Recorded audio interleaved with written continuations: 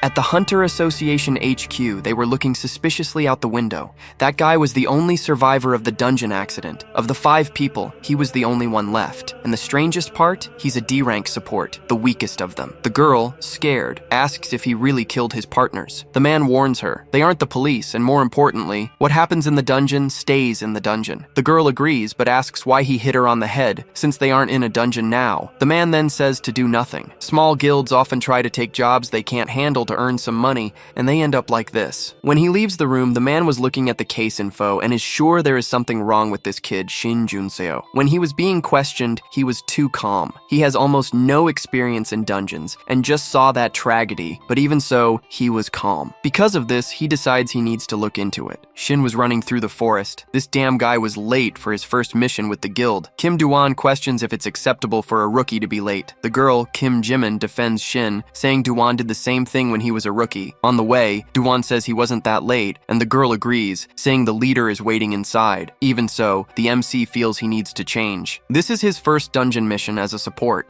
Inside the dungeon, the leader Moon Do-yoon asks if Shin knows what to do. Supports don't have combat skills, so they must hide. They also can't stay too far away, or they might become monster food. He just needs to create weapons for the leader when he gets the signal. The team's mage warned that he feels monster mana nearby. One of them might be the boss. Everyone is calm because it's a low-ranked dungeon, but the leader is suspicious. Shin takes 20 seconds to make a dagger so he can start now. The crystal lizards emerge from the shadows and attack ferociously. This is exciting for the crew. Finally, a real fight. The tank activates his skill and slams his shield into the ground with all his strength to provoke the monsters. The girl charges forward and breaks some of the lizard's teeth too. She did this while doing a beautiful somersault and landing perfectly. Unexpectedly, the monsters regenerate and rush toward the group. The girl shouted that they heal faster than normal. The mage prepared his fire spell, close enough to burn the tank's hair. Meanwhile, Shin was finally completing the dagger for the team leader. The quality of the created weapon depends on the user's mana. Do-yoon received the dagger and activated his shadow skill. With it,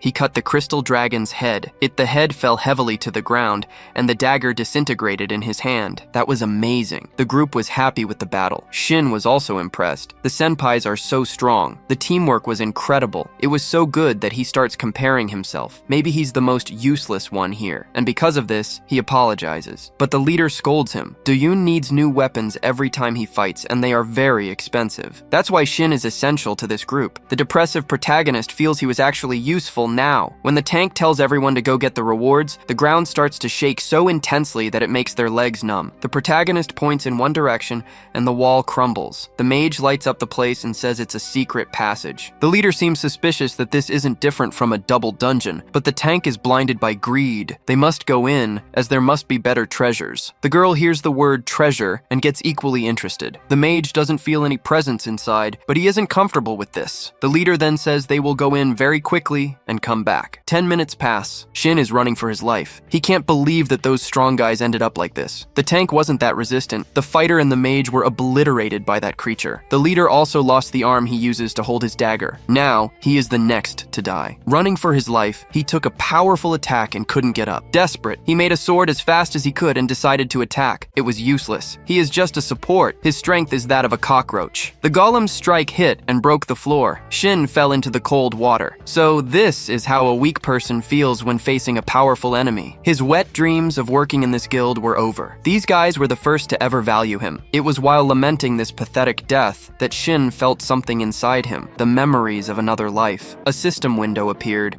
asking if the player accepts the new reward. Almost out of breath, he presses the button. He was at his limit. But then he starts making swords under his feet to climb up like a staircase. And now there Shin was, face to face with the giant ice golem. This time the protagonist's aura was as cold as the golem's. With a sharp gaze, he made several energy swords and attacked the golem. They were able to wound the creature. Shin then feels something strange. Its memories flooding his mind, but he had no time to think. The golem was alive and counterattacked. This time, he made a large energy shield and defended himself. He got some distance from the golem and then activated another skill, Spatial Grid. Several swords appeared all around. When he closed his fist, they all stabbed the golem from every direction. The golem turned into pieces of ice. It was too much to process. He felt he could absorb the golem's energy. This was another skill he had just discovered, the memories that entered his mind. He doesn't understand how it's possible, but they are definitely his memories, like a version of him from the future. In this future, creature, the world had fallen, and it was rare to find any survivors. The most powerful warriors of that time also died in the great battle. But Shin doesn't remember what happened to him or why he has these memories. He awakened amazing abilities, and that was great. But how could he be happy in this situation? So many bodies for him to carry out of the dungeon. As he walked back home after reporting everything that happened, Shin couldn't stop thinking that something was strange. A persistent unease settling over him regarding the unconfirmed gate. This dungeon hadn't existed in the memories of his previous life. To complicate matters, when a guild member had checked the gate bid form, it clearly bore the association's official stamp. Yet, bafflingly, the association still labeled it as unconfirmed. Someone had impersonated the association to dupe the Dome Guild, or maybe the association itself was involved. Even more alarming, this wasn't an isolated incident. The investigator's words echoed in his mind. Multiple cases involving unconfirmed gates and missing people. Shin noticed a chilling pattern among the guilds mentioned in the news. They all had powerful players, guild leader Doyen, even future prodigies destined to become heroes. It looked like someone was actively trying to erase the existence of these heroes. The gravity of the situation hit Shin like a physical blow. He had to hide his abilities, at least for now. He was the sole survivor of a missing persons case, one that would almost certainly remain unsolved. Any suspicious move, any display of his true power, and he'd be caught instantly. He had about 2 years until the first player selection. In that time, he needed to master every skill at his disposal and develop even more. His growth had to be explosive, but discreet. He couldn't afford to draw unwanted attention. He clicked on something interesting within his skill list. A year blurred past. Now,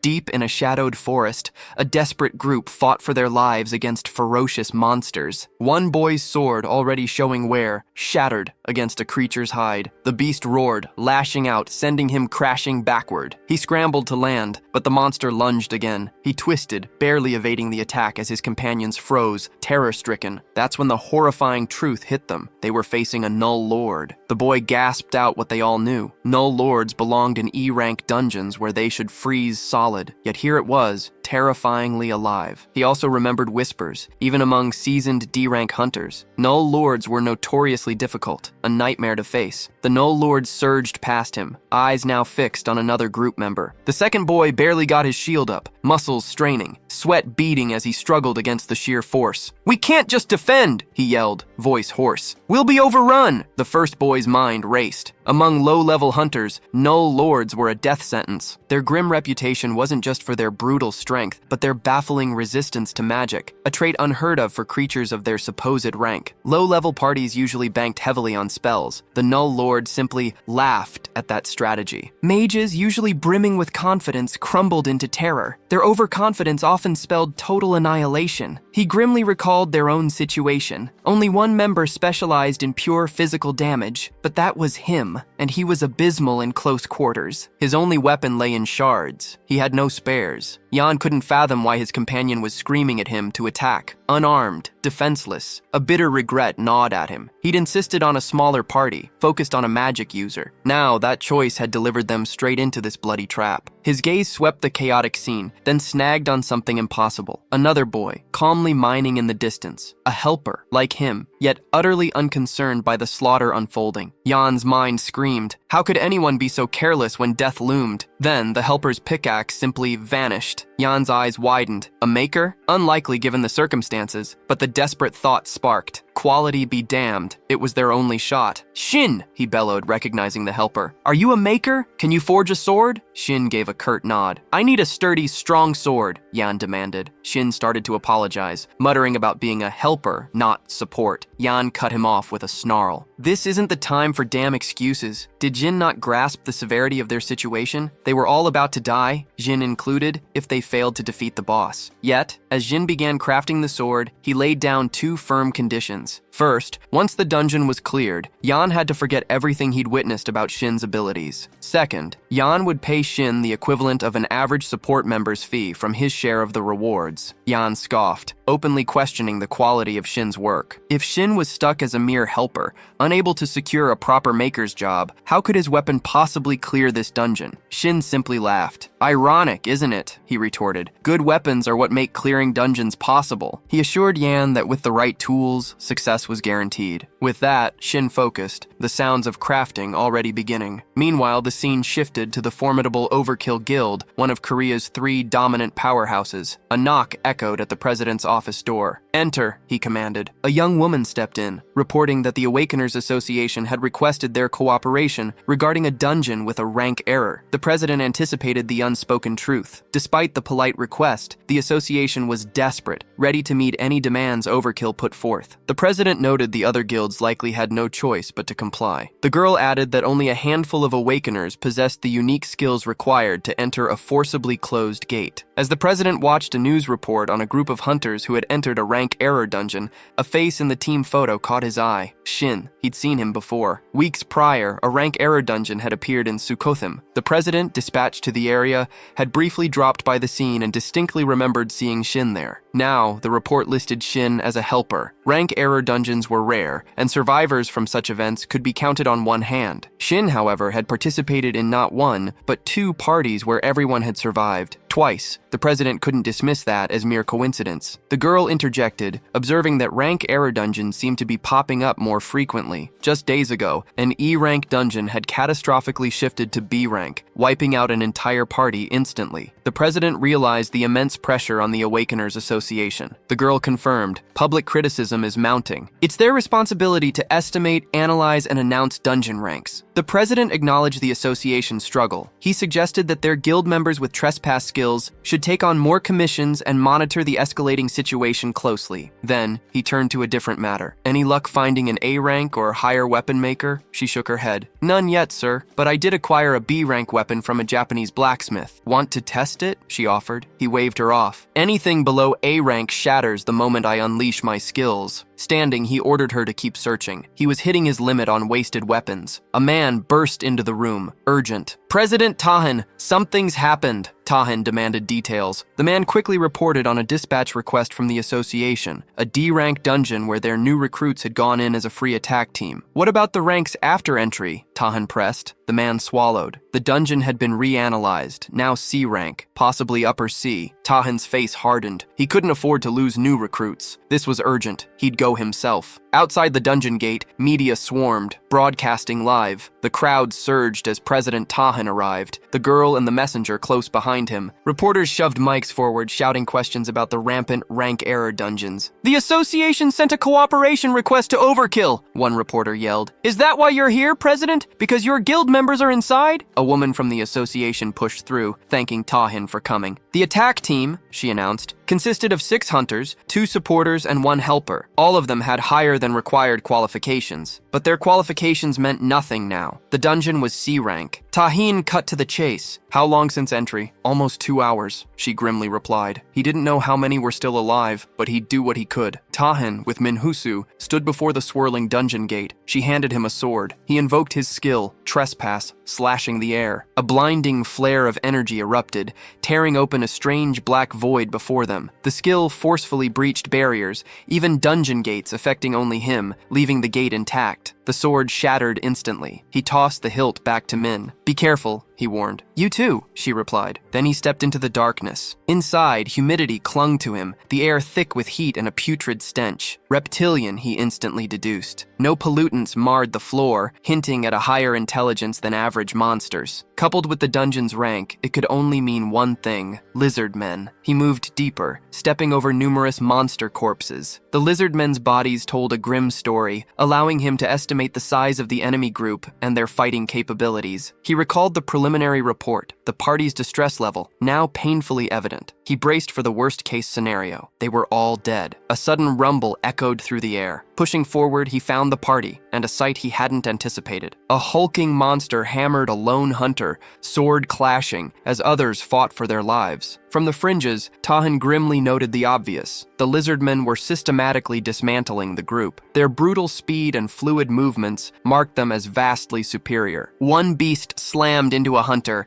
sending his sword spinning uselessly through the air. Before the monster could finish off the disarmed man, Shin materialized. A sword shimmered into existence from thin air, magic coiling around his hand, just in time to block the lethal strike. Still at a distance, Tahan's mind raced. Magic? What else could form a weapon from nothing? As Shin wielded the crafted blade, their gazes locked. A fleeting, sharp moment of mutual recognition. Shin swiftly counted the fighters. Reaching Tahan, the 10th man, he frowned. Only 9 arrived. Shin muttered, a strange certainty in his voice. Tahin, baffled, had no idea what he meant. Just then, another lizard man slammed a hunter to the ground, poised for the kill. Tahin plunged into the fray, his own sword drawn. Shin stared, astonished that Tahin, renowned for not carrying a weapon, had personally intervened. Shin, eyes narrowed, wondered if it was a sphere weapon. Tahin, meanwhile, met the lizardman's strike head-on, then barked orders for the remaining hunters to fall back. With a blur of motion,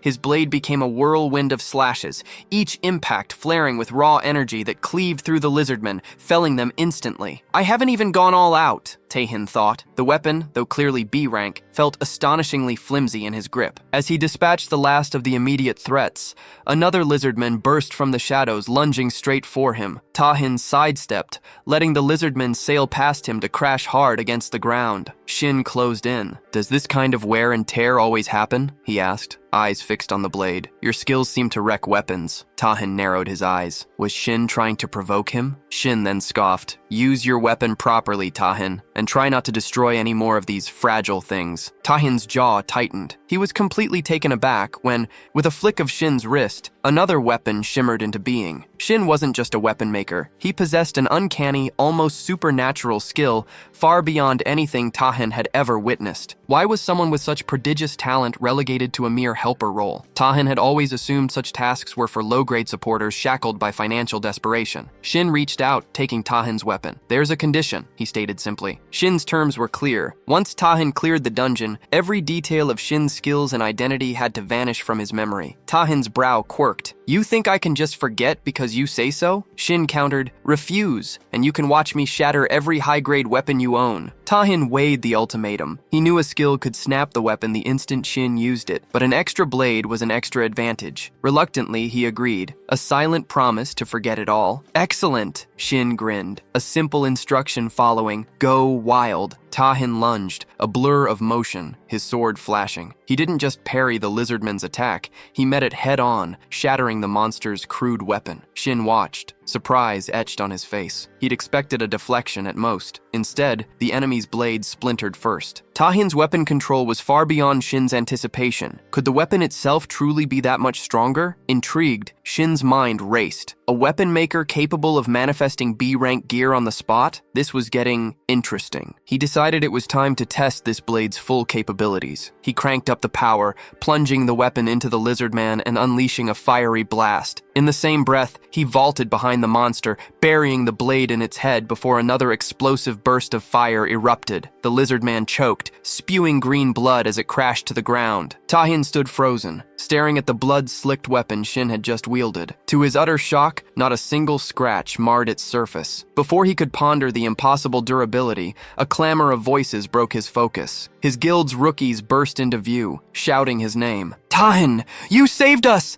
They cried, rushing forward. We're alive, safe, all thanks to you. Tahin's shoulders dropped with relief. No serious injuries, good. They explained how their own weapons had failed, but Shin's intervention had kept them from being overrun. He turned to Shin. Your name? Shin's gaze flickered. Why would you want to know a mere helper's name? Tahin met his stare. We should at least know each other. I'm Tahin. Finally, Shin stepped closer. Shin. He added that he'd leave the magic stones at the dungeon's entrance. The others nodded in agreement, but Tahin cut in. Come with me to the boss room. Shin hesitated, claiming he was just a helper. Tahin scoffed, explaining the dungeon had glitched. This was an error dungeon. Nobody left until the boss fell, helper or not. Shin still insisted Tahin was more than capable of handling the boss alone. Tahin shot back, reminding Shin what he'd seen. No other weapon could withstand Tahin's power. His skills were useless if he just shattered whatever Shin crafted for him. Shin, however, assured him his weapons wouldn't break. You might believe that, Tahin countered, but this is an error-class dungeon. These aren't your average lizardmen. If the boss is as strong as I fear, we can't be too careful. Shin finally relented, falling in behind Tahin, his steps echoing in the dim passage. The boss room opened into a chaotic scene. The massive Lizard King flanked by another towering lizardman. Forget everything you know about danger levels, Tahan snapped. We end this fast. If we drag it out, my weapon will snap. It won't break, Shin reiterated, adding a challenge. If you don't believe me, test it yourself. At the Lizard King's roar, its minion lunged, a massive paw swiping through the air. Shin and Tahan moved as one, expertly dodging the strike. Tahan surged forward, sword flashing, but the lizard unleashed an unseen force, a crushing pressure that slammed into him. Disoriented and barely understanding what hit him, Tahan vaulted skyward. The creature followed, its claw aiming directly for Tahan's blade. The clash sent Tahan spiraling higher. The Lizard King bounded onto its minion's head, and the creature roared, spewing a torrent of flame towards the airborne hero. Just in time, Shin manifested a shimmering shield barrier around Tahan. The lizard lashed out, knocking Shin back. Still suspended in the air, Tahan shouted, "Wasn't that the guy who makes weapons?" Shin yelled back, "A shield can be a weapon too. Ever been hit by one?" Tahan's sword flared, a dangerous promise in his voice. "When we get out of this, you'll have plenty to explain." The Lizard King conjured a heavy chain, whipping it towards Tahan, but Tahan simply caught it with a bare fist, letting the chain wrap around his sword. As the lizard strained, pulling the chain taut, Tahan was reeled in closer. "Stop playing around!" Shin roared. "Fight properly!" In that instant, a second sword materialized in Tahan's free hand. "Didn't you tell me to test him?" Tahan quipped, noticing the new blade. "Shouldn't it be something for a pet?" The chain-bound weapon vanished as Tahan closed the distance, his second sword a blur of swift slashes against the lizard. The Lizard King watched intently. Without hesitation, Tahan hurled his sword, following with a powerful kick that sent the creature reeling. Tahan, a storm of fury, leaped into the air, his sword flaring with raw energy as he prepared to strike again. But the Lizard King's gaze had already shifted to Shin, an attack already launching. A transparent barrier shimmered into existence, shielding Shin. Growing visibly angrier, Shin scoffed, "You really think those webs can threaten me?" Beside him, Tahan, equally enraged, tensed, primed for their next move. Moments later, the dungeon entrance, which had been pulsing crimson, finally settled into a tranquil blue. Outside, the crowd murmured excitedly, wondering if the impossible had happened, if the dungeon had actually been cleared. As the group emerged, reporters swarmed Tahan, bombarding him with a flurry of questions about the dungeon's depths, the boss monster, and if everyone had made it out alive. Min pushed through the crowd, concern etched on his face. "Are you hurt?" Tahan waved him off. "Completely fine." The surrounding hunters erupted in praise, one girl stepping forward. "If it weren't for you," she breathed, "we'd all be dead." Meanwhile, Shin presented the team leader with a bag of magic stones. "My payment was up front," he stated simply. "I'm out." The team leader effusively thanked Shin for his hard work, pointedly ignoring Tahan. Without another word, Shin vanished into the bustling crowd. The reporters then pivoted, their microphones now thrust at Tahan. They demanded to know how he'd cleared the dungeon so fast, suggesting it must have been an easy run for him. Tahan shook his head slowly, a silent refutation. He opened his mouth to credit Shin, only to realize the man was already long gone. A different girl spoke up then, her voice clear. "Everyone else was just blocking, working together. But you, Tahan, you handled the majority of the threats alone. How did you even manage all that?" A boy piped up, his voice still shaky. "All our weapons were destroyed. We had no idea how dangerous it really was. If it weren't for you, Tahan, we would have been wiped out ages ago." Tahan, utterly bewildered, stared back. "What are you talking about?" "The weapons," the boy clarified. "They only lasted thanks to the person crafting them for the group. Sorry, I meant to ask about the support who came along. The helper, the weapon maker. I know he was a support role, but did that person actually have any special abilities?" The boy's emphasis on special highlighted his uncertainty about the helper's specific power. The girl merely shrugged. "I'm not sure about that." Tahan, still completely baffled, turned to the others. "Didn't you all see how the helper made the weapons?" A collective murmur of confusion swept through the group. "He's talking about the pickaxe, right?" someone muttered. Tahan scoffed at the idea of a pickaxe. Yet, that same person had wielded one, then lost it along the way. Suddenly, it clicked. They'd mined all the mana stones. What was happening? And why did it feel like everyone had forgotten they'd all received weapons from this very same individual? He flashed back to Shin, handing him a sword, a cold command to forget everything about his abilities. Rental pay. The words echoed. That skill, it belonged exclusively to an A-rank maker, or higher. A voice cut through his thoughts. Min, beside him, stiffened. She'd noticed noticed it too. Tahan thrust a container into the man's hands, then spun on his heel, already searching for Shin. Had he gone? Had he vanished already? Unbeknownst to Tahan, Shin was close, hiding in plain sight. Min and the man closed in, their voices edged with concern. "What's wrong, Tahan?" He barked at Min. "Find someone for me, now." Back in his guild office, information arrived fast. A team of men reported Shin's location. Earlier today, Shin, accompanied by a 5-member team, a contingent of roughly 10 warriors in total, had entered a D-rank dungeon near Sampo. Sampo isn't far, Tahin conceded with a nod. The men shifted, one finally daring to voice the unspoken question. "Why so interested in a D-rank maker like Shin, sir?" Tahin paused, considering if that was truly how it looked from the outside. On the surface, Shin was easily dismissed. A D rank, no more. His status and background confirmed it, but Tahin knew better. The rental pay skill alone shattered that illusion. The sheer mastery of that ability was unlike anything Tahin had ever witnessed. This wasn't just some ordinary skill. It was a power capable of generating immense wealth, an untold fortune. Yet Shin appeared to use it only as a veil, masking his true identity. A weapon maker of such caliber should easily soar past D rank. Tahin was certain, the next time they met, everything would become clear. Doubt would vanish. Tahin would finally unleash his full power, without a single worry about his weapon shattering. Throughout his career, he'd met countless blacksmiths hailed as master artisans, but not one of their creations had ever truly met his demands. He'd put the blades of renowned masters to the ultimate test, and every single one had failed, shattering under his sheer force. Worse still, most creators were limited to traditional weapon forms, utterly incapable of crafting what Tahin truly needed. Shin's abilities, however, were an entirely different beast. His weapons shattered conventional limits, making the impossible seem trivial. With Shin, limitations simply didn't exist. Even the most impossible feats now seemed within reach, tasks Tahin himself had failed at,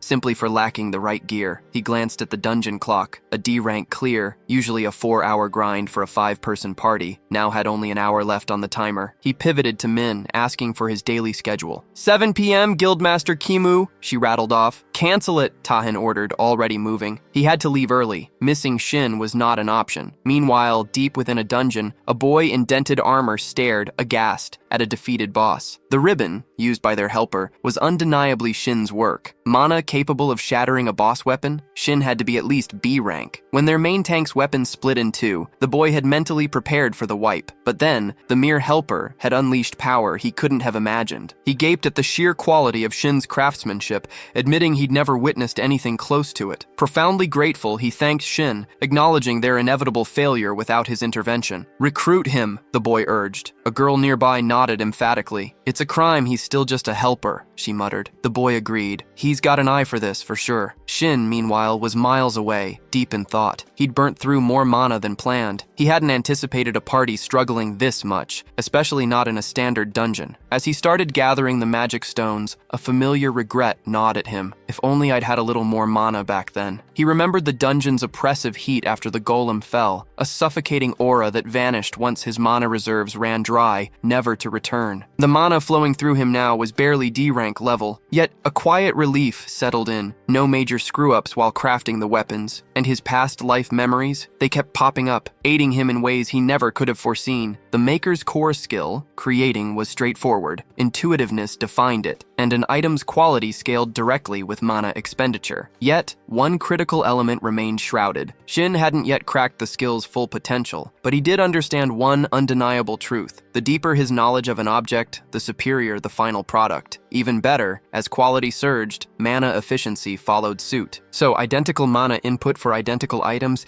still yielded wildly different results depending on the creator's mastery. This newfound clarity sent Shin's mind racing through years of diverse training, horse riding, material research, combat support lessons from a seasoned hunter, even countless hours spent honing his craft in forgotten workshops. Every painstaking detail, every obscure lesson suddenly clicked into place. The sheer thrill, however, eclipsed any expectation. He kept mining, a growing certainty solidifying in his mind. He didn't grasp the full scope of his improved abilities yet, but the quality of his creations was undeniably surging, far outpacing his mana expenditure. Still, glaring limitations persisted, both in his crafting and in his awkward rental pay skill usage. The twin processes felt clunky, a constant struggle to wield both effectively. And as he collected the raw magic stones, the stark reality of Manatech's exorbitant cost hit him again. He simply couldn't afford any of it. Just a few more mana points, he muttered to himself, the unspoken implication of powerful mana-boosting items hanging in the air. He made a mental note to stock up on potions. His pay as a helper was meager, barely enough to scrape by. A D-rank maker like him was a liability,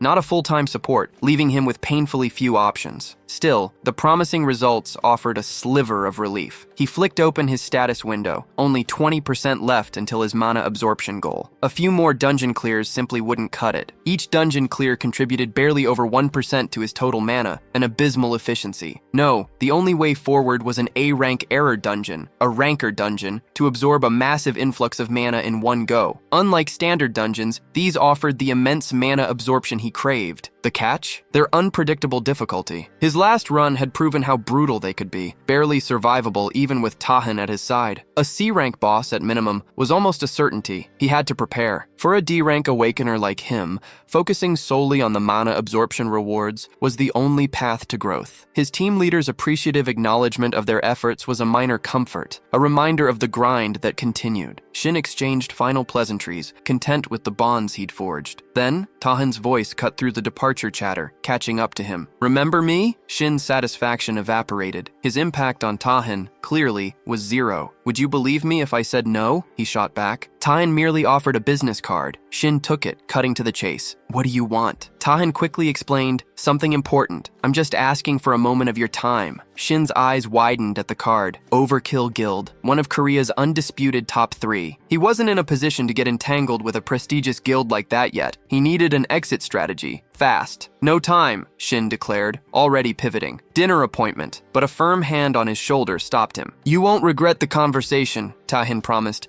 his grip unwavering. "It'll be quick. My treat even." "Easy for a guild master with all the time in the world," Shin countered. "Not so much for a D-rank supporter." Tahan just shrugged, conceding the point. Shin still bristled, but curiosity pricked him. Just how much had that rental fee stung Tahan? Reluctantly, Shin gave in. A short talk. The trio settled into a quiet corner of a traditional house-turned-eatery. "So," Shin began, "what could the Overkill Guildmaster possibly want with a D-rank supporter like me? Just killing time?" Tahan didn't beat around the bush. "My class, as you observed, is Berserker. That grants overwhelming attack power, yes, but it comes with a critical drawback. Very few weapons can handle the immense force of an Emperor Berserker. Finding a weapon supplier that could match his needs was paramount, and he'd scoured the globe for one. Countless journeys both within and outside the country. From the finest blacksmiths to the most renowned weapon makers in the field, he'd explored every lead, leaving no stone unturned. Any hint of potential, and he commissioned it without hesitation, regardless of time or astronomical cost. Every single weapon he had used until then had shattered under his full might. Every single one, except for a sword created by Shin. A cold realization hit Shin. The rental payment hadn't even scratched Tahan, and there was certainly no nullification skill for a berserker. Tahan's casual confidence was unnerving. Shin filed away a mental note about playing such strategies against higher-level hunters. Noticing the shift in Shin's demeanor, Tahan leaned forward, cutting to the chase. "You're unaffiliated, right? Interested in joining Overkill?" Tahan promised the best possible treatment. He offered Shin a contract fee of 10 billion, along with separate payments for operational expenses and dividends. The contract would run for 1 year,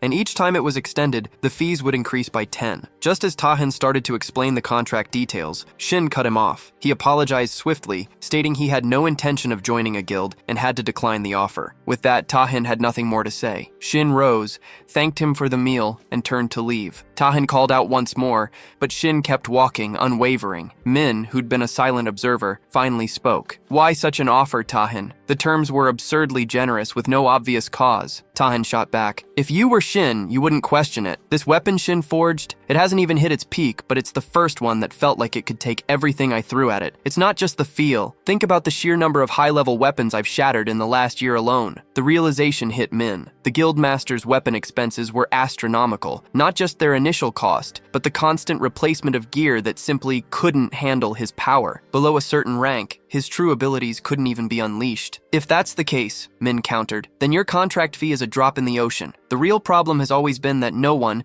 not even the absolute best smiths, could craft a weapon capable of enduring that kind of power." Tahan's gaze was sharp. "Precisely. Shin has that ability. That's why I'd recruit him at any cost, no matter the offer." As Shin walked, a thought simmered. One day, he'd likely be turning down offers from the Overkill Guild itself. from Tahin. This offer was tempting, but it was still too soon. He'd wait. Tahin would be back. Meanwhile, deep within a dungeon, goblins fell by the dozens. A blur. A boy's arm flew, severed by a mysterious figure. Another boy, frozen in horror, managed to gasp. Who are you? The man, a massive sword in his grip, moved with a devastating grace that would haunt witnesses for years. Most would scream, beg, or simply pass out from the pain. Not this figure. This man, the one destined to become a hero, was different. He drove his blade into the first boy, killing him without a moment's hesitation. The second boy froze, stunned and confused. What just happened? Was this maniac killing them all for their trophies? The man scoffed, unimpressed by such mundane speculation. "I don't explain myself," he stated flatly. A waste of breath for someone about to die. A cruel smile flickered. "Unless, of course, you manage to defeat me. Then I'll tell you everything. So hurry up and try." The boy's blood ran cold. This wasn't an easy opponent. Standing still meant certain death. He'd rather lose an arm, a leg, anything, than simply fall. With a desperate yell, he charged. The man met his attack with a massive sword, blocking effortlessly, then swung back with brutal force. The boy's weapon ripped from his grasp, soaring uselessly into the air. Stunned, the boy barely registered the powerful kick that sent him sprawling. "Disappointing," the man muttered, a spark of excitement in his eyes. It was his first hero-ranked subjugation in a year, yet the boy's weakness was a letdown. "Still," he conceded, "you showed courage to challenge me." Lying helpless on the ground, the boy finally grasped his grim fate and pleaded for his life. Coldly, the man promised to send him off cleanly. A swift slash and the boy was dead. As the lifeless body slumped, the man stepped past,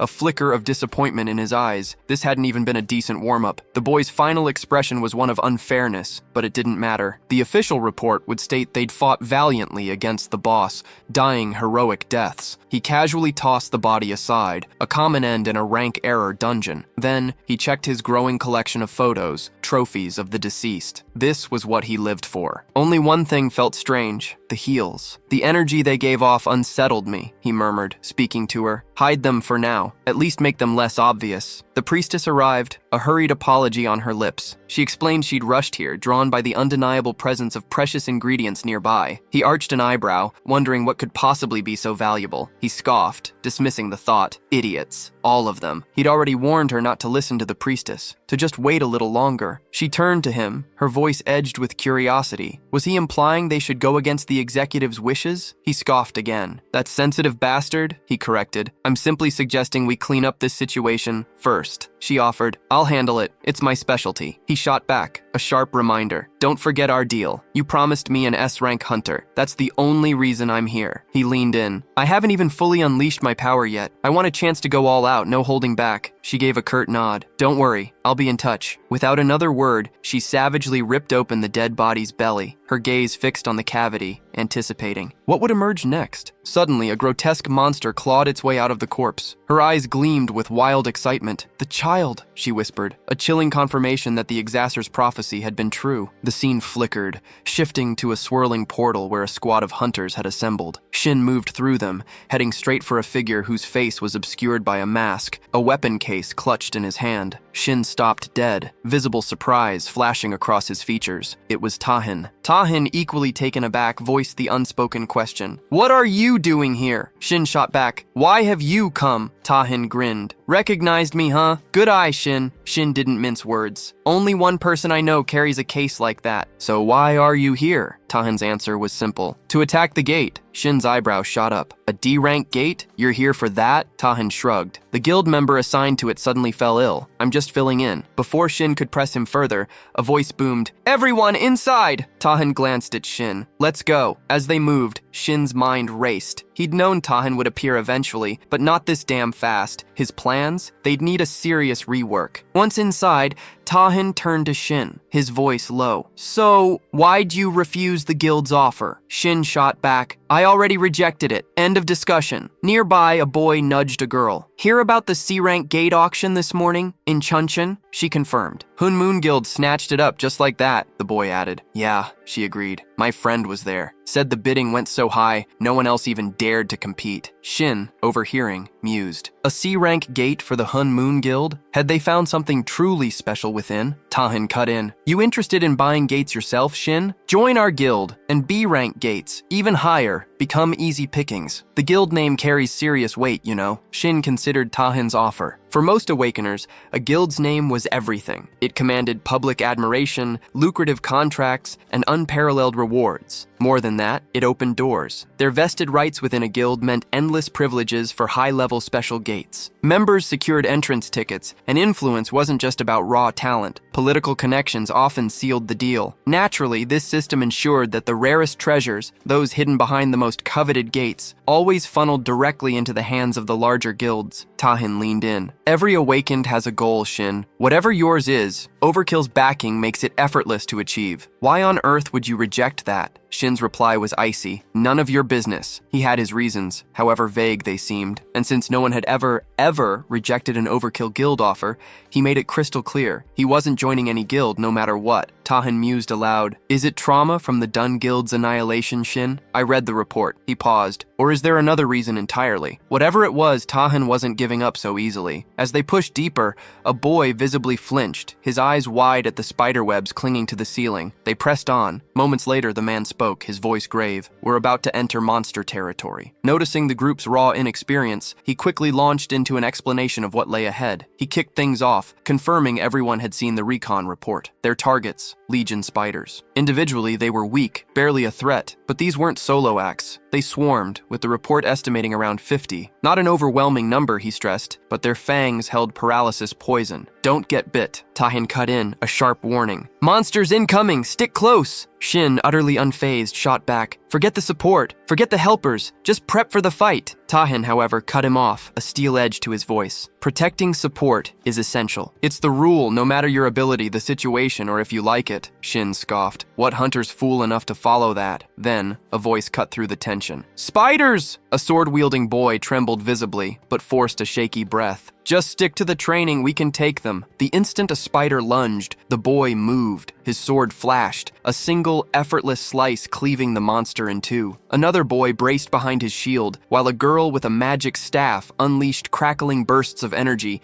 tearing into the advancing arachnids. For a D-ranked squad, Tahin grudgingly admitted, their performance was solid. He wouldn't have to babysit them. Then his gaze swept over the horde. He hadn't expected this. More than a few dozen, certainly. The sheer number of spiders was shocking. The spiders surged. Tahin's firebase weapon ripped free, spitting fire as he met the charge. He noticed their durability, laughably low even for ranked monsters. Hell, he thought, they barely needed the blade. A pulse of sword ki was enough to shred them. At this pace, he'd clear the raid without so much as dulling his weapon. Then, a cry cut through the chaos. Shin heard it, hunters shouting for help. The river, it was swarming with spiders, an impossible tide. The shield-wielding boy yelled, "They just keep coming, and only a handful of us even did recon." Another voice, frantic, added, "This is going to get messy." The mage girl, staff clutched tight, was already sputtering. Her mana was hitting empty. "Let's move toward the trouble," Tahin suggested, his gaze flicking to Shin. "Follow me. You go on ahead," Shin cut in, unwavering. "I'll finish up here." Tahin's surprise flickered, but before he could retort, a spider lunged at Shin. "Get down!" Tahin roared, instinctively realizing Shin could be caught in the crossfire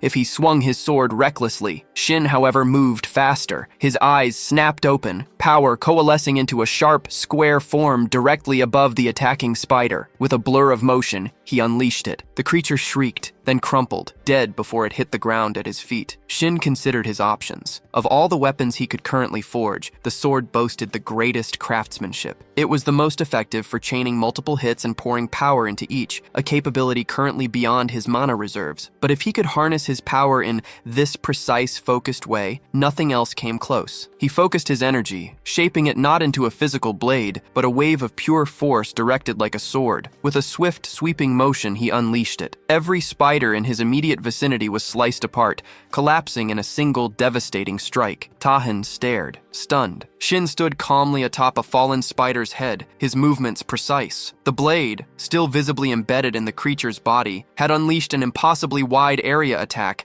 and Tahin was utterly surprised by its scale. His mind raced. 10 seconds, maybe less, and dozens of Legion spiders lay dead. He wondered fleetingly if Shin had somehow materialized the weapon, but shook the thought away. Shin was a talented support, capable of holding his own, he reminded himself. Meanwhile, Shin, noticing Tahin's frozen surprise, decided to lend a hand elsewhere. The other 3 hunters were now completely encircled, the spiders closing in tighter with every passing second. Snapping out of it, Tahan finally grasped the grim reality of their situation. There'd be time for questions later. Shin, however, simply pointed to his bag, a silent command: "Handle this." People wouldn't believe a mere helper could pull off what he just did. Tahan didn't hesitate. Sword flashing, he surged forward, a whirlwind of steel tearing through the arachnid horde. Moments later, the last spider fell.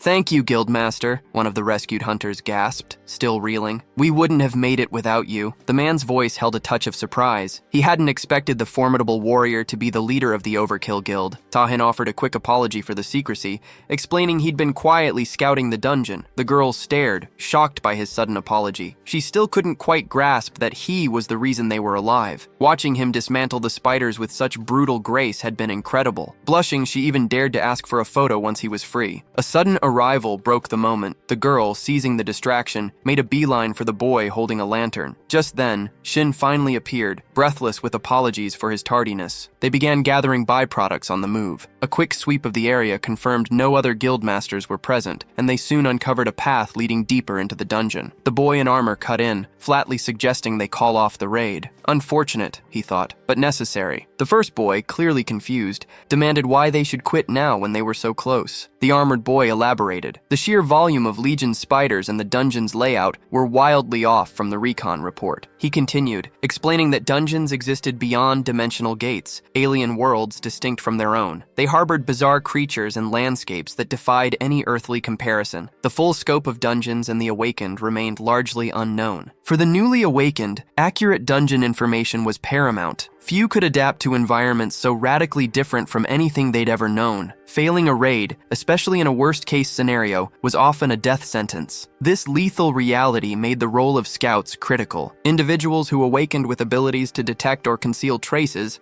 began to specialize, taking on dangerous dungeon reconnaissance commissions. Their efforts dramatically improved dungeon clear rates, and these specialists became indispensable: the scouts. The armored boy stressed that recon reports boasted over 98% accuracy. This wasn't likely a simple mistake. Still, they couldn't entirely dismiss the chance of a dungeon rank error. The second boy hesitated, then pushed back. "But with Tahan here," he ventured, "can't we still push through?" The armored boy acknowledged the other's eagerness to push forward. "We've already relied on Tahan's help once," he warned, "and if we're not careful, we could all end up in serious danger." Undeterred and with personal stakes in clearing the dungeon, the boy pressed on. "Isn't there any other way?" he asked, sensing the girls echoed his resolve. The armored boy shot back. "Are your reasons truly more important than your lives? Once we're in that boss room, there's no turning back. I won't have any of us face that. Let's just exit, report to the association." Tahan, however, spoke up, his voice steady. "I'm fine to continue. I'm part of this team, even if my primary goal is investigation. If the raid's progress leads to a conclusion, why stop? And if I want to investigate further, the boss room is exactly where I need to be." The armored boy shamelessly bowed to Tahan, his thanks immediate. He began to ramble about leadership, but Tahan cut him off with a dismissive wave. "Don't worry about me. Just lead, like you have from the start." "All right, let's get going," the boy agreed, gesturing for everyone to follow. The 5 pressed on, soon halting before a massive gate. The leader, sensing the boss room, called for a final briefing. He explained their target, the Legion Queen leader, a D+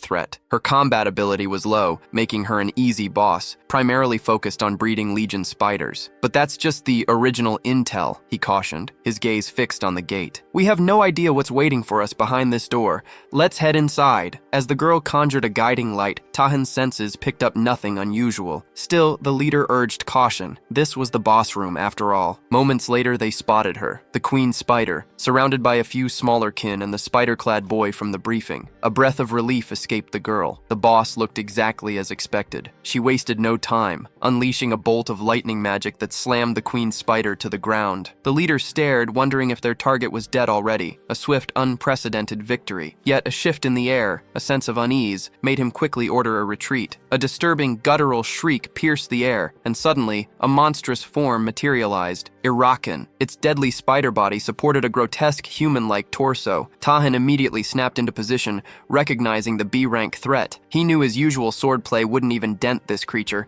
so his first strike had to be everything, a decisive blow, maximized for raw damage. Mid-swing, just as he aimed for a fatal strike, a sickening snap. echoed. His weapon shattered into a dozen pieces. Tahan, still airborne, watched his ruined sword explode, the finishing blow now impossible. The Irakan lunged, but just as its attack descended, Shin materialized a crude, temporary weapon in Tahan's hand. "Buy time!" he yelled. "I'll forge a proper one!" Shin poured mana into the temporary weapon, but it felt empty. Had he truly drained himself? He'd pushed his current mana reserves impossibly far, thanks to his daily potion. One bottle, and only one, to stave off addiction. He'd just downed it, feeling the familiar kick of energy. Yet it wasn't enough. Not nearly enough to forge a proper weapon. Not now. As he feverishly began the true forging, Shin's mind raced. Irakan wasn't the C-rank Monarch Spider they'd anticipated, the Error Boss. This was a high-level B rank. They were impossibly lucky Tahan was here. Without him, their current group would have been annihilated. The moment the danger level spiked to B,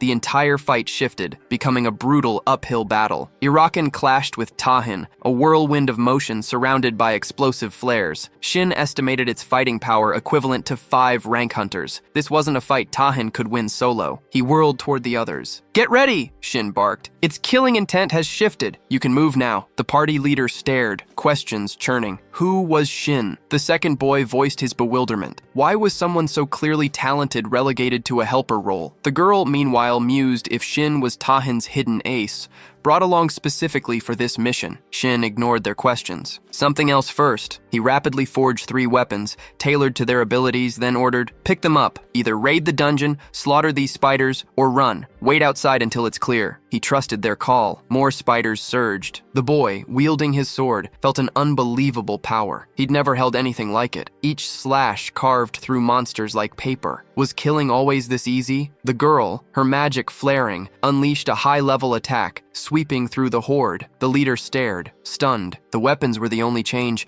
yet their skills had amplified tenfold. How good were these blades? Who exactly was Shin? Tahan's sword dripped with the green blood of high-level monsters. It was getting tougher to hold the line as the Orochen charged. "Gotta finish this. Fast." He lunged, sword flashing. To his surprise, it held. Stronger than ever, just like Shin had promised. Then, a sudden horrifying wave of spider heads erupted. Where are they from? Where are they going? The girl wondered. The leader's eyes sharpened. They were surging directly toward Tahan. "Back up!" Tahan bellowed. He grimly suspected the Orochen had been holding these spiders back. Things were escalating. He felt the Orochen's dormant abilities activating. As the spiders reached her, Tahan grasped the horrific truth. The Orochen was sacrificing them, siphoning their life energy to revive herself. They wouldn't win unless every single spider was dead. Tahan charged again, needing to amplify his firepower, to end this in one decisive blow. His sword flared, then began to splinter, sparking a cold dread. Shin, observing, offered a low whistle. More incredible than I thought. He'd poured his last reserves of mana into that blade, but he hadn't expected Tahan to destroy it. Without hesitation, Shin conjured another sword. "Use this!" No familiar single edge. This was Shin's absolute toughest creation. The moment Tahan's hand closed around the hilt, its raw power pulsed. With this, he knew he could crush them all in a single strike. He channeled his flares, coating the two-handed sword, and braced for the strike. Though unfamiliar with its weight and balance, the weapon felt like the only choice for the situation. He lifted the blade, unleashing an explosive slash that tore through the Orochen, a devastating blow. Shin immediately grasped it. This explosion was an innate berserker skill. Tahan had likely just tapped into it properly for the first time. Such power usually demanded a steep price, consuming the user's rationality in exchange for overwhelming force. Tahan watched as the Orochen cleaved clean in two. A cold thought flickered. What a nightmare if the sword had shattered. He'd barely held on to himself. Had he not fully unleashed the power, his mind might have been swallowed whole. This was the second close call since his awakening, a stark reminder of the terrifying edge of his own abilities, even as he managed to wield them. Gazing at Shin, Tahan understood. This wasn't just another awakened. The moment Shin's true capabilities came to light, the entire world would bend its focus. They stood over the Orochen's corpse, which pulsed with an astonishing, overwhelming mana signature, unlike any dungeoner or boss they'd encountered before. Shin broke the silence, his voice cutting through the heavy air. "Feel anything from it?" Tahan shook his head. "Not dead yet, but we took care of all the remnants. It won't be coming back." Shin nodded, a silent agreement. Even top-tier hunters couldn't sense mana on this level. Then, it hit. Tahan's passive skill, mana absorption, flared to life. On his screen, a new skill materialized. Demonic weapon production. Curiosity sparked, then a chill. He reread the description, trying to fathom the demonic weapons it promised. The demonic realm was a concept they all knew, yet Tahan recalled nothing specific, nothing concrete enough to imagine such a craft. A fleeting disappointment, no direct mana rewards, was quickly shrugged off. "It's fine," he muttered. The origin had already propelled him halfway to his mana cap, and he had a gut feeling the rewards weren't stopping here. Tahan waved Shin over, a serious talk clearly in mind. Shin, curiosity piqued, asked, "What is it?" Tahan then bowed deeply, an apology already forming on his lips. Even with Shin's firm refusal, Tahan admitted his proposal to join the guild had been impolite, both personally and as a guildmaster. He offered his sincerest apologies. Shin was utterly taken aback by the sudden shift in demeanor. The party leader stood equally stunned, watching Tahan bow before a mere D-ranked helper. But Shin's earlier, impossible feats had already made it clear he was no ordinary person. The leader's mind raced, wondering if Shin was in fact a hidden talent of the Overkill Guild. Just then, the boy and girl returned. "We searched everywhere," the boy reported. "Nothing left." The girl chimed in, guessing the Orichin must have cleared out all the monsters from the dungeon earlier. The boy, still impressed, muttered, "That weapon is insane. Sliced through monsters like butter, no energy needed." The girl nodded. "Never seen a weapon maker like that. Do you think he's tied to Overkill Guild somehow?" The leader, however, motioned for them to leave and contact the association. Still curious, the boy asked if there was any particular reason for such a hasty exit. The girl agreed, wanting to thank Tahan and their helper first. The leader spun around, his voice urgent, practically shoving them out. "Just get out of this disgusting place," the boy nodded, telling the leader to ease up on the rush. They were already heading out. The leader shot a glance over his shoulder. It was obvious that helper had ties to the guild. Smart move to bail now, before they drew unwanted attention or got tangled up with a major guild's internal drama. That kind of trouble was just exhausting. Still, he couldn't shake the thought that, emergency or not, flashing that much power so readily didn't track with typical guild behavior. Big guilds played it cautious, always prioritizing security. Shin nodded, echoing the leader's sentiment. Even with Tahan's rental pay offer,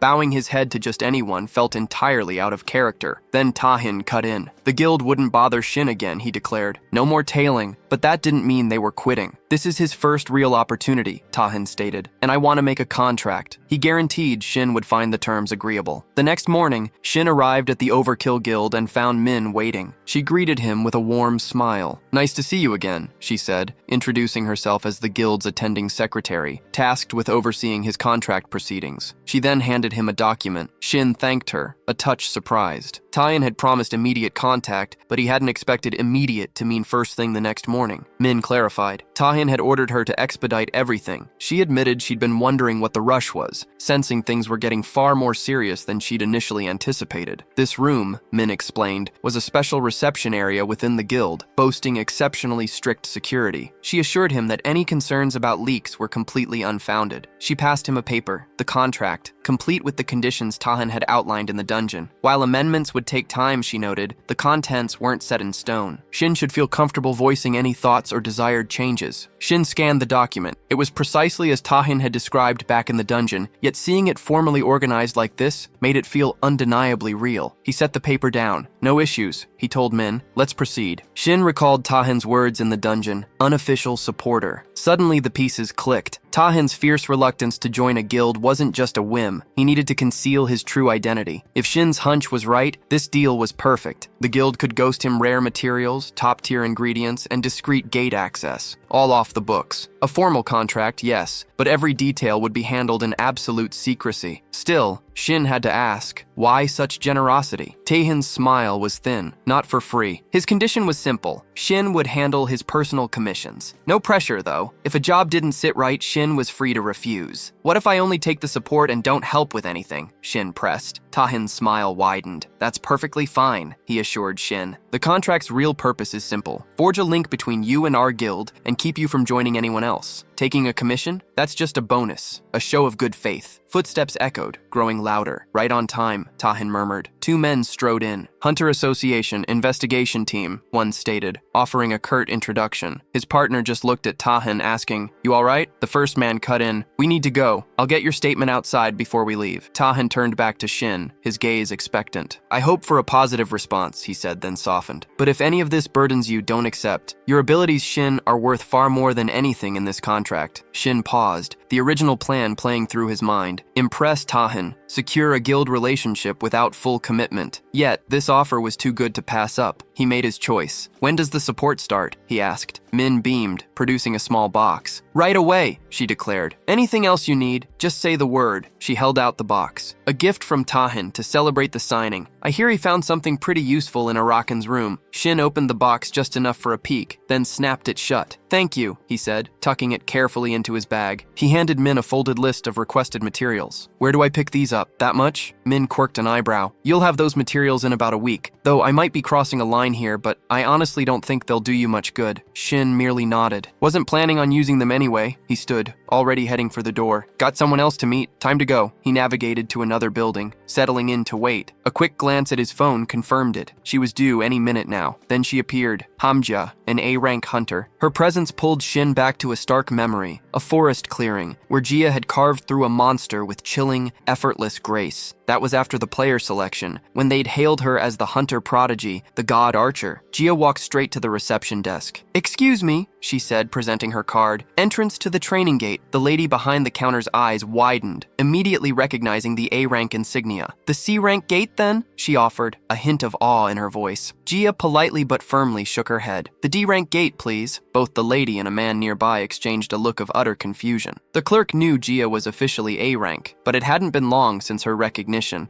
and she'd barely cleared a handful of gates. Minimal experience for her status. The man had seen plenty of lower-ranked awakened throw in the towel, abandon the hunter life altogether, but an A-rank requesting a D-gate? Unheard of. For some reason, it felt like Jia was on the brink of demotion. Awakened ranks, at their core, were a measure of mana absorption. When the blue energy bled from the cracks in reality, it flooded every living being, but the capacity to absorb it, to hold it, varied wildly from person to person. The more mana a body contained, the more potent the abilities it could manifest. The association rigorously analyzed individual mana levels, designating anyone above a fixed threshold as awakened, then segmenting them into ranks based on their total mana capacity. Once assigned, a rank was usually permanent. Exceptional performance in dungeon raids, however, could earn a lower-ranked awakened a promotion from the association. Conversely, a severe downturn could lead to demotion. Jia completed the form, pushing it across the counter. I'll get this processed, the lady assured her, then hesitated. Are you entering with a partner? Jia declined the offer for a partner. The receptionist then explained she'd add Jia to the partner recruitment list. Rules mandated at least 2 entrants. With no D-rank training gate requests yet, Jia faced a likely wait. Jia wondered if she could just go in alone. The receptionist confirmed it was possible with a solo gate permit, but noted Jia hadn't registered one. To get one, she'd need to pass a specific test. The lady then asked if Jia wanted to sign up. Jia declined, opting to wait instead. The receptionist shifted gears, reminding Jia her first hunter qualification renewal was due in a month. Jia had likely seen the message already, but to renew her A-rank qualification,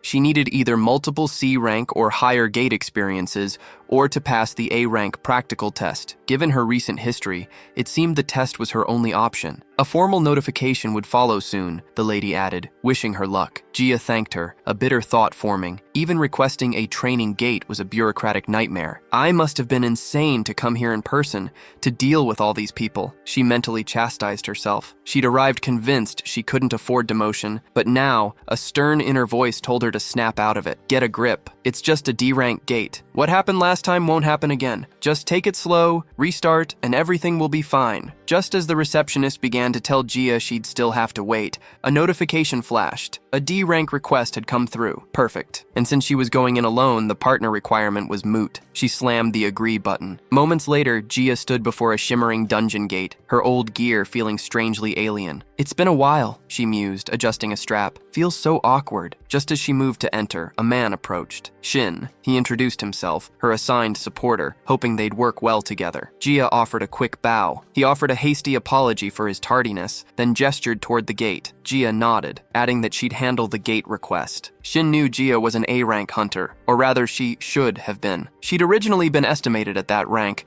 but after a string of failed tests, she'd become one of the rare awakened demoted to C rank. Yet, despite the demotion, she'd earned the title of God Archer. This wasn't just for show. After becoming a player, she'd discovered a hidden talent, and Shin knew exactly what it was. A power she could have unlocked even without the player system. He was dead set on helping her awaken it. Later that day, they entered the dungeon world. Goblins already roamed the forest, forest and Gia hunkered down, scanning the tree line. Her relief was palpable to see real monsters, confirming her mana-sensing equipment hadn't been a waste. Turning to Shin, she offered a quick apology. "Is it okay if I handle these alone?" She vowed to share all the loot and compensate him handsomely. Shin waved off her concerns. "Don't worry about me. If you need help, I can at least provide arrows." Gia nodded her thanks, already moving into position. Activating her archer skill, she whispered a silent command to herself, "Don't be nervous." Then, she took aim. One goblin dropped. The others immediately surged forward, charging her. Gia didn't hesitate. Another arrow flew, dropping more. Shin watched, a flicker of surprise in his eyes. He hadn't seen her fight like this since she became a player. Her raw destructive power easily outstripped an A-rank hunter's, but it was useless without precision. Gia narrowed her eyes. "One of my 3 arrows should hit its mark." Her mind raced. "At this speed, I can fire at least 4 more. 2 shots, then it's over." Suddenly, a bugle blared, a goblin musician. Within moments, Gia was swarmed. She froze, momentarily overwhelmed. Where to shoot? What to do? As goblins behind her lunged, Shin acted. Giant swords materialized, forming an instantaneous barrier around Gia. He stepped closer. "I need your help." Gia stared, utterly bewildered. Wasn't he D rank? He nodded, admitting he couldn't last long solo. He needed her. Gia hesitated, unsure, but Shin was already moving. He darted toward the monsters, disappearing behind a bush. "All your remaining power," he hissed. "Shoot an arrow." Despite her confusion, Gia nodded, resolve hardening. She aimed, then unleashed a deadly arrow exactly where Shin pointed. "Did I hit it? What now?" Her mind raced. Shin's voice, now confident, cut through her thoughts. "You've opened the path. Time to run." Gia blinked, surprised, but there was no time for questions. They bolted. They burst into a cave nestled against the mountainside. Gia's breath hitched. Was this really safety, or just another hiding spot? The goblin seemed to have vanished, but her instincts screamed caution after everything that had happened. Shin, however, remained unnervingly calm. It didn't matter. They needed to move, and fast. Gia cut the tension. "That's it for today. I'll get you your compensation." Shin shook his head. "Not yet. The goblins were on high alert," he explained, bound to sweep the area. Too dangerous to leave. Worse, they might have lost the rescue player they were provided with during the sprint. Their only option was to wait it out. Gia's shock was evident. "When can we leave?" Shin's gaze was distant. "Half a day at least. Could be longer, depending on how things play out." Gia visibly reeled at the mention of waiting half a day. Shin, however, dismissed it as a lie. The goblins, lacking true coordination, would likely disperse within 30 minutes. The real problem was something far more dangerous: the king of the stretch. In her current shaken state, Gia would probably believe anything he told her. But convincing her to enter the cave with him was the immediate hurdle, and he wasn't sure she'd agree, nor could he see any other viable path. Gia's voice was small, choked with apologies. "It's all my fault," she mumbled, remorse etched across her face. She regretted not engaging the goblins properly, for insisting on venturing out alone in the first place, and for the fresh wave of trouble she felt she was about to cause. Trapped in a D-ranked dungeon, a place she now believed someone of her limited experience shouldn't have even dared to enter,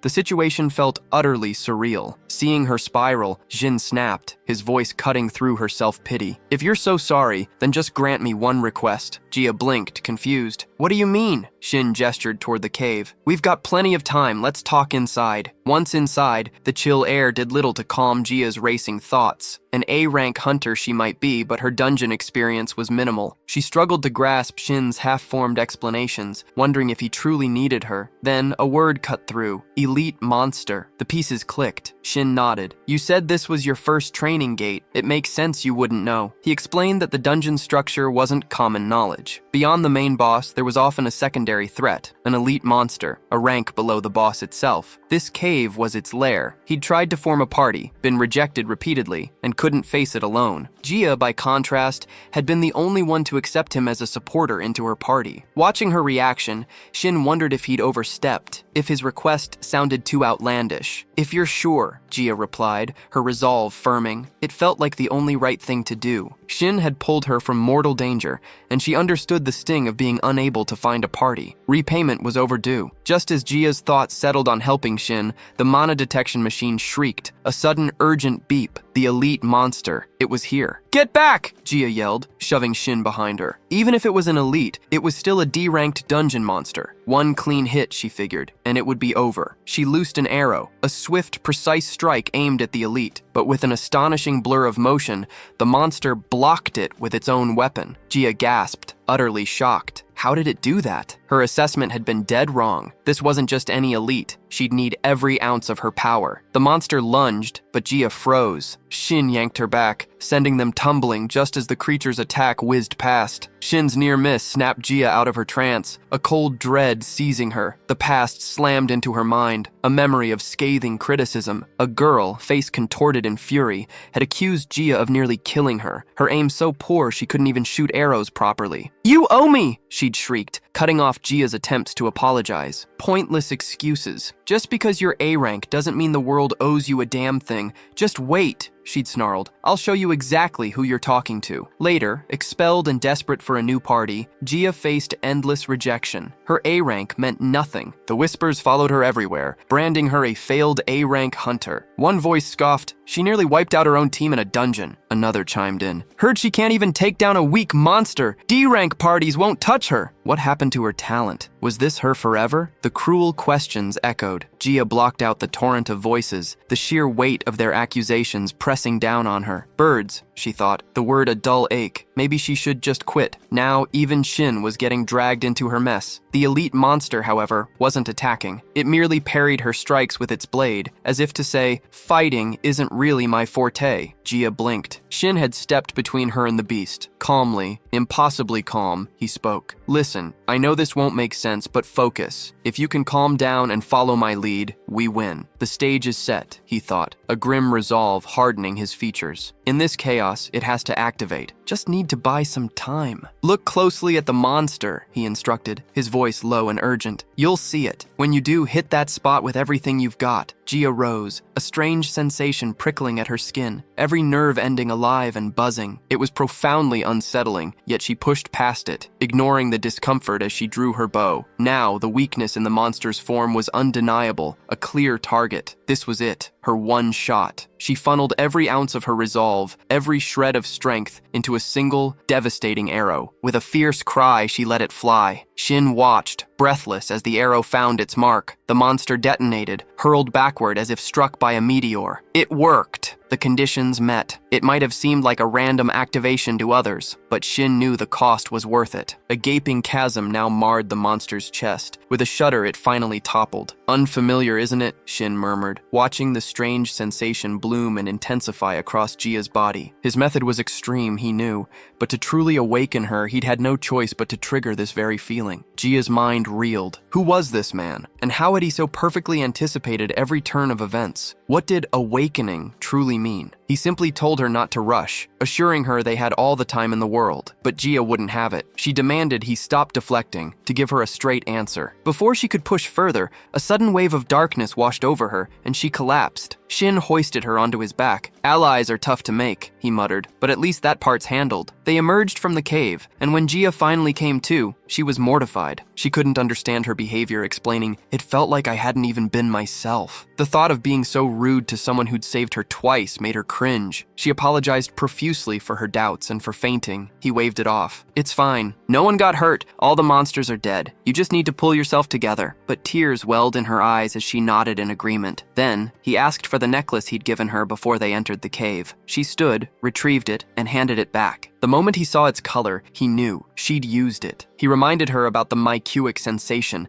an artifact found only in A-ranked dungeons like Harpy's Refuge. Its power lay in enhancing the senses, but only under specific, extreme conditions. Once activated, it automatically propelled the user's senses far beyond normal human limits, unlocking a form of transcendental perception. The real challenge, however, was meeting those conditions. The user's emotions had to be pushed to their absolute breaking point. For someone like Gia, the most potent trigger was sheer terror. He confessed he had deliberately orchestrated the situation, creating an environment designed to terrify her. It was a brutal method, but he knew if it worked, he could awaken her, whatever the cost. Items like the mycuic sensation were incredibly rare, so rare he'd given up on ever acquiring one for himself. Tahan had managed to get his hands on one in less than 2 days, a feat only possible because Shin had paved the way so effortlessly. Still, Shin knew this was merely the beginning. Gia had only touched upon the awakening through the item. She would need far more training to reach the level she commanded in her prime. Her first task was clear: create a scenario where she could focus solely on the monsters. To achieve that, she needed to switch her weapon. Strong as she already was, moving from a short bow to a long bow would extend her range, naturally reducing her direct contact with creatures and preventing those moments of panic like the one she'd just experienced. There were still other skills to hone, but this was the priority. Her unexpected depth of gratitude momentarily left Shin confused. She explained everything, even the pendant. She'd thought she was going to die, powerless, but clutching the pendant had shifted something deep inside her. The world seemed to slow, a strange connection blossomed,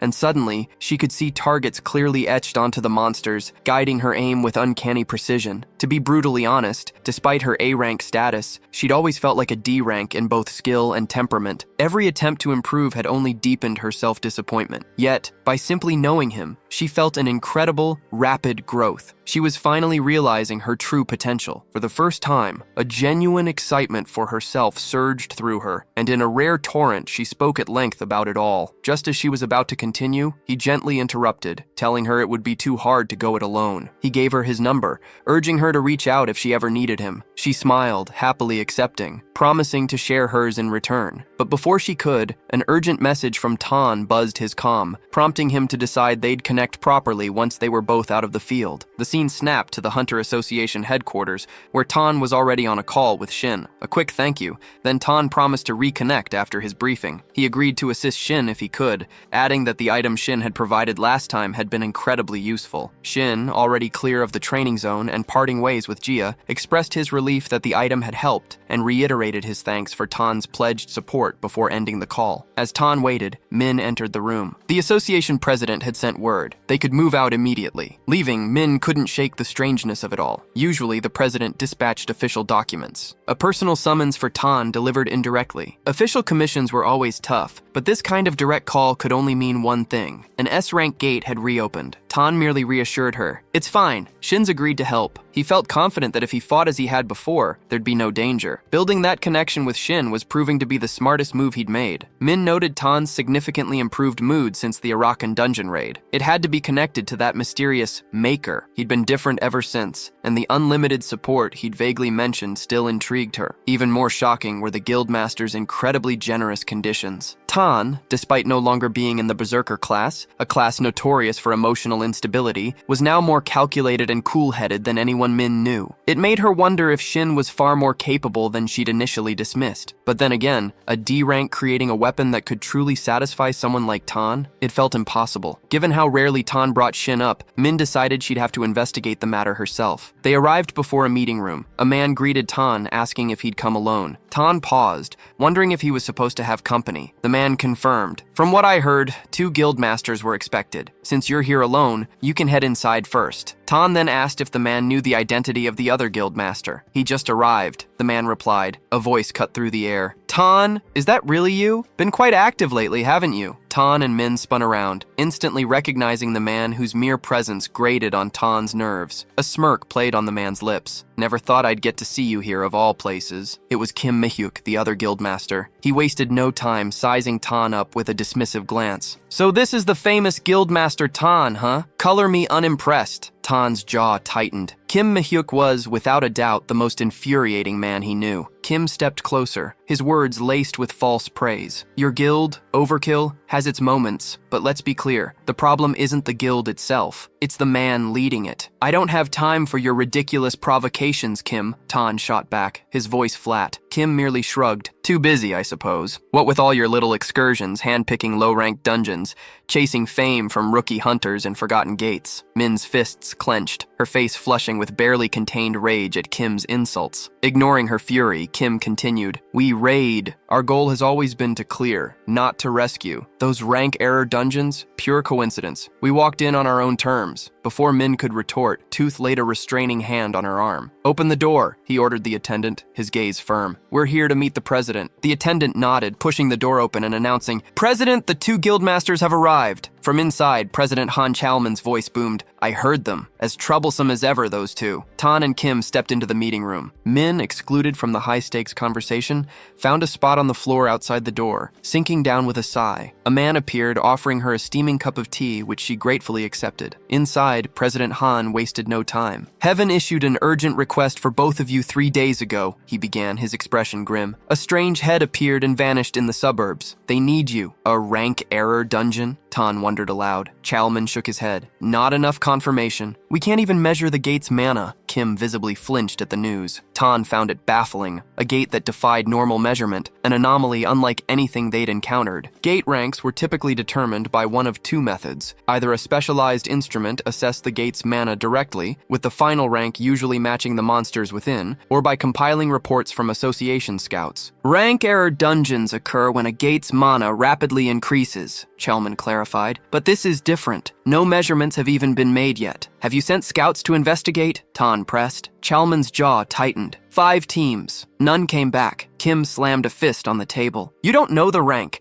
You have no intel to share. And you didn't even inform me immediately. He leaned forward, his voice a low growl. This isn't just about passing the buck, is it? We have no idea how long this unknown gate will stay open. Left unchecked, monsters will breach. We've seen it before. Every single time, it's been a bloody nightmare. Chelman opened his mouth again, but Tan cut him off. Shameless, maybe, Tan conceded, but an emergency, absolutely. Chelman's gaze hardened. I won't take no for an answer. Both your guilds will work together to raid this unconfirmed gate. Our original plan included the Hunu Guild, Chelman added, but a sudden overseas dispatch pulled them out. This is a 3-guild threat, and the deadline is in 2 days. He leaned forward, his expression grave. I'll ensure maximum support funds and reward money. Anything else you need, the association will move mountains to provide. Tan paused, then asked, do we have to form a team strictly from guild members? Chelman shook his head. Doesn't matter. But to prevent public chaos and panic, we're limiting access to a small number of verified individuals only. Tan gave a curt nod, his agreement clear. At the Shunua Guild, Kim burst through the doors, shrugging off his coat. His subordinates greeted him with deference, but Kim was already moving. He barked orders. Assemble a team exclusively from A-rank guild members or higher. They had 2 days to select the roster. Kim's mind raced, a familiar irritation bubbling up. Tan's smug smile replayed in his head. The man always had a trick. He viewed Tan as an arrogant nuisance and was dead set on using this opportunity to cut him down to size. His next command was sharp, slicing through the air. Get Kang Yuran on that team. Now. One of the women hesitated. Sir, Kang isn't affiliated with our guild, and with her personality, she'll likely reject the offer outright. Kim's voice cracked like a whip. Who doesn't know that? His tone dropped, thick with menace. I don't care how. Bring her to me. Get Kang Yuran here, by any means necessary. Fail, and you can both consider your careers in this field over. Permanently. The two subordinates exchanged shocked glances, but quickly affirmed his orders. Kim, however, was already a step ahead. He secretly preferred Kang wasn't bound to any guild. It made her the perfect target for a proper recruitment. This was his chance to poach a talent, yes, but more importantly, to prove to Tan that even among the elite, power wasn't evenly distributed. 2 days later, the air crackled with anticipation in front of the mysterious gate. Keihan stood ready, accompanied by Shin, another man, and a young girl. The girl glanced around impatiently. What time is it? The others still haven't shown. The man checked his comms. 5 minutes. The Shinwa Guild is notoriously punctual. They'll be here on the dot. The girl scoffed, muttering, That's exactly why I can't stand them. No manners whatsoever. A dangerous glint entered her eyes. Honestly, if they ever did learn some,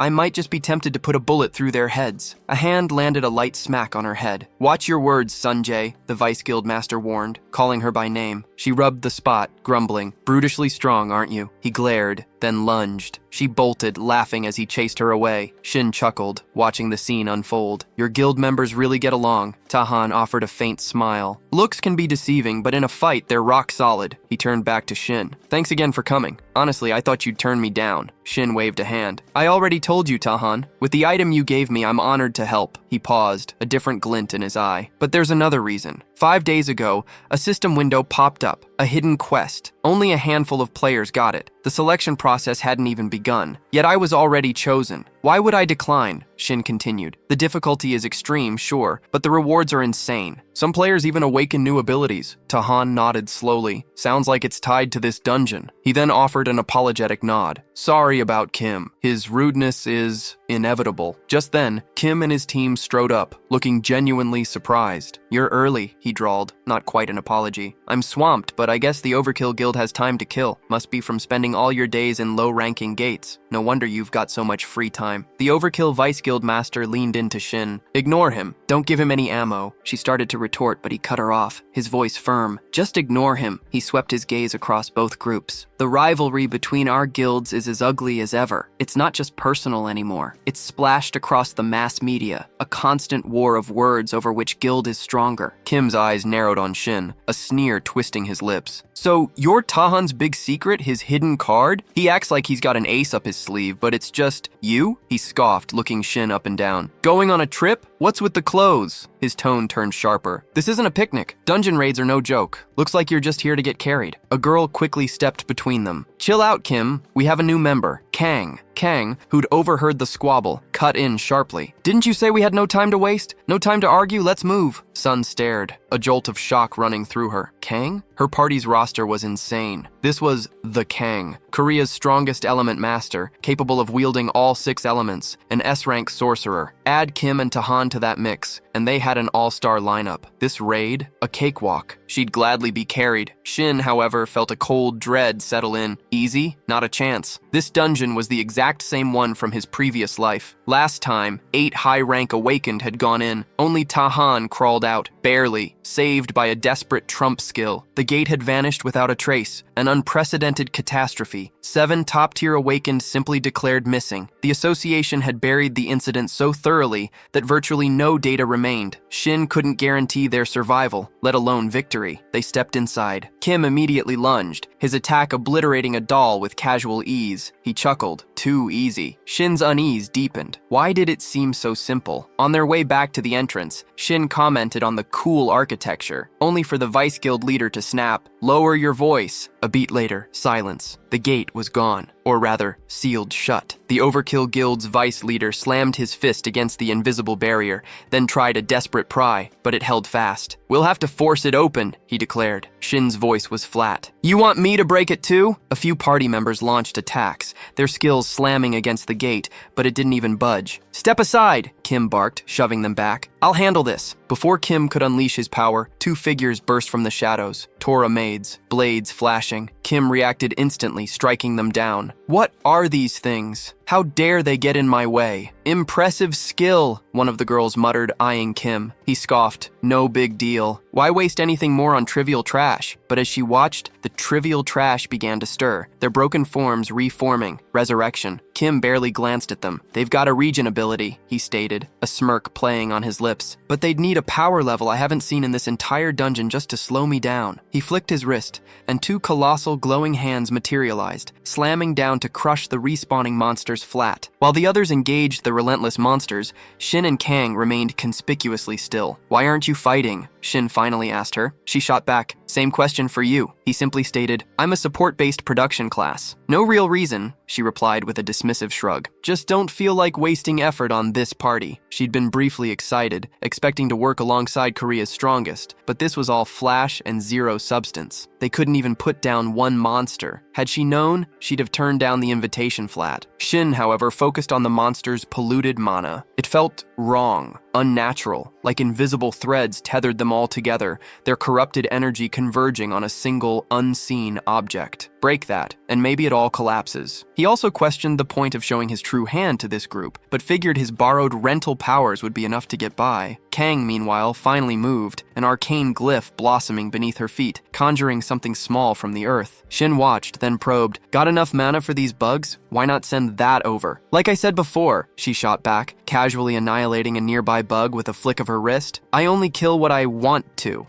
Worth a check then," Shin mused, before adding with a grin. "Afraid of bugs, are we?" "Shut up," she snapped, her voice laced with irritation. "You're annoying." "Not meddling, just observing," he countered, though a hint of apology softened his tone. "There is a bigger bug monster nearby, you know." Elsewhere, Kim hammered the unending horde, frustration mounting as they resurrected faster than he could fell them. "Why aren't my attacks working?" Tahin, too, fought with grim determination. Then, without warning, everything went still. Kim blinked, disoriented, wondering what just happened. He felt finally warmed up, a potent energy thrumming through him, even as a flicker of his own small fires seemed to burn out. The controlling object, it seemed, was destroyed. As Shin siphoned its mana, a stark realization hit him. This was the source of the resurrection ability. Without his unique sight, the polluted mana would have remained hidden, the secret undiscovered. He couldn't help but wonder if this very secret had doomed their raid in his previous life. Tahin reported to the Vice Guild Master. The lobby was was practically clear. Uncertain what lurked ahead, he urged a full sweep of the entire first floor. The Vice Guildmaster readily agreed, taking point and ordering the others to follow. They charged forward,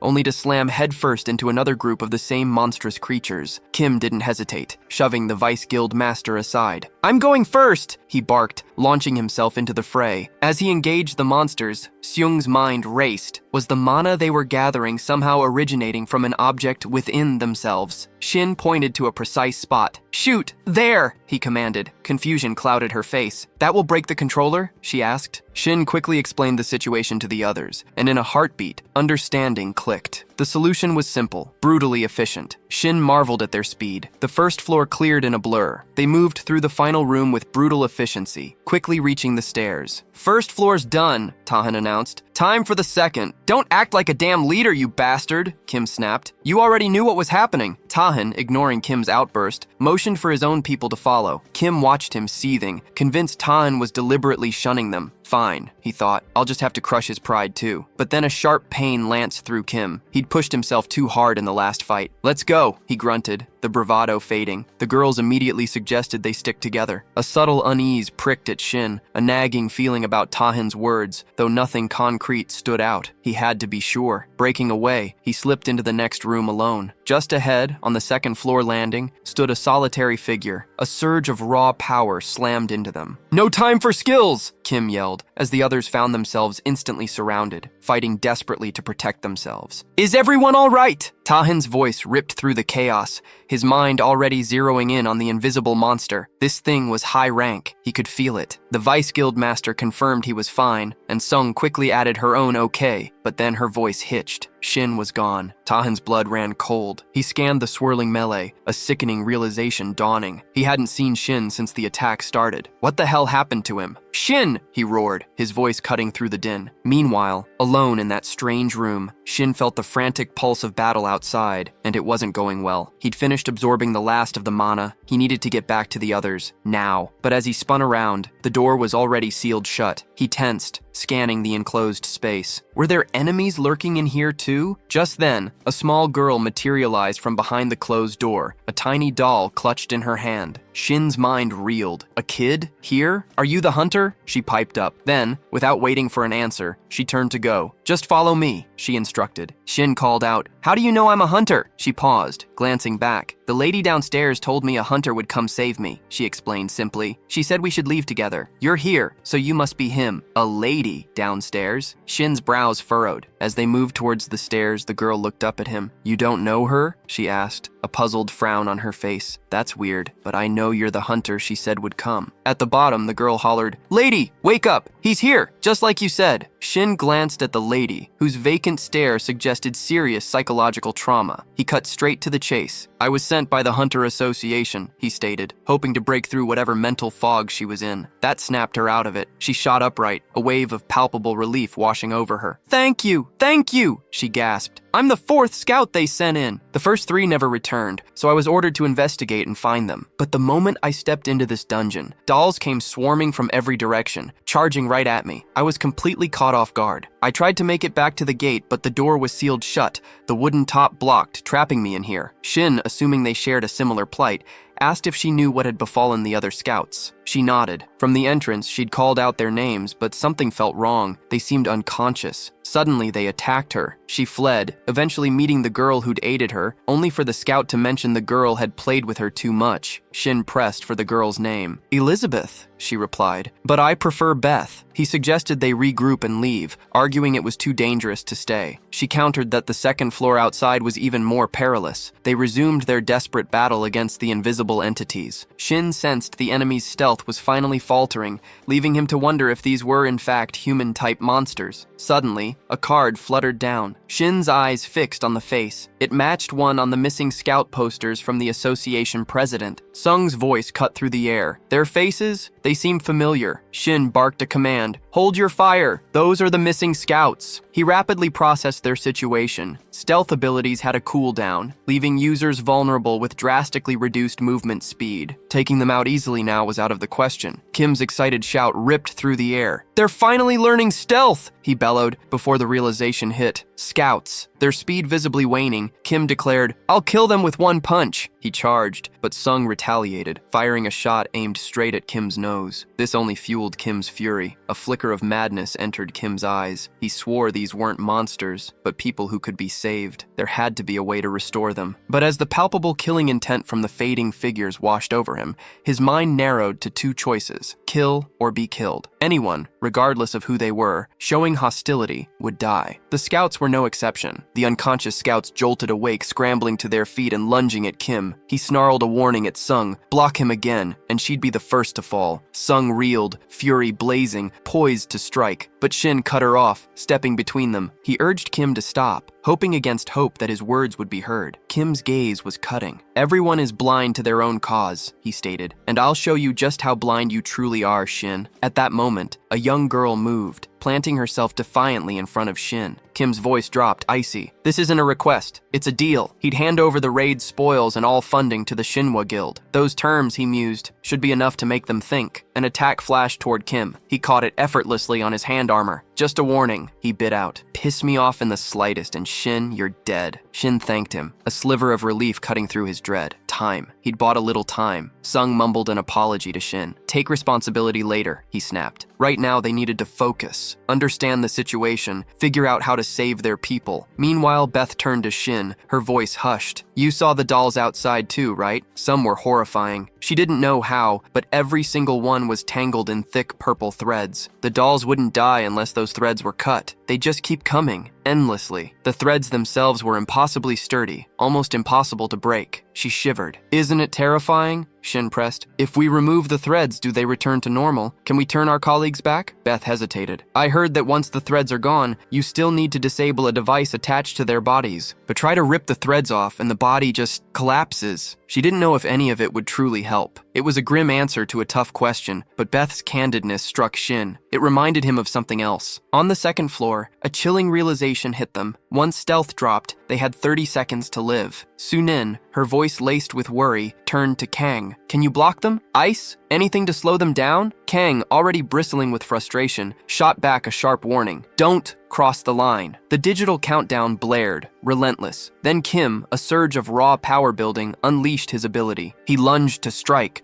only to hit an invisible wall. His skill had been nullified, and the gnawing pain from earlier began to flare, intensifying with each heartbeat. A voice, crisp and calm, cut through the tension. Shin had powered down just in time. Shin, standing shoulder to shoulder with Beth, admitted, "We barely pulled you back. From here on, it's my show." Tahin, eyes wide, spun around. "Shin, where'd you go so suddenly?" Shin's voice, though distant, held a reassuring calm. "Just needed to check something." "No big deal, nothing to worry about," Tahin sighed in relief. "But this is a dungeon. No more vanishing acts, understood?" Behind them, Shin alerted Tahin. "Scouts! Stealthing up again!" Tahin pushed forward, positioning himself. "Stay back!" he commanded. As the invisible enemies ghosted past, Tahin's blood ran cold. They were hunting Shin. "Careful!" he barked. Shin, however, saw them. The polluted mana threads, like glowing spider silk, gave their hidden forms away. A blur of motion, Tahin intercepted a strike meant for Shin. "I see their weak points," Shin called out,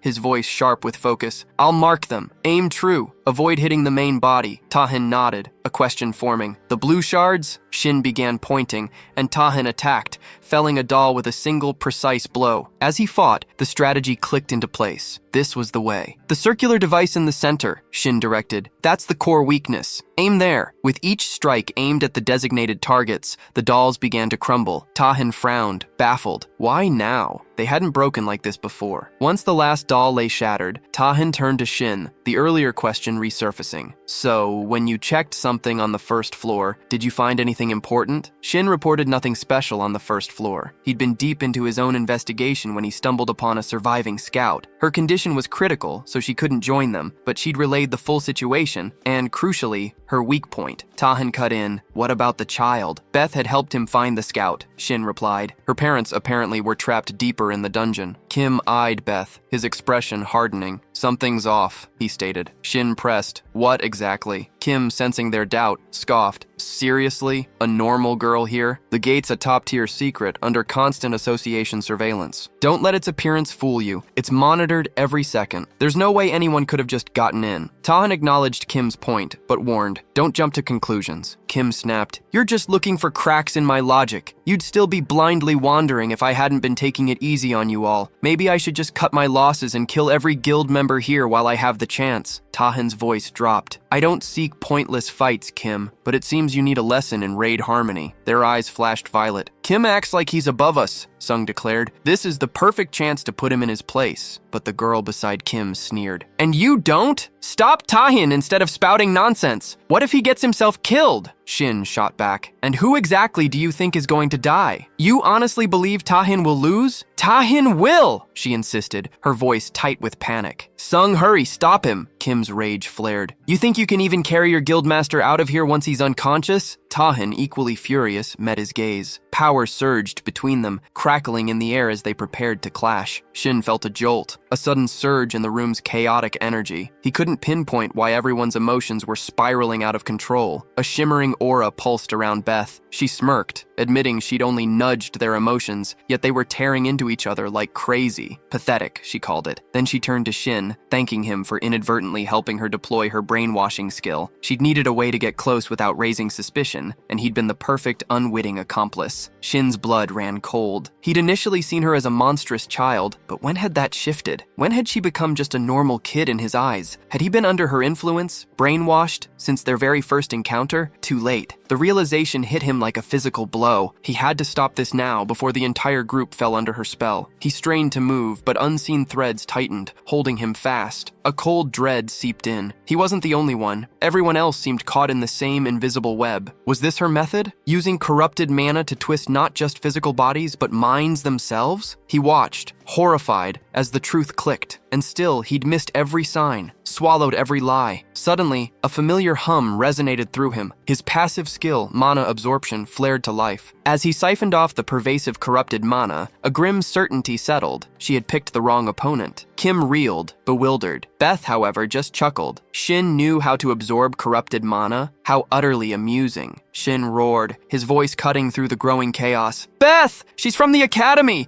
Attack her now!" But before anyone could move, Beth's voice, sweet and innocent, rang out. "Mom! Dad!" Instantly, two figures materialized beside her. She pointed at Shin's group, a pout on her face, accusing them of bullying her. "Punish them!" she demanded. Kim, his eyes glazed, flexed his hands, muttering about ending them all in a single blow. Beth simply smiled at Shin. "Time for you to put on a show," she purred. Kim unleashed an explosive attack, tearing a gouge in the ground between them. Kahan stared, aghast. "Kim, what are you doing?" But Kim was gone, a puppet on Beth's strings, the invisible threads coiling deeper within him. Beth clapped her hands, genuinely pleased with her work. Shin's mind raced. Was this why he'd felt that faint trace of corrupted mana from Kim's hand earlier? Beth, as if reading his thoughts, offered an explanation. Lewis, she revealed, preferred to hide behind the shy, those who went unnoticed, making them the perfect hosts. She found it endlessly entertaining, watching them fight their own teammates, turned into enemies before their eyes. Their own ally, a living doll, now a weapon. She leaned forward, eager to see what chaos would unfold next. Kahan, grim-faced, moved to engage Kim. "I'll take him down, fast! The rest of you assist!" The others nodded, fanning out to support, but as they closed in, Kim's hands glowed, and a shimmering barrier erupted around him. Shin stared, wondering what had just happened. A girl quickly explained it, a skill Kim activated only when his life hung by a thread. The barrier was impenetrable, immune to interference for a set amount of time, then it would remain active for several hours. Beth smirked. With one opponent neutralized, she only had 3 left to deal with. Time to end this. Shin felt the raw energy pouring off them. These weren't the typical dolls he encountered. Each one bristled with the threat of a dungeon boss. Pushing past the 2 guards was suicide. They had to face them head on. A gut feeling nagged at him. Something was off. These weren't just standard control types. Kahan immediately called it, "I'll take the female doll, you handle the male." The plan was simple. Focus firepower. End this quickly. Sung gave a grim nod of agreement as the male doll, Kim, charged toward Kahan. Kahan met him, ready. Shin watched Kim manipulate ice and mana threads, a thought sparking. Was this the skill that turned enemies into dolls? And if so, was there a bug in the system interfering with Kim's supposedly impenetrable shield? Shin suspected Kim's ability involved turning hunters into dolls, but the pieces didn't fit. Kim's transformation had been instantaneous, even after absorbing everyone's polluted mana. Yet earlier, when they were all bound by those same threads, Beth had had the perfect chance to convert them into dolls, and hadn't. It made no sense. As the others fought, Shin's mind raced. If Beth was just toying with them, why the elaborate charade? She'd led him to the Lost Scout, even taught him the weak points of the doll turned. Then, after gaining his trust, she'd abruptly revealed her true colors, rendering it all pointless. It wasn't the behavior of someone who reveled in manipulation. It was almost as if she was being forced to fight. Kim landed a brutal hit on Tahin. Shin noted Tahin's incredible durability, but the impact was still significant. Thankfully, the weapon Shin had crafted for Tahin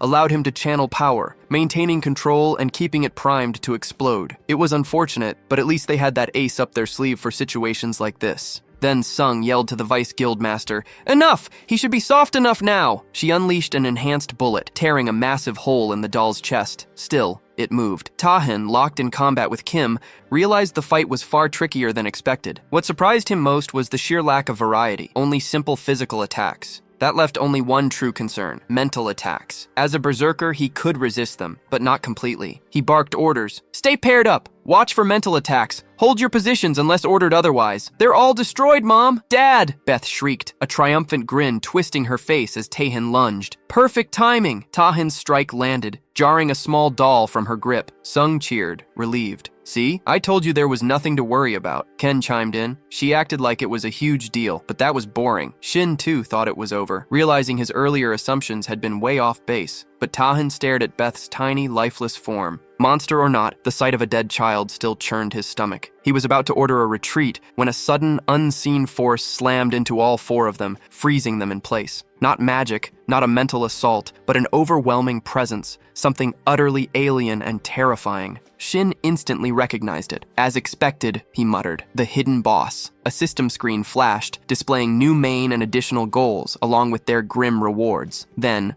Beth rose. Her true form, a vampire of chilling beauty, shimmered into existence. "Thank you," she purred, her voice now a melodic whisper, thick with dark power. "I've been waiting for someone to destroy my parents." Her smile faded, replaced by a snarl of pure venom. But instead, they betrayed me. Now they'll live eternally, bound by my power. Her voice rose to a furious crescendo. "Ungrateful rat bastards! Abandoning me in that pathetic, useless body." A dark laugh escaped her, echoing with ancient malice. "Now, I finally feel alive. How long has it been? Every second in that weak form was a torment. I hated it," Kang roared, snapping Sung and the Vice Guild Master out of their stupor. "Don't just stand there like idiots, prepare for what's coming." He knew with a cold certainty that even Tahin's raw talent wouldn't be enough against a monster like this. Beth's gaze flickered to Taeyeon, a twisted smile playing on her lips. "You're cute," she cooed, then her eyes narrowed, "but still a rat bastard." Her words confused the others, but Beth merely chuckled. "Let's see, shall we?" she mused, a predatory glint in her eyes. "A meal. It's been a while." With that, she unleashed Essence Drain. The group immediately convulsed, coughing up blood. Kang's mind raced. High-ranked undead excelled at absorption-type magic,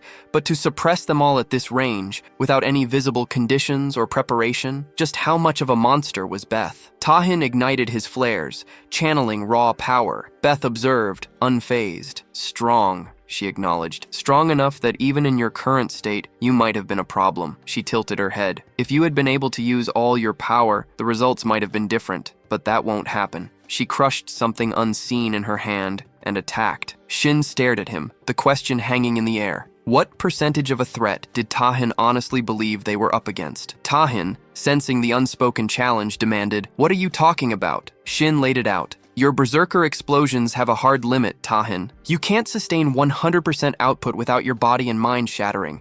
I know you adjust it, but you're still new to the explosion skill, still figuring out how to manage it. Last time against Irochin, you barely hit half your maximum. My guess? You've been holding back even more since then." Tahin grimaced. "Even then, my strongest sword shattered, and honestly, in this state, I don't know if I can push an output level I've never even attempted before, but I will buy us time." Shin smirked. "Part of me wants to monopolize your abilities, you know. Ridiculous, I know." A strange energy rippled, making Tahin stiffen. Mana, Shin felt it too. "Feels like we're bound together now," he continued, voice low. "So we might as well keep pushing each other. Make sure we both grow. No sooner had the words left his mouth than Shin activated demonic weapon production. He'd hoarded 100 units of polluted mana, scouring the demonic realm for the perfect weapon. With a final surge, the process completed. The demonic leviathan materialized, humming with dark power, directly in front of Tahan. Take it, Shin urged, eyes alight. Show us what you can really do! Tahan felt it immediately. This sword was different. Any other blade, no matter its power or special abilities,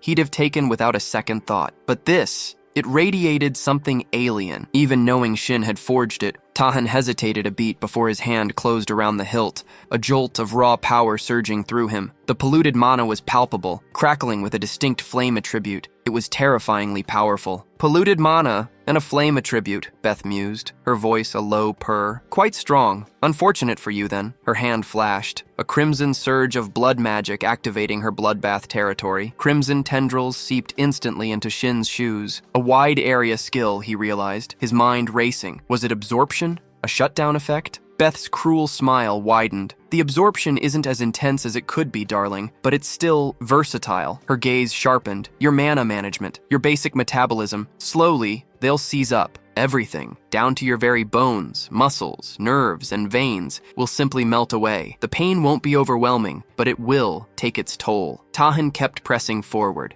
Beth watched him, a cold thought forming. He's still moving like nothing happened, even after his kill-off technique. But it was a lie. Tahan's body wasn't his own. The sword commanded every twitch, every stride. This power, far beyond what she'd seen, was a new challenge. Good! More fun for me when I shatter these dolls. He lunged. Beth countered instantly, unleashing a blood magic, thirsty hand. The crimson claw surged, but Tahan met it head-on. A blinding flare erupted from his sword, ripping through the attack and annihilating it. Beth's eyes widened, confusion clouding her features. Was that? The sheer force was easily double his previous output, maybe even more. Shin, equally stunned, watched Tahan's blade carve into Beth. She choked, spitting a spray of blood, a chilling realization dawning on her. He'd been holding back, all of it. Then, the system screen flashed for Shin. Main goal complete. Raid success. Hidden boss defeated. A reward box materialized, and Shin's hopes immediately latched onto mana recovery or capacity items. The Leviathan's sword shimmered, then vanished. Shin scanned its description, a new question forming. Was the weapon search purely random, or did some unknown standard guide it? Tahan swayed, the sword's influence gone. His body trembled violently. What just happened? Don't overthink it, just stay put, Shin advised, his voice firm. Tahan was barely standing. Moving was out of the question. You're too hurt. You pushed yourself way too far, pouring out that much power. Shin shook his head at Tahan's recklessness. Let's rest. Doesn't look like anyone's dying just yet. Tahan staggered to Beth, who, despite her injuries, managed a weak smile. Congratulations, Shin. Shin eyed her critically. Doesn't seem fatal. So is the raid truly a success if she's still breathing? He turned his attention to her. The polluted mana, the dolls, they all trace back to you, yet you don't control them. They protected you like property. Explain. Beth nodded. Have to protect me. I'm their precious power source, the one who keeps them running. She began a story from long ago. On a whim, I did something I never would have. Saved a wraith from drowning. A strange tale, sure, but it didn't end there. The dolls, equally strange, wouldn't let their savior go. They invited me to stay. A human had never done such a thing before, and I found myself trapped. I'm not sure when the turning point came, but when I truly woke up, I wasn't a guest anymore. I was family. For a brief time, I was happy. Then the truth clawed its way out. They hadn't accepted me out of kindness. It was my weakness, my foolish empathy, that allowed them to betray and control me. That was proof I'd gone soft. That's how they sealed me in this girl's body, locking away most of my abilities. Now I only exist to supply the polluted mana necessary for their protection. Protect them from what? Shin wondered aloud. Beth wasn't sure. She asked if he'd looked outside since entering the estate. The view was fascinating. An endless, vast desert stretching to every horizon. A landscape with no end, no matter the direction. But it wasn't natural. This was an artificial space, a barrier designed specifically to shield the estate. Her mother, Beth believed, had wielded her power to conjure it, to protect them from the monsters beyond the fissure. Shin's reaction gave her a chilling guess. His world, too, knew the fissure. That must be how he'd arrived. It felt as if their worlds had mirrored each other's doom. Fissures tearing open the sky, humanity awakening to mana, then, one by one, gates ripping open. unleashing monsters far worse than any vampire like her. Shin stepped closer, questions burning. How had her world survived the gate's calamity? How many years had passed since the first fissure? The calamity, she replied, was inevitable. I didn't witness it firsthand, unfortunately. Trapped in that body, she'd endured dark years, unable to move, unable to act. During that time, her world had fallen, and the estate became a solitary island. Only recently had she regained movement, and with it, the system window had flickered into existence before her eyes. Shin got it. The system window. She was a player, just like him. Noticing the confusion warring on his face,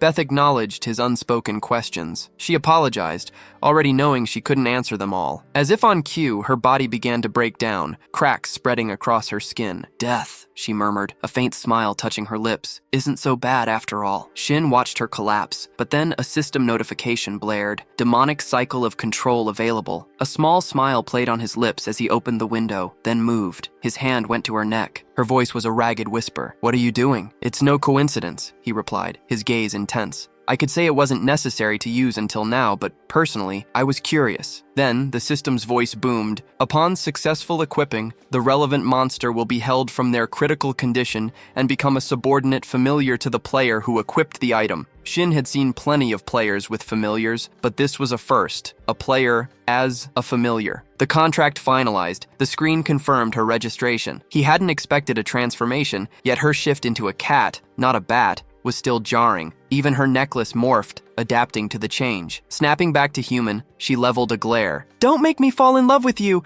You're just using me as a familiar. It was more than humiliating, she insisted. It was agonizing. He doubted she could hold her human form for long. Unlikely, but even so, she had no right to refuse this humiliation. A message flashed across the screen. Supplying any mana, even corrupted mana, could temporarily disable the lock on her familiar abilities. It struck him as odd. A familiar unable to even transform? He still had no idea what to make of her, or how he could use her. All he knew was they were stuck, for better or worse. She shifted back to her cat form, and he scooped her up. Let me go, she demanded, but he only chuckled, teasing if she could still talk in this state. Their earlier squabble faded. He was curious now. Had she really been betrayed by those people? Confused, she asked what he meant. He cut her off, reminding her she'd already spilled it all. Don't repeat yourself. He understood now. Getting to his feet, he continued. Something still doesn't add up. She explained they'd stolen her power for their own survival, yet she questioned if a life like that even held meaning. He still couldn't fully grasp it, but her family struck him as pathetic. Were they even rational, or just pure ego? More like programmed dolls than living creatures, mindlessly following a preset pattern. Beth countered, there's nothing to be done. Human mentality was designed to evolve alongside their physical forms.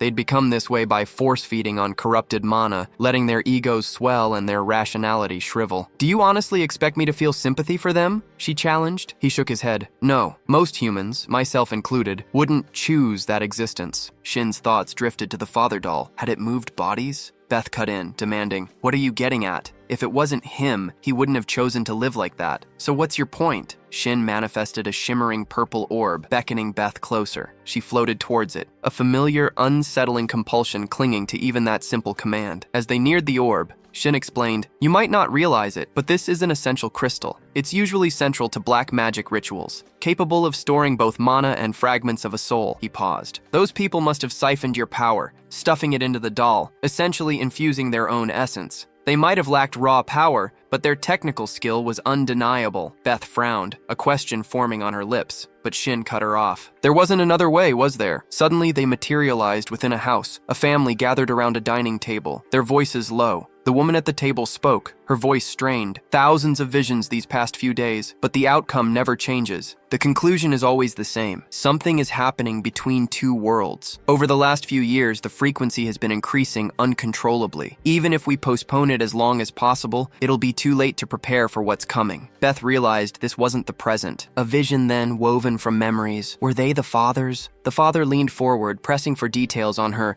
different dimension hypothesis and the proposed method. If that's the case, he argued, at least our family might survive. The mother continued, with Beth's help, we could at least separate separate our estate, severing it from the collapsing world. But that's where the real problems begin. If our world collapses, the estate would be trapped in the void between dimensions, drifting aimlessly until some entity from another world stumbled upon us. That could take hundreds, even thousands of years. Until then, it would be a slow, agonizing death. The father's face was etched with worry, while the boy adamantly refused to involve Beth. The mother rounded on him, incredulous. "What are you talking about? We only have a few years left." "But Beth, she's different. Can't we at least save her? Our family is still alive because of her actions that day. If this fate is truly inescapable," she pressed, "then you should be thinking at least one of us, one member of this family, should survive." Her gaze then softened. "But there's no way she would cooperate with us, not after we tied her with that thread. Why did they do that to me after I trusted them all?" A wave of betrayal echoed through Beth's mind within the vision. The family, consumed by deep sorrow, simultaneously summoned glowing crystals into their hands. The boy finally spoke, his voice quiet. "After transferring our consciousness into the doll's body, will it still retain our human minds?" The father's reply was grim and immediate. "Yes, it will. For a time, decades, perhaps even a century, their human consciousness would linger, but inevitably it would slowly, then completely, fade. Within 200 years, they'd be empty vessels, forgetting who they once were, reduced to the dolls they were forced to become. Trapped in their isolated dimension, they knew dangerous variables could emerge. When that time came, these dolls would stand as Beth's impenetrable shield. The father's resolve was clear. They would protect her, doing everything in their power until a savior from another world arrived to claim and save her. Shin, having just consumed 50 units of corrupted mana, saw Beth crying. He wondered briefly why they hadn't told her sooner. "If we had," Shin stated, his voice flat, "we all would have met our end together. This was a ruin we couldn't avoid. You would have chosen to face it with us. Stop sitting there. Get moving." Shin's words were sharp. "We don't have time." A system window flashed, confirming his urgency. Beth's freed abilities would last a mere 2 minutes. This wasn't even a full recovery. 50 corrupted mana for 3 minutes? He scoffed, his gaze hardening. "I'm not wasting that expensive price on you crying. Your role is to conclude this. These are the ones who remained as dolls, protecting you all this time. The least you can do is help them find peace." Beth scrambled to her feet. "I can't do that," she choked out. "How could I?" "Don't be pathetic," Shin snapped. "Their destruction was inevitable, their death certain. They could have organized everything, chosen to live their final moments in happiness, but they didn't. Those people trapped themselves, sealed themselves into an endless life sentence, just for you. Not for you, not for me, but for the sheer devotion of your family. The least you can do is honor that." Though the depth of her family's sacrifice still eluded her, Beth unleashed her power. The system screen flickered. Additional goal achieved. Shin has discovered the truth about himself. With that, the dungeon raid completed. Others arrived, pulling them out. Severely injured, all of them. Yet Shin walked on his own power. He mused internally that the ordeal felt longer than expected, a thought he kept from Beth, who still clung to her cat form. Turning to her, he asked, "What do you think of this place compared to your world?" "No comparison," she decided, her voice low. "Even the mana here feels so weak." But choice wasn't hers to make. Whatever this new place was, she would live, and she would thrive. It was her obligation. The scene shifted. Night had fallen over Kang's house. She muttered to herself, annoyed about her inability to quit drinking. Then, spotting a figure, her voice sharpened. "What's a rat doing here? Come to ruin things, have we?" "Rude," the boy replied, finally flicking on a light switch, banishing the shadows. "Calling me a rat." He took a slow sip of wine. "Just waiting for my colleague, Kang, exhausted from longing." "Surely you can understand that much," she snapped, her power flaring. "Enough of this nonsense. Why are you even here?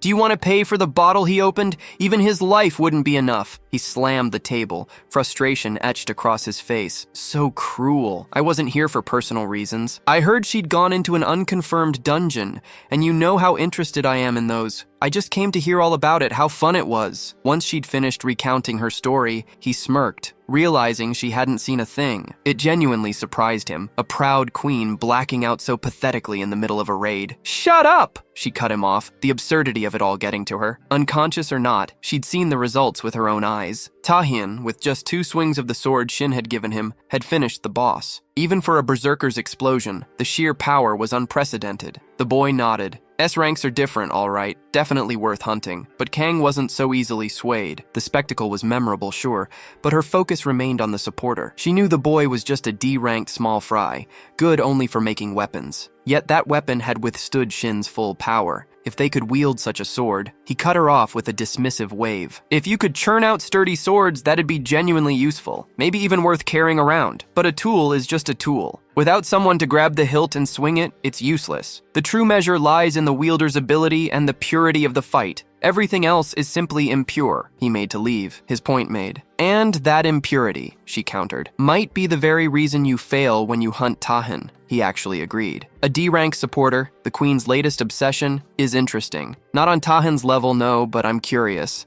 I'll meet her later. By then I might have killed both Tahan and your little impurity. Days later, the scene shifted to Shin's room. He lay on his bed, the lingering exhaustion a heavy cloak despite having slept for what felt like ages. It wasn't the demonic weapon production, he mused, but more likely Beth's absorption skills sapping his strength. Beth, he mumbled, is there any way to get rid of these side effects? No answer. He glanced around, noticing her absence. Where had she gone? After a moment, he shrugged. It was fine. She was his familiar. He could always force a summons. She knew that. Besides, she had to be curious about this new world. As long as she wasn't doing anything too weird, he figured he could let her be. His eyes snagged on the mischievous treasure chest, a real one. He'd only heard whispers of these player-hailed random rewards, never expecting to see one outside a screen. While the chest supposedly materialized items tailored to the owner's specific needs, its gifts were notoriously flawed. Picture a sword, razor-sharp and sturdy, yet missing a crucial screw, capable only of offense, never defense. Or a shield that absorbed all impact without recoil, only to randomly reflect that force onto an unwitting bystander. Despite these crippling weaknesses, the chest wasn't rare. Countless attempts to leverage its conditional gear often ended in bloodshed. What he really needed was mana recovery, or a boost to his total reserves. He braced himself, wondering what twisted gift and what accompanying flaw this chest would unleash. He opened it. A brilliant blue light erupted, bathing the room as he pulled out a ring. Traitor's gluttony. It granted the wearer a skill called Mana Drain. Confusion hit him. Tai-Hei, and the system screen immediately blared the caveat. The drain's potency hinged entirely on the target's favorability toward him. Disgusted, he hurled the ring across the room. Just then, Beth stepped in. Shin's mind still buzzed. The drain ability itself was undeniably potent, almost overpowered. But that condition, favorability, coupled with such an ominous name, it felt less like a gift, more like a curse. Beth, oblivious to his specific frustration, merely commented, "Don't know why you're mad, but seems you've got a guest. Some idiot showed up." Shin glanced out his window. Kim was stepping out of a car below. What was up with this neighborhood? He wondered. From below, Kim stared up at the dingy building, his face a mask of disdain. What kind of dump was Tahan letting his so-called supporter Shin live in? For all his grandstanding about generosity, Tahan was a scumbag. Kim knew scouting Shin personally was a risk, perhaps too much for just a supporter, but Shin was worth it. He didn't need Tahan's official report. Kim had felt it himself. During that past incident, Shin had unleashed an energy so potent it had ripped through the barrier, touching Kim even from a distance. A D rank? Kim scoffed. Shin had A rank potential minimum. Tahan hadn't hired him for nothing. If Shin wasn't completely loyal to Tahan, Kim decided, he'd make his move. A moment later, Shin appeared, stepping out to meet him. "How did you find my apartment?" Shin demanded, his mind racing. There was no legal way Kim could have gotten his address. Kim merely shrugged, unperturbed. "How I found it isn't the point. It's how you received it that matters. Most people would be thrilled thinking the best guild wants them bad enough to go this far." He gestured expansively at Shin. "You must have been pretty impressed to come out personally." Shin walked straight past him. "I didn't come out to meet you," he stated flatly, almost apologetically. "It's just my helper job certificate renewal date." Kim cut straight to the chase, detailing Tahan's meager offerings to Shin, before countering with a promise of triple the amount. He knew after their last encounter, he probably looked like a fool. But for genuine talent, Kim pledged, he offered unrivaled treatment. The best, beyond anything anyone else could match. Shin just stared. "Surprised you're that self-aware, Kim, but it changes nothing. My answer is the same as Tahan's. You have nothing to offer me." Kim bristled, the reply echoing Kang's recent rejection. "Do you think I, or my guild, are idiots?" His fists clenched, knuckles white. "I'll show both you and Kang exactly what I can offer. You'll both come begging for the job." With that, Kim stormed out. He'd reconsider everything he thought before. The Hunter Association setup was a mess anyway. Most hunters drove themselves, which made sense. He bumped into a man, muttering a quick apology, but the man just walked past without a word. Shin kept walking, a persistent weariness reminding him his condition wasn't fully recovered. A figure approached, directly in his path. Shin tried to place the face, but it was unfamiliar. sound familiar. Is Do Jun-hun still alive? He wondered. At a dungeon entrance, a hulking man with a giant hammer nodded to his party head. Prep's done. Time to move. He swept his gaze across the group. C rank and above, even the best hunters can get crippled or killed by one mistake. You all know the risks, but we can't be too careful. A young woman nervously mumbled, "This is my first time attempting a C rank or higher." Shin, the designated helper, felt a flicker of surprise, then offered a calm reassurance. "Our tank's a veteran. Stick with him and we'll be fine." He knew, even as he said it, that offering such guarantees wasn't really a helper's role. As they began to move forward, a man with his face hidden beneath a hood, Yoon Do-jun, reviewed his own stats. D-rank supporter, macro crafting specialist. 2 years in the hunt, but only a year of real field experience. He remembered his first year with the Doan Guild under Hong Do-yoon. During a shared meal, Do-yoon had mentioned a D-rank gate. Do-jun, then fresh-faced, had questioned it. Why bother with something so simple? With your experience and the guild's resources, shouldn't we be aiming for C ranks? Do-yoon had just smiled. It's a D rank, yes, but its size and resource yield are massive. Dungeons like that offer huge profits for minimal manpower. That's why the big guilds usually snap them up. D-rank dungeons seem so small-time, Do-jun thought, especially for the big guilds already swimming in riches, probably just pocket change to them. His gaze sharpened. But for new guilds like ours, it's everything. Even if we only pull in half of what we expect, that's enough to upgrade my hard-working members' gear,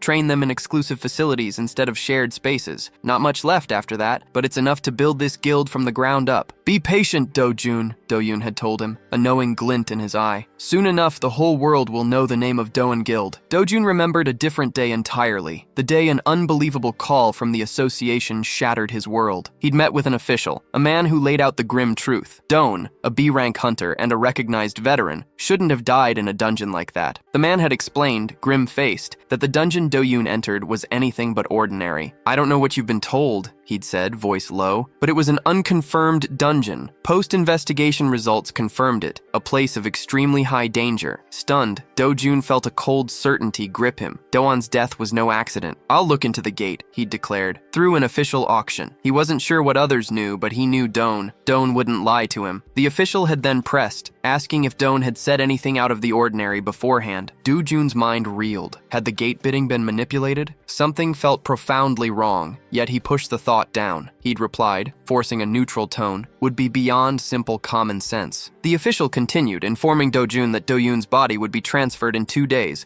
once the investigation concluded. He'd hesitated, then added, "It's fortunate we recovered his remains thanks to one survivor. Because of him, we collected all the bodies easily." A survivor? Do-jun had wondered. Who? The man admitted he didn't know the full story, only that the survivor was just lucky. Pushing the gnawing memories aside, Do-jun refocused as their team arrived at the dungeon. "All right, let's get started," the leader barked, gesturing towards the shimmering gate. "We're going in. Let's finish this raid without serious injuries if possible." But as they stepped through the shimmering portal, Do-jun couldn't shake the thought. How could all the guild's veterans, including Do-yoon, a B-rank hunter, have died, yet Shin, a rookie D-rank supporter, survived? It made no sense. Every angle pointed back to Do-yoon's death. Whatever it took, Do-jun vowed, he would uncover the truth. Moments later, a lone figure approached the gate, only to be promptly stopped by the guards. "Only raid participants are allowed in," one guard stated, blocking his path. The man smoothly claimed he was part of a party, insisting he must have simply gotten the time wrong. He flashed a permit, urging them to check. The guard verified the permit. "These lunatics would be crawling out of the woodwork at all hours if they weren't tied to the raid," the man muttered under his breath. "Approved," the guard announced. "What a relief," the man said, a thin smile playing on his lips. "What was that?" the guard pressed, a hint of suspicion in his voice. "Just relieved I'm cleared for entry," the man clarified smoothly. Then, a venomous whisper beneath his breath, "Because if I wasn't, you'd all be dead." His thoughts turned to Do-jun, deep within the dungeon. It'll be interesting to see what kind of abilities my hero candidate truly possesses. Inside the dungeon, the party had just felled the Hate Duke monster. "We finally took it down ourselves," the team leader crowed, relief evident, but Do-jun felt a chill, a nagging sense that something was wrong. "No way this was a C-rank dungeon," he stated, voice grim. "This was easily a high-level B-rank. If they'd held back their true abilities until the very end, it could have been deadly." The leader turned to the dealer, offering profuse thanks. I never thought we'd have someone so talented with us, Dojun scoffed internally. While the dealer had certainly contributed, it had only been about half of what was required. He replayed the brutal fight in his mind, the leader falling back, while Dojun had been the one to stand his ground, confronting the monster head-on. If I'd just brought my usual equipment, he muttered, that whole mess would have been much easier. Shin broke the silence. Looks like you'll need new weapons. I'll make you a pair. Then his gaze sharpened. Once we leave, will you conveniently forget about your abilities? Dojun bristled, trying to dismiss the unsettling implications. The weapons themselves were unnerving. Their strength, cutting power, and sheer weight were all vastly superior to his standard gear. Who can materialize high-level weapons this easily? Is Shin truly just a D-rank supporter? Dojun demanded. Shin, who are you? Shin's reply was sharp. I should be asking you that. We've never met, yet you know my name. He pulled off his mask, his gaze direct. Do you know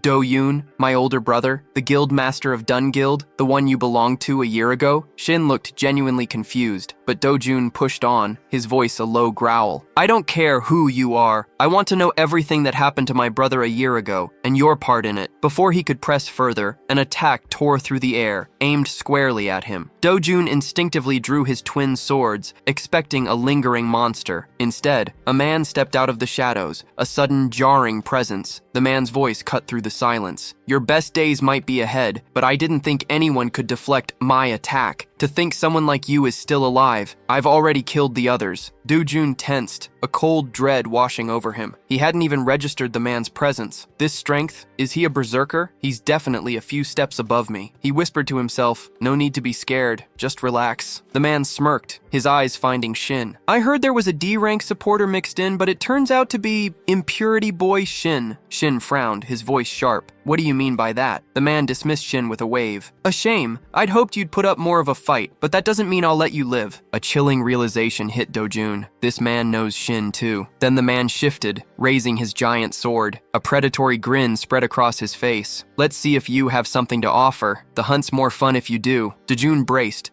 the sheer force of the incoming blow threatening to shatter him. One or two direct clashes tops, he thought, the truth stark. If I get hit, I'm done. Dodge, find an opening. That's the only way. As Dojun lunged forward, the man sneered. Looks like that bastard Shin was worthless. You're wrong, Shin retorted, voice strained. The man scoffed, but his amusement vanished as Shin and Beth roared in unison. It's 3 against 1! A system alert flashed, explaining the brutal cost. Without sab-polluted mana, Shin's stamina and mana were draining catastrophically. Beth, too, would be forcibly ejected in 10 short seconds. Critically wounded, Shin mentally tallied the grim exchange, his near-death state for a mere fleeting summon. Even so, he grit his teeth. It's enough to finish this. The man lunged, but Beth countered with a dense fog skill, shrouding his vision. He cursed under his breath. Unfortunate, but pure physical strength means nothing here. His gaze cut through the haze, assessing Dojun. Similar to Shin, yes, but a noticeable level gap. That weapon must be doing most of the work. Then Beth's voice, a final whisper through the mist. Looks like it's time to say goodbye. Seizing the fleeting window,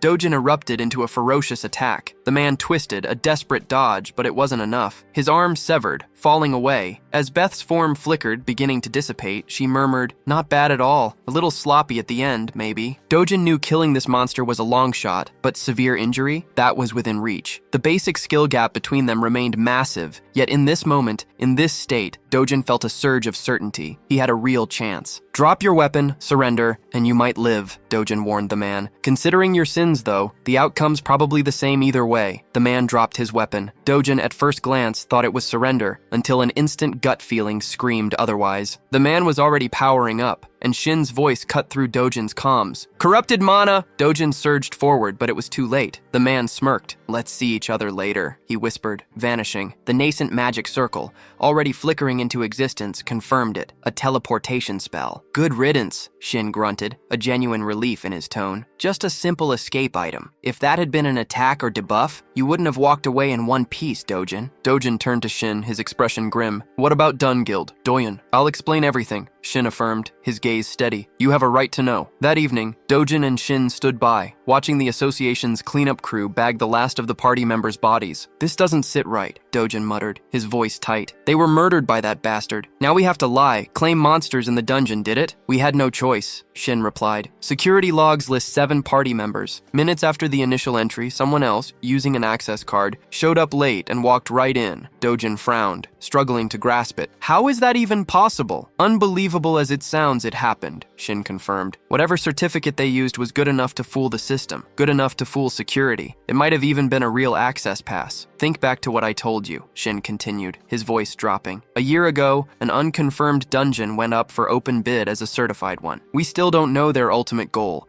but I'm certain this wasn't the work of some small-time crew. If the association ever caught even a whisper, any organization involved would be instantly obliterated. The person pulling strings here has to be a major player, someone so important that even if they're caught, it won't matter, Shin explained. You probably get the gist, but understand this. We're not just up against ordinary bad guys. This is why they went as far as manipulating the guild members' families, your family included.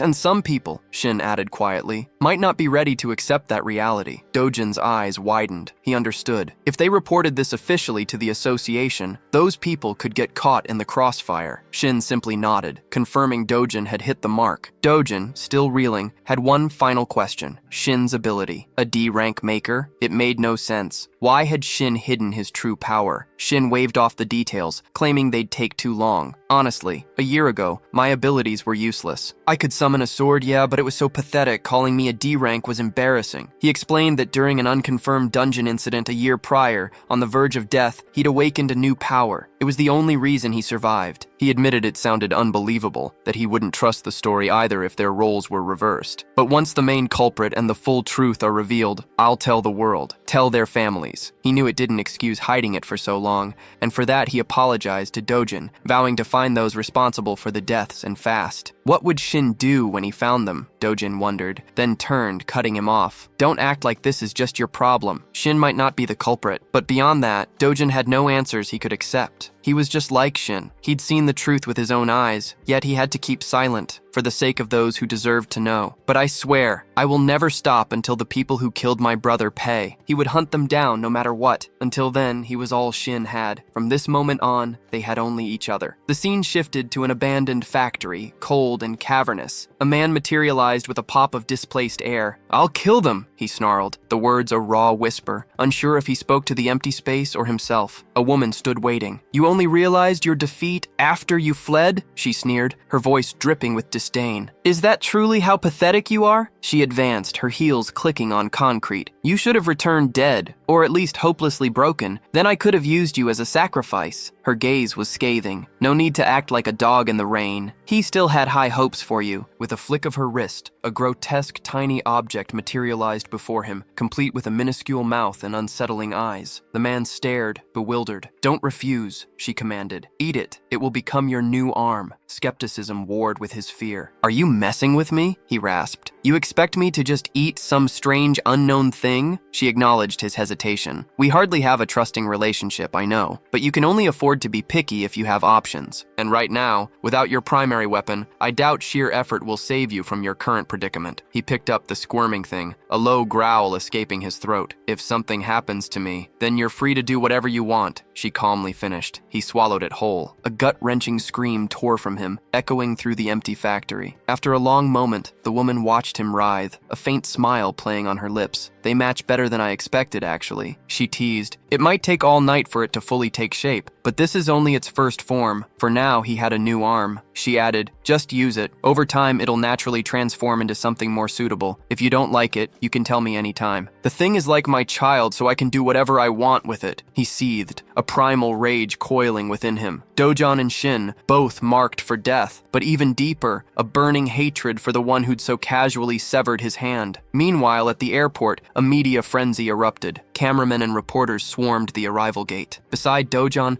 a girl observed the chaos. Looks like a celebrity's landing, she mused, nodding towards the throng of photographers and journalists. Dojon shook his head. No celebrity, a hunter. He turned to her. Ever heard of the Kim W Guild? One of the big three in South Korea. She nodded. Sure I have, but why the airport? They're based right here, aren't they? Dojon explained. Been reading up. Special invitation from the UK. Sounds like they cleared a truly brutal, dangerous gate. A reporter's voice cut through the din. Woo Hyen, how do you feel after successfully completing the City at Dia raid? Another shouted, heard you got a huge success payment from the British government, Hyen. Then, do you believe South Korea's top 3 guilds can compete internationally? Hyen's assistant stepped forward, blocking the path. No interviews at this time. An official press release will be issued later. As they finally broke free, the assistant turned to Hyen. admiration clear in her voice. "Cleared my schedule until tomorrow. You've got that group interview with the Manhwa Guild representatives at 11 a.m. Then, a more serious note. Also, 2 days ago, a sighting of the executive." Hyen paused. "Where?" The assistant explained. "An A-rank error dungeon in Bayonne. Witnesses and the barricade lead confirmed it. Someone arrived later than the others, their appearance matching all existing reports on the executive. The association also confirmed 2 survivors,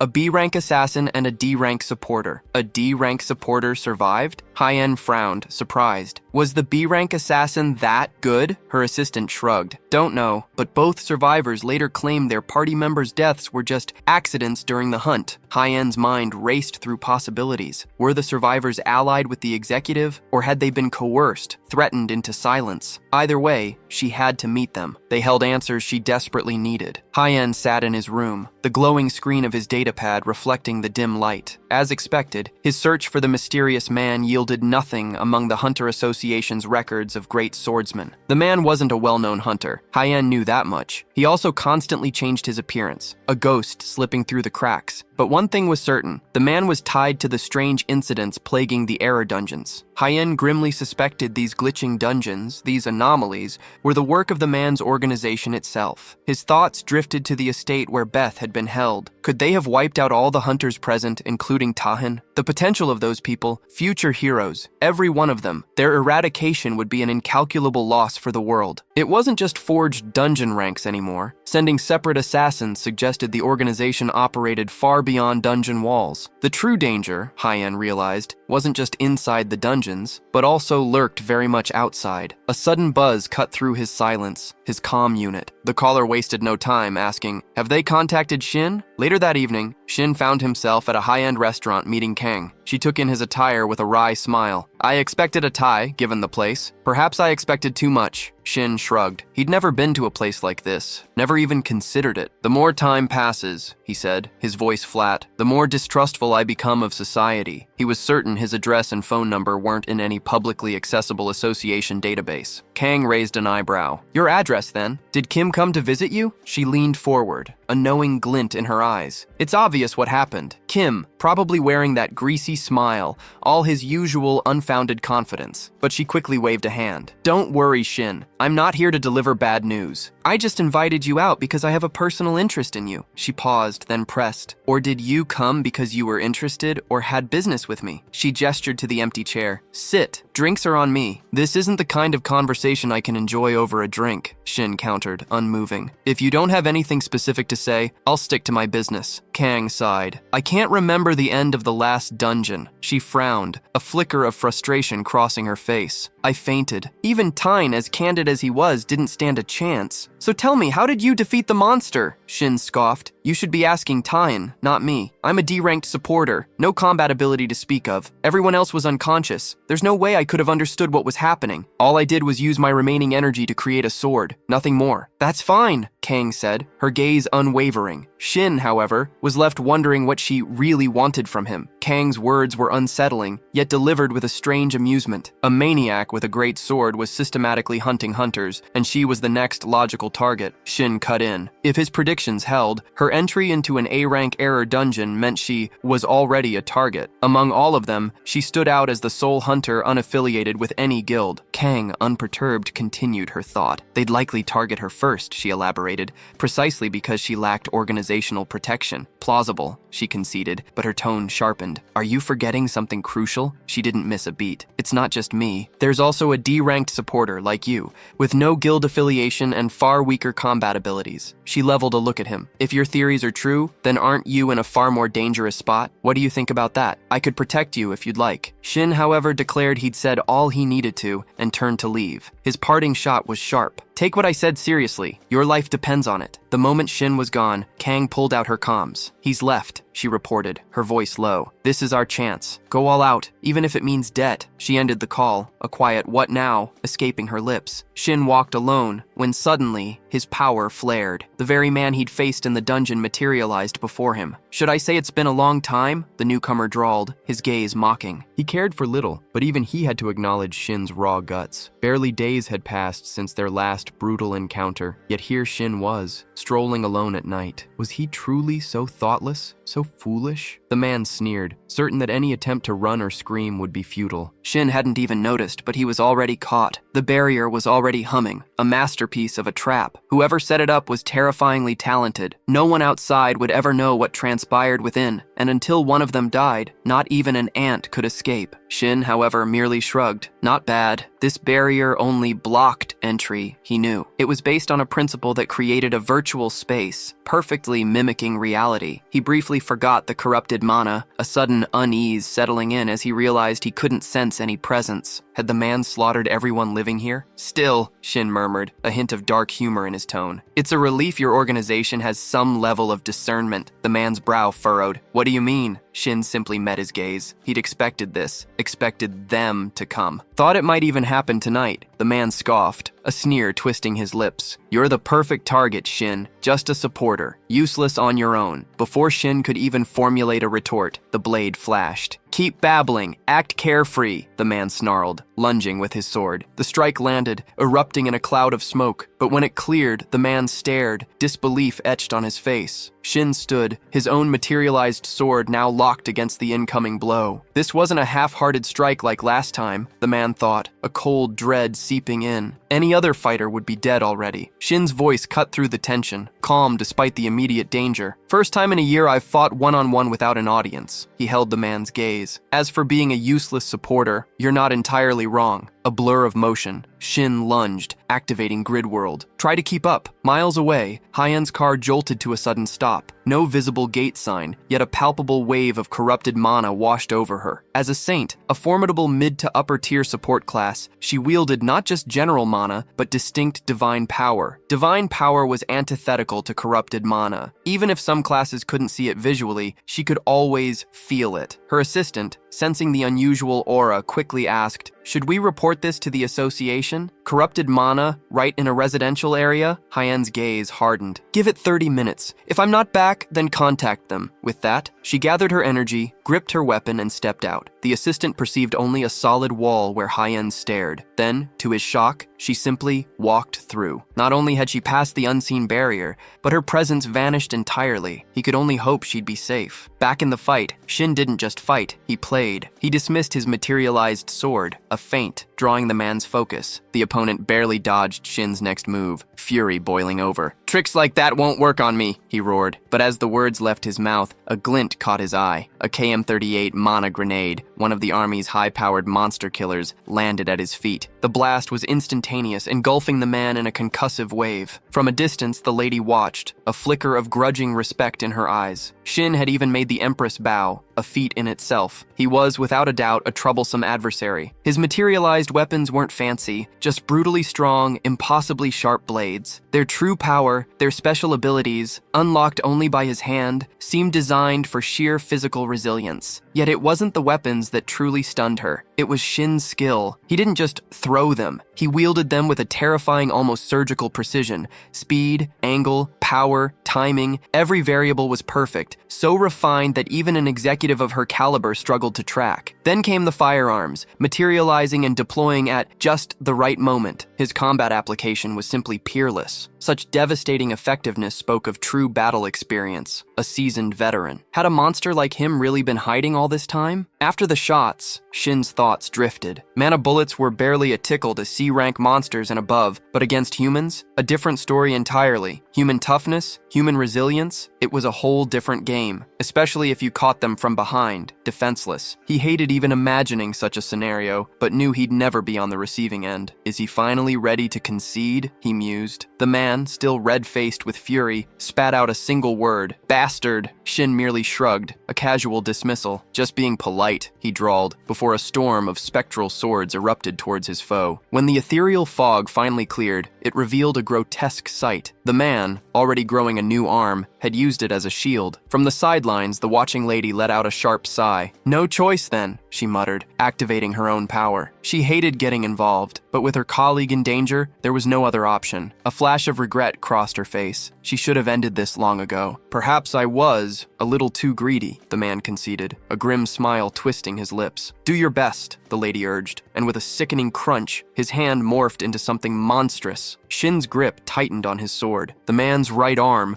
the one he'd severed moments ago, was impossibly whole again. Corrupted mana. That was the only explanation for this grotesque regeneration. He lunged, but the man's mutated hand moved with impossible speed, shearing through Shin's weapon before striking back. Shin barely managed to conjure a barrier, the impact rattling him to the core. "Strong weapons alone won't cut it, Shin," the lady called out, her voice sharp. "You need a counter." The words jolted Shin. A counter. He suddenly remembered the Bloodstone of Irakan, a strange gift from Min, part of his guild contract with Tahin. It wasn't just a stone, it was a conduit, holding the death throes of the monster Irakan. For a single minute, it would grant him the class, skills, and aptitude of whoever had slain the beast, matching their power. But the cost was brutal, a staggering 99% stamina drain once the minute was up. Shin exhaled slowly, a sound laced with grim resignation. He'd never imagined activating it on himself. As the monstrosity charged, Shin slammed his palm against the bloodstone, a searing surge. For an instant, he became Tahin, inheriting his tier, rank, and raw aptitude. A massive, gleaming sword materialized in his grasp,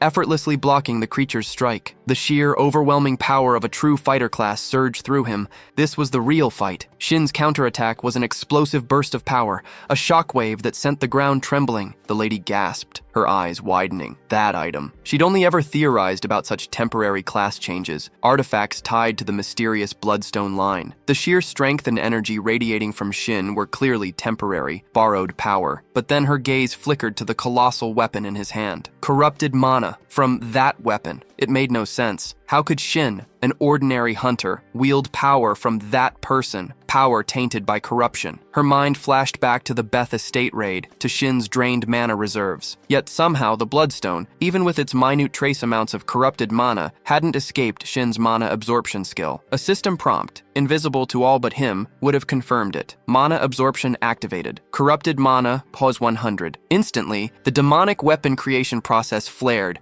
its tendrils reaching into the very heart of the demonic realm, seeking a suitable weapon, and from the depths, a name echoed, Fraggarok. The blade materialized, dark and lethal. Shin moved like a blur, the demonic sword tearing through the air, driving his opponent back with brutal force. Before the enemy could fully regain his footing, Shin was already upon him again, unleashing another devastating blow. The lady's gut twisted. Shin's class had shifted, yet his bizarre proficiency with a blade, his movements, defied explanation. It was as if he'd wielded a sword for decades. Her confusion made perfect sense. The Arakan's Bloodstone offered a class change, not experience. And in his past life, Shin had never touched a melee weapon. No combat training, no fighter's instinct.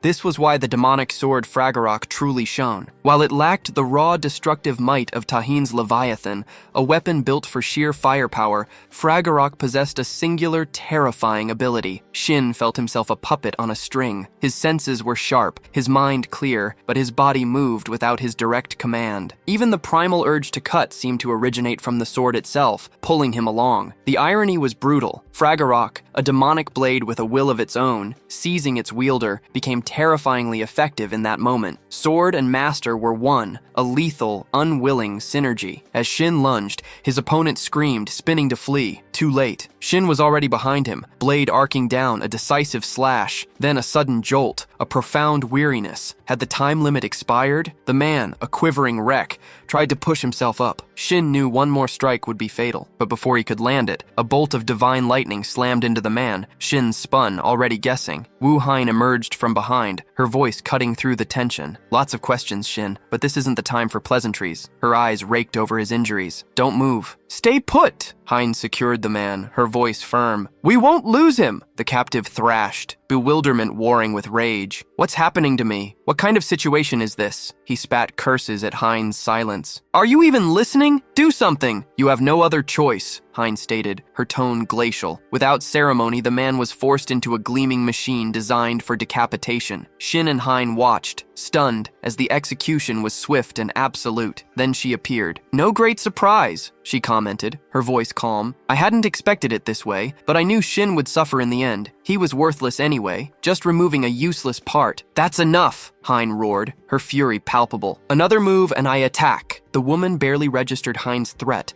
before divine power erupted. Hein launched her assault. A shimmering barrier snapped into place, shielding the woman and the gruesome corpse. Divine power, the woman mused, a flicker of genuine surprise in her eyes. A direct hit would have killed me instantly. Lucky, Hein, reeling from the sheer force of the divine power she had unleashed, wondered, was there another player in this game, beyond the executive and this woman? The woman declared it a day. She'd concede to Shin's demands for now, refusing to waste another joule of energy on someone not under her command. Next time, she purred, I'll return to dress him far more gloriously. Then she vanished in a flash of teleportation. Hein immediately turned to Shin, sprawled unconscious on the ground. Shin jolted awake on a plush couch, disoriented in an unfamiliar room. Had he been moved unconscious? How long had he been out? To his astonishment, he felt almost fully recovered. Moments before, exhaustion should have glued him to a bed for a week, every muscle screaming in protest. Instead, a wave of refreshing energy coursed through him. Then, the cold reality hit. His hands were bound. Just then, Hein entered. I'm unsure of your current condition, she stated, her voice calm. But I did what I thought was best. Let me know if you feel any discomfort, anything at all. Shin managed. I feel almost fine, thanks to you. He began to thank her for the rescue and treatment, but his gaze fell to his bound wrists. Why am I tied up? Hein's expression hardened. From now on, I need your absolute honesty, she declared. Start with this. Why were you with those people? She promised to answer his questions once she had hers. A flicker of realization crossed her face. She already knew his name, didn't she? Shin simply nodded, gesturing for her to begin. Explain what happened. The words barely left his lips before his mind raced. Hein, an S-class saint, renowned not just among hunters but the entire public, the formidable guild leader of Heinemu. In his past regressions, the Heinemu Guild had been a minor player, certainly not one of the fabled three great guilds. And that concept, in truth, had always been muddled in his previous lives,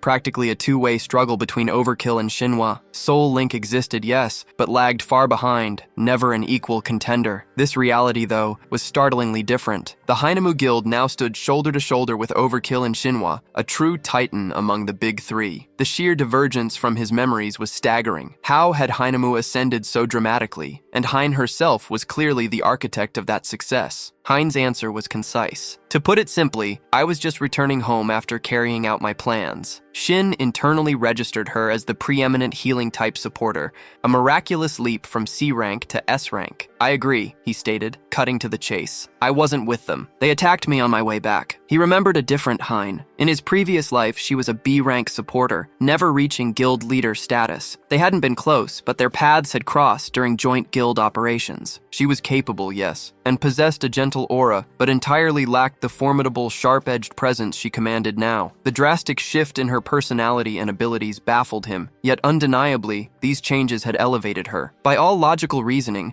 Shin should have suspected her of collusion with the hero hunters, but she had risked her life to rescue him, actively fighting against them. Hein's gaze sharpened. One more question, she pressed. Are you acquainted with the executive? Shin shook his head. That's not a question I can answer. Not yet. He met her stare. You seem to know the executive intimately. You didn't report him to the association. You're interrogating me personally, and it looks like you intend to hunt him down yourself. His voice hardened. Why? Are you seriously questioning the person who just saved your life? She shot back. Shin scoffed. I'm not stupid. I'm tied up, completely powerless, with no idea when you might decide to cut me down. Of course I'm questioning you. I already told you I won't hurt you, she reminded him. Shin wasn't buying it. Your word isn't enough. You've spared my life so far, and you fought the executive, but that's hardly enough to earn my trust. Hein saw it herself. What if, after the merciless killers of his comrades failed and things didn't go well, you fought the executive to rescue me? Or maybe this whole thing was a setup from the start, abandoning him to get information out of me, he pressed. You somehow got through the executive's barrier, one supposedly impassable. If you really know him, then my suspicions aren't just paranoia. I don't need shallow assurances. I need proof you're not connected to those people. She let out a short, sharp laugh at the accusation. Unpleasant, she muttered, before deciding, fine, I'll tell you about myself. She began, I have a younger sibling, Jian. Unlike Hein, Jian is exceptionally talented, incredibly capable. Jian, the Fire Lotus's Jian? Shin's mind raced. Unless it was a coincidence of names, there was no doubt. Jian was one of the legendary hero players. And then it clicked. Hein was Jian's sister. Hein explained that guilds had quickly recognized her sister's immense talent, practically begging Jian to join them, but Jian refused every single offer. Hein suspected it was because Jian felt like a burden, always wanting to stay by her side. 2 years ago, Jian had burst through the door, brimming with energy. "If this goes well," she'd practically sung to Hein, "we can finally start our own guild." Her eyes shone with pure luck. Jian slid a piece of paper across the table. It was the winning bid for the gate, the very trap that had devoured everyone there. Shin cut in. The winning bid must have been a forgery. That gate was probably an unidentified one. Hein demanded to know how, but Shin's certainty was undeniable. It wasn't just an unidentified gate. It was a high-risk dungeon. Had it been any ordinary dungeon, Jian might have stood a chance. Hein pressed on, recalling the day she and Jian stood atop a mountain when he appeared, the executive. He'd scoffed,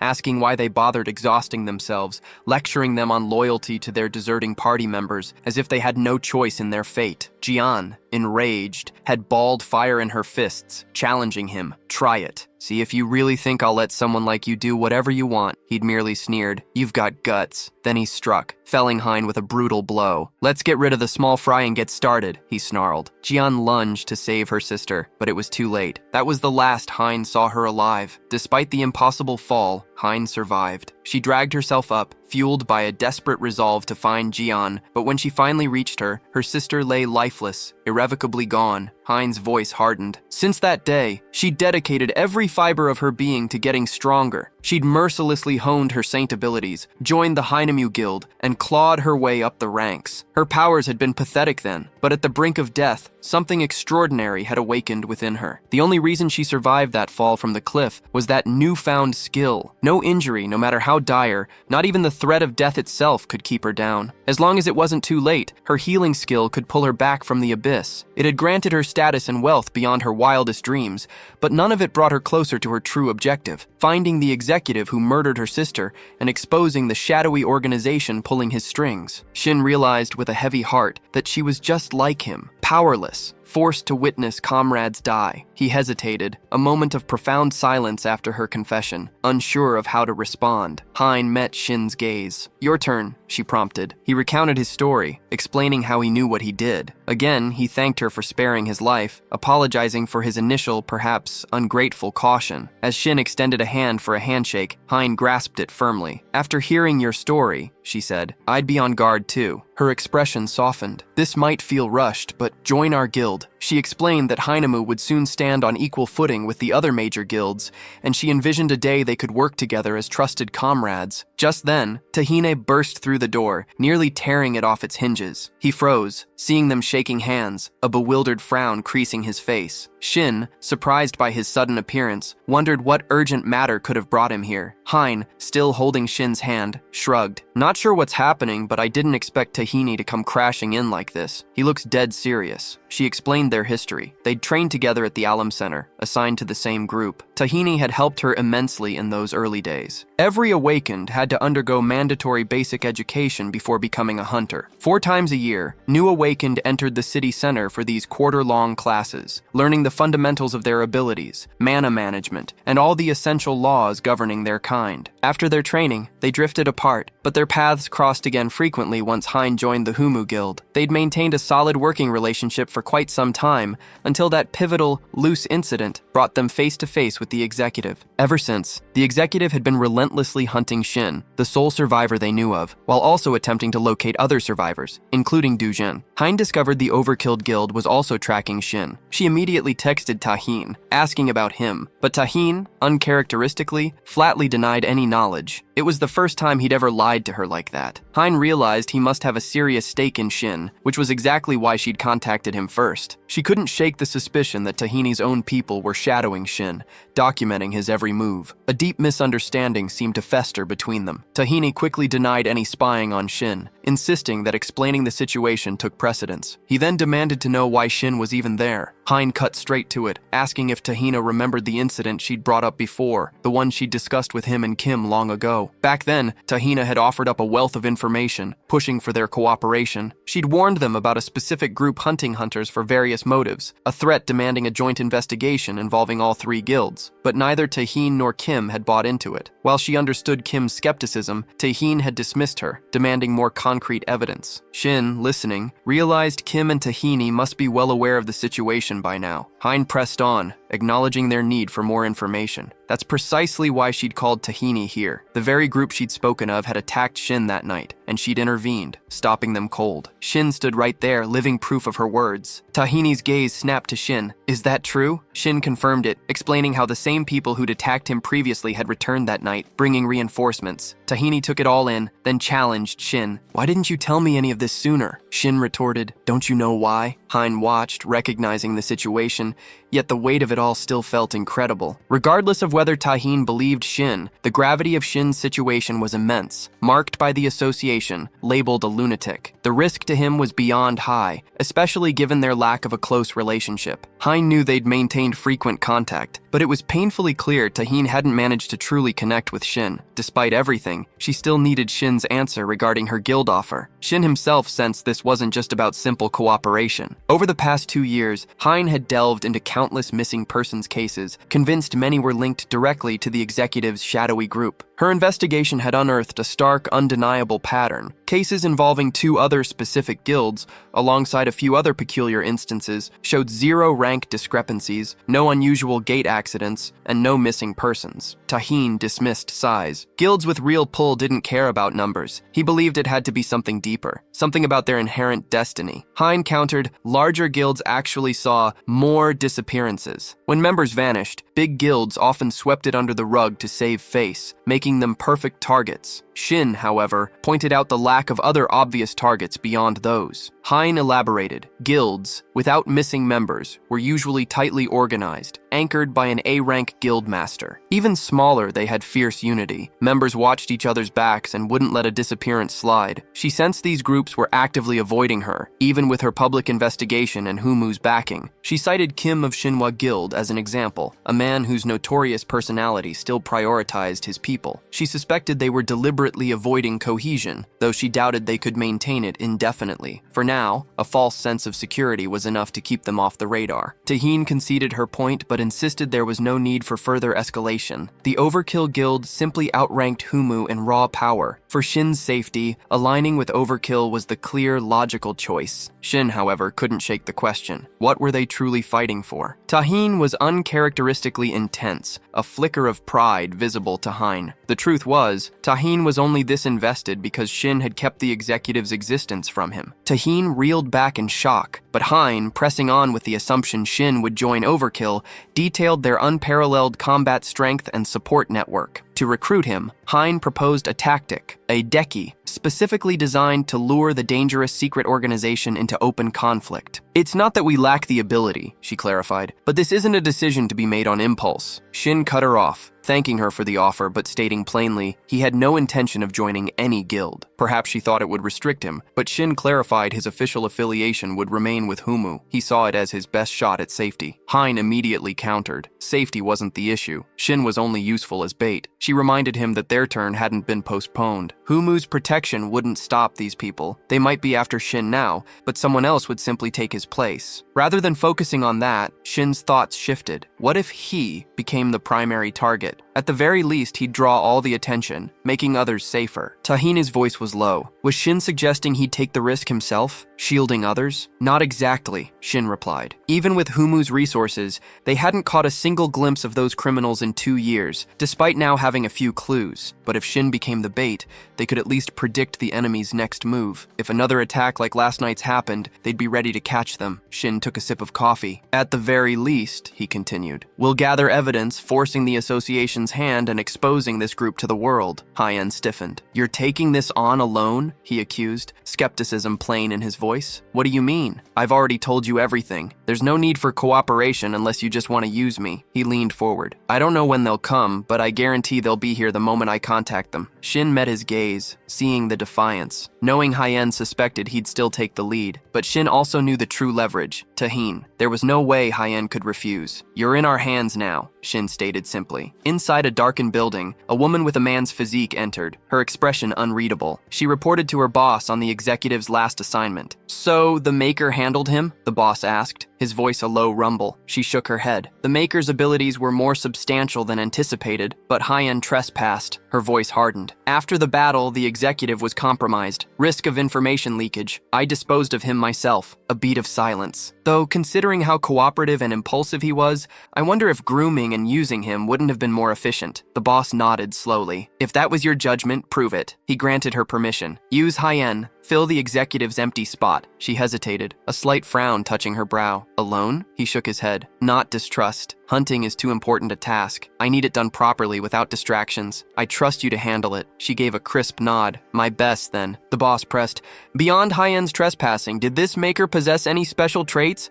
The executive only goes after those who truly interest him." She scoffed. "The association's intel is dead wrong. Shin is no average Maker. His weapon materialization and proficiency, at least A rank. He used them to hold his own against the executive in battle." The boss's eyes narrowed. "Are you telling me Shin was 2 steps ahead, reading movements, outmaneuvering the executive? Despite the fundamental divide between supporters and fighters?" She nodded. Brief as it was, yes. "And he used corrupted mana, a method completely unlike anything I've ever seen." The boss's agitation flared. "Don't leave a single detail out. Tell me everything that happened, from start to finish, as precisely as you can." Days later, Dojon stood amidst towering skyscrapers, murmuring into his calm. "Shin? He's right in front of the building." He glanced up. "Came a little early, just in case." Dojon had already arranged everything with Mr. Tan, who was free to meet for a meal and conversation. Shin, phone pressed to his ear, scoffed. "If it's an expensive meal, he won't be skipping out." Dojon sighed, eyes closed. "Expensive. It's not that he'd be against it, but I doubt he'll be able to eat much, nerves and all." He understood this wasn't them joining forces, merely cooperation against a common enemy. Even so, facing one of the best guilds had him on edge. "Is that so?" Shin's voice held an edge of dismissiveness. "With his abilities, there's absolutely no need for concern." Dojon let out a short laugh, a hint of relief in it. "Glad to hear you say that, Shin." Shin hung up, muttering, "Okay, let him call if anything happens." He knew Moon Dojon was safe for now. The kid was brilliant, talented enough that joining one of the 3 greatest guilds wouldn't raise a single eyebrow, and he still had plenty of room to grow. Shin pictured Dojon, blades in hand, an uncut diamond in a mass murder outfit. With mentors like Tahan and others,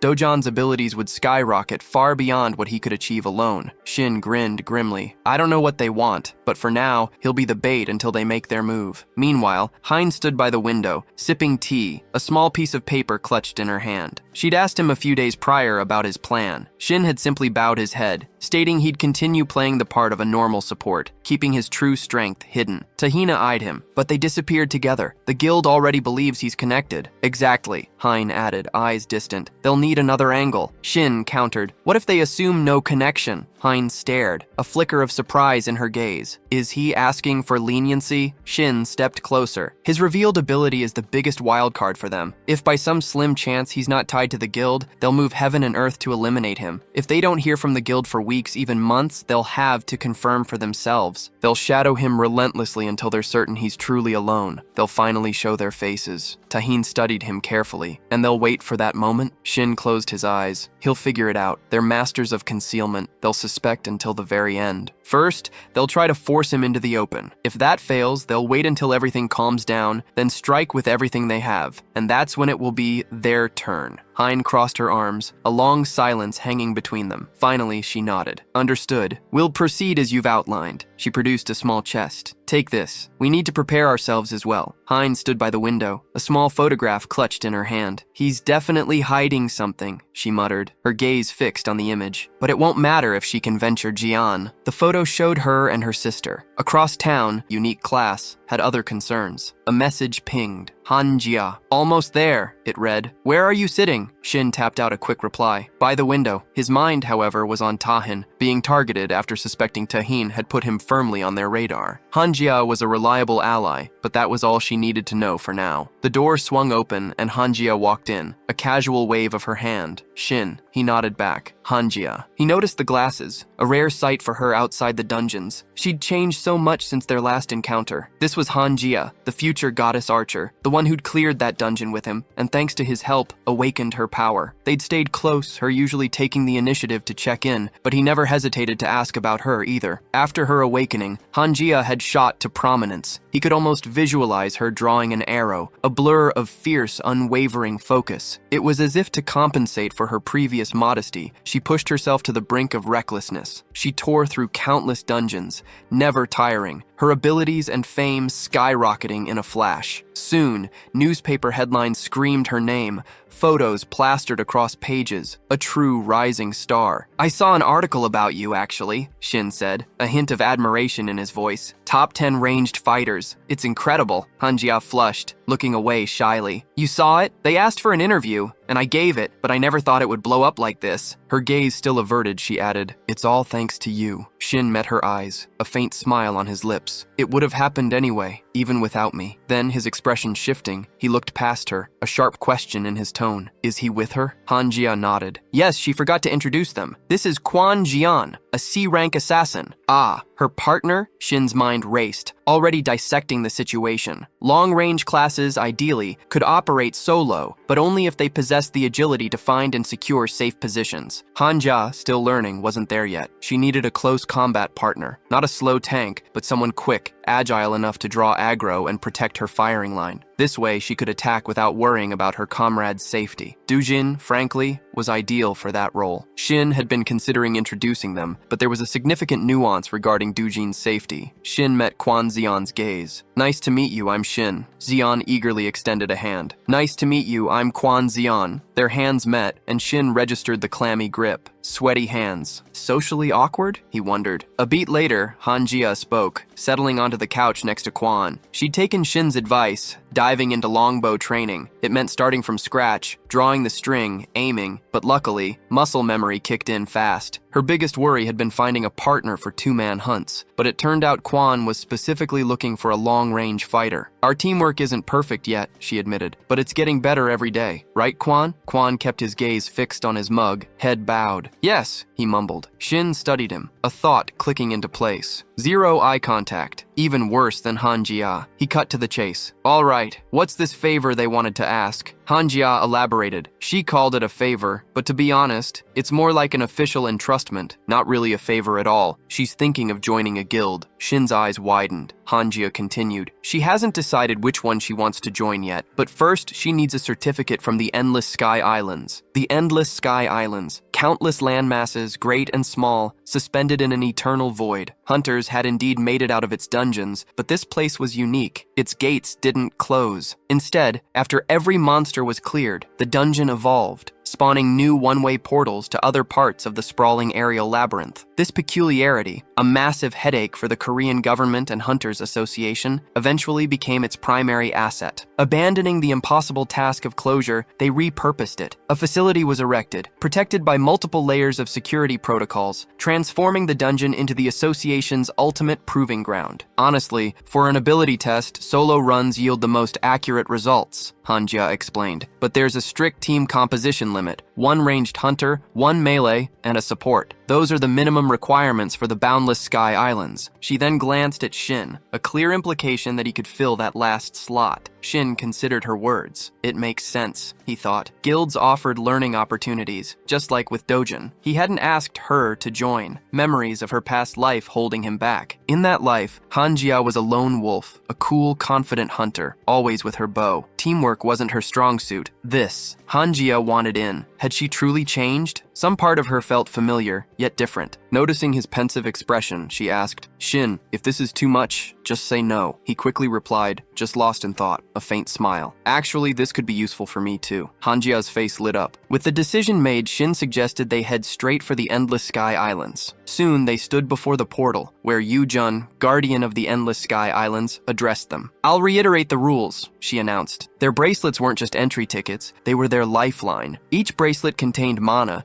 and was their sole guarantee of safe transfer to their designated exam island, but only if they entered with her. The group absorbed her words intently. Jun emphasized, Do not remove these bracelets. They allow me to provide emergency assistance. She placed a hand over her heart. I may be retired, but I'm an A-rank support with skills like barrier and rescue. If anything goes wrong on the islands, I can save you, but I need your cooperation and communication. If a problem arises during the test or you feel you can't clear it, notify me immediately. Shin glanced back. Kwon stood there, a sword clutched in his hands, a worried frown on his face. Shin had worked with Jia enough to sense Kwon was a complete rookie, and that sword, he'd never seen one like it. Its design screamed one purpose, piercing vital points. Jun turned, a curt nod. Let's go. They followed, stepping into the shimmering portal. Moments later, they materialized in the Endless Sky Island's 12th district. As they exited the portal, Jun's voice cut through the air. First wave starts in 5 minutes. Each wave brings more monsters, and the difficulty escalates. To clear this dungeon, you must defeat every monster in every wave. Your kill count updates in real time. What's the maximum number of waves? Hanjia asked. Jun gestured vaguely. 100, at least, from what I remember when this place was a simple dungeon. Hunters back then pushed themselves to their limits. In the actual test, the record sits at 73 waves. Both the leader of Overkill Guild, Tahan, and Heian Guild's Wu Heian hold that record. Shin mulled over the implications. Even factoring in Tahan's weapon limitations only reaching wave 73, this test was proving tougher than he'd imagined. Jun waved them off. I'll position myself for observation. The moment I sense they're overwhelmed, or they throw in the towel, I'm stepping in. Monsters were already swarming closer. Jun, a blur, simply vanished. Weapons drawn, the others advanced. Wave 1 hit. 30 drooling gremlins erupted from the bushes. Gremlins? Shin scoffed, eyeing them. For Kwon's level, this isn't even a warm-up. He spun around. What is this bloodlust? Almost monstrous. He watched Kwon, sword extended, flare with bright energy. Moments later, Wave 4 rolled in. 3 orcs. Swords already skewered their bodies. A strange energy pulsed from them. Shin recognized it instantly. An insane bloodlust. He'd felt it before, back when players first began awakening. Beyond those who simply cleared dungeons or hunted monsters, a clandestine guild existed, one that hunted players. Empty fantasy. Shin remembered the terrifying aura from their fighters, a phantom organization of killers,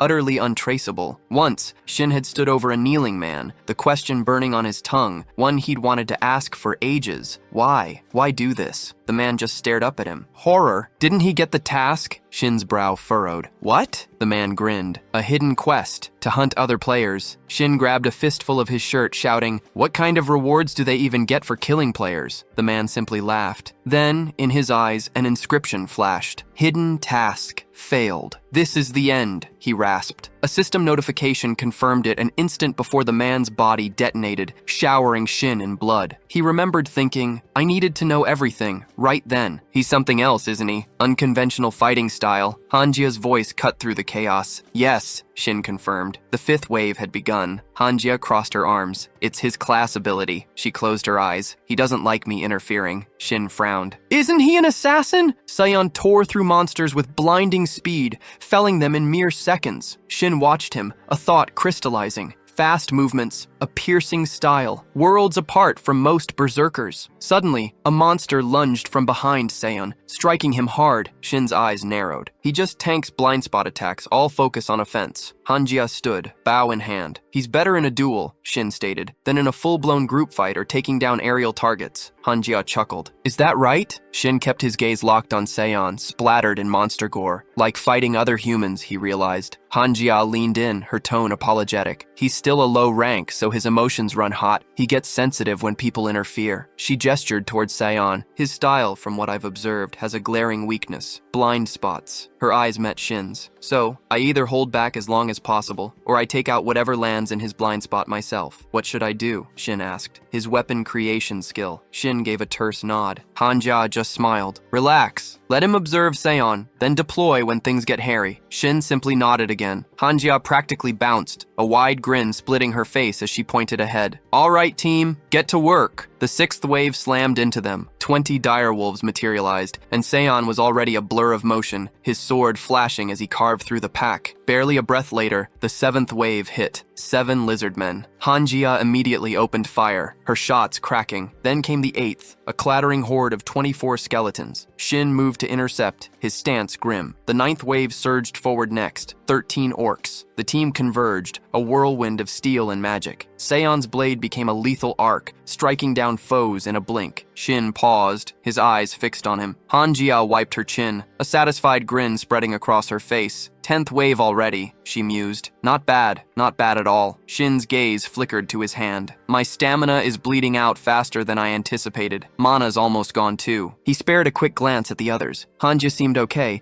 but Kwan Sion was clearly flagging, probably from his initial solo push. This team lacks professionalism, lacks experience. Their coordination is far from optimal. A sudden shriek tore through the air. They're coming! Hanjia yelled. The 10th wave hit, unleashing 2 colossal trolls. Sion's voice hitched. Trolls? Hanjia spun around, her brow furrowed. Only 2 trolls for the 10th wave? Something's off. Shin's gaze flickered to Hanjia, bow taut in her hands. Can Sion even handle these things, he wondered? Just then, a colossal monster swung its massive fists, slamming them into the earth. Sion whirled, eyes wide with terror, frozen on the beast. Then, he pushed off the ground, scrambling to flee. Just as I figured. He can't take a hit, so he'll try to dodge, Shin thought grimly. Hanjia's shout sliced through Shin's calculations. Sion's in danger! We need to distract one now! She surged forward, unleashing a powerful torrent of energy. Hanja pumped her fist, a triumphant grin flashing across her face. It hit! But then, the monster's injured hand began to knit itself back together. A gasp tore from Hanjia's throat. What? Shin's hands trembled. Idiot. I should have accounted for this. He chastised himself. He grit out, I'll buy us time! Trolls regenerate limbs.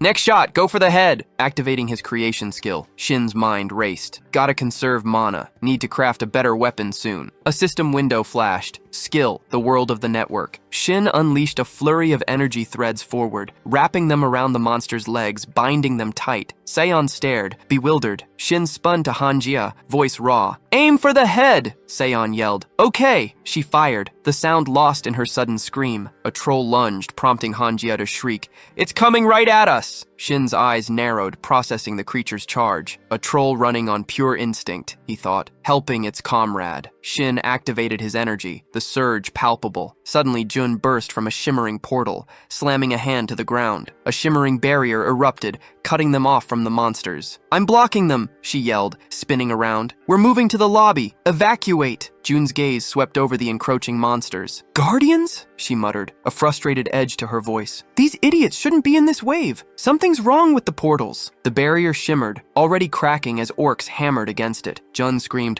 Another portal opened outside. Monsters are pouring out. This entire place is now a dungeon with a rank error. Shin's mind raced. Endless sky islands, a dungeon with a rank error, but I don't sense any polluted mana. Hanjia gasped. Wait, a member of my team is still out there. Jun turned, her expression grim. I'll save him. Go! She activated the rescue skill, and in a flash, the group was pulled away, instantly reappearing at the Endless Sky Island's starting point. Outside, new portals had already ripped open in several locations. They're dealing with it, Jun stated, already turning to rush back through her own portal. Just before she vanished, she spun one last time, yelling, Please, evacuate the building. Shin suggested they leave. Hanja nodded. Okay. Meanwhile, in another part of the facility, guards stood by blood-splattered screens, frantically trying to regain control. Behind the priest, the man who'd murdered her partner emerged from the shadows. She crossed her arms, a chilling smile touching her lips. God, how unexpected, she purred. A familiar face? Aren't you glad too, Executive? You have more scores to settle with him. Kurum silenced them, a raised finger pressed to his lips. Quiet. Let me think for a moment, he commanded, then added, What if she just breaks the rules? The priestess clicked her tongue, a dismissive whatever, barely escaping her lips. Just then, Jun burst from the portal, her voice cutting through the tension. Kwan Sayon, is he here? She demanded, scanning the area. The trolls are gone? What happened so fast? She rushed to his side, her hand on his back. Sayon, are you okay? Sayon started to respond, but his words were cut short by a stark red system window blazing before him. Hidden quest. The moment was shattered as Min hurried into the office. Guild leader, the association just contacted us, he announced. The association? Tahan's brow furrowed. Now? What could they want? Min replied, Apparently, all this chaos is because a new gate opened, entirely off schedule, somewhere on the islands of the Endless Sky. His eyes instinctively dropped to his phone. Shin's last message, still open on the screen, confirmed his earlier thought. Shin said he was heading there today. Are Mongan and Geo with him? Tahan pressed. concern in his voice. Min shook his head. No, they left with the deputy. Tahan's gaze sharpened. Who's immediately available? Min reeled off the numbers. 1 A rank, 5 B ranks, 3 C ranks. Tahan dropped his head, a silent calculation running through his mind. Not enough, but he couldn't go himself, not without derailing Shin's whole operation. He looked up, refocusing.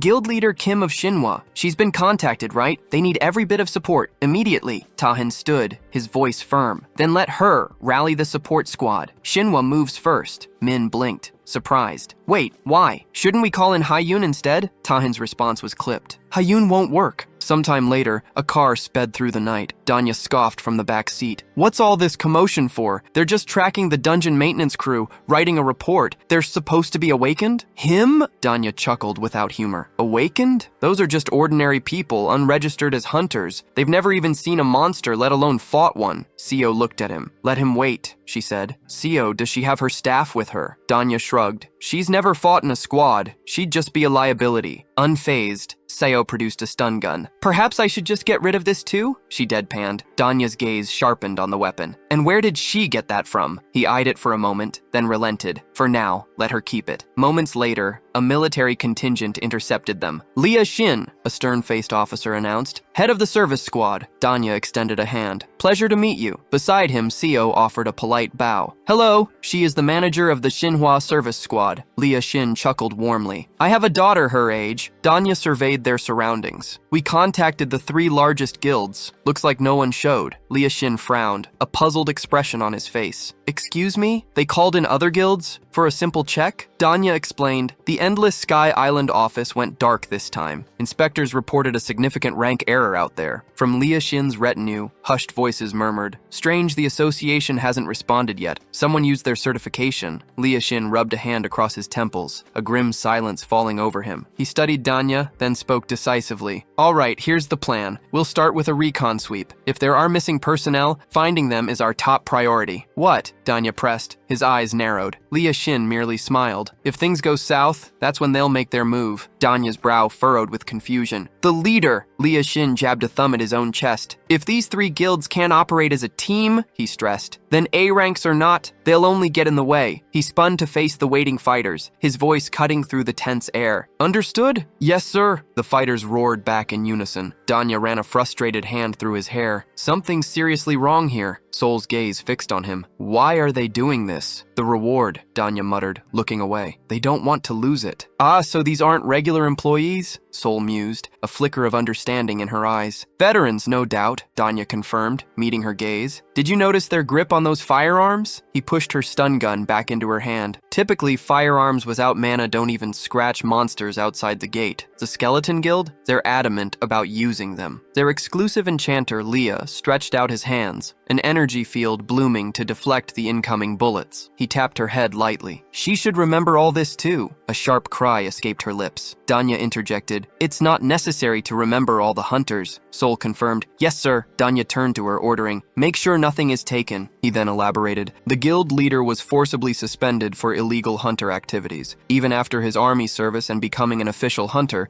he was caught clearing dungeons illegally multiple times. Leah waved a dismissive hand. Shin, glancing around, saw Danya and Soul being escorted by military personnel. The priestess, a bloody cap clutched in her hand, hissed, Let them watch. Just kill them quietly. Kurum, calmly slicing a piece of meat, scoffed. How much did he tell her? Does he seriously think it's easy to quietly slaughter everyone in a public place? I'm no dog like her. I don't enjoy killing. The priestess clenched her jaw, fury tightening her face. Just then, the executive's hand transformed into a gleaming blade. Kurum, undeterred, just smirked. Oh, I like him. The priestess flared with energy, her voice sharp and dangerous. Let him keep this in mind. He'll end up in the same state as the executive if he keeps chittering with that stinking mouth of his. Kurum, hands raised in a mock gesture of surrender, replied with a taunting smirk. He understands. The priestess, turning away in disgust, snapped, If he understands, then get him to lure those idiots already. He outright refused to help her kill. The priestess stalked toward him, gripping his robe. If he doesn't want to die, he'll do as she says, now. Kurum raised a challenging finger. One condition. A sudden jolt of fear went through the staff, eyes wide. Leah quickly interjected, "This is the security department. Let them take a look." Kurum, however, turned back, dismissive. "They don't know what's inside. They'll just see her. We're sticking to other locations for now." "Sounds like a plan," Danya agreed, already pulling out his phone. Shin pivoted, eyeing him. "Why the phone?" "Just for the record," Danya explained. "We need to document what's in there." Leah gave a short, disappointed chuckle. "All right then, we start searching." Her voice hardened. "How many need saving?" Danya rattled off the numbers without hesitation. "1 guard, 5 from security, and an S-rank hunter here for certification." Leah spun around, his voice sharp. "The garden hunter. They last saw her entering the inner gate room." He pulled out his comms unit, speaking into it. "Have they reached the security department?" Suddenly, a massive crimson surge of killing intent shot towards him. The man screamed in terror. "Guild leader, is he all right?" Danya's voice cut in. "What?" Leah demanded,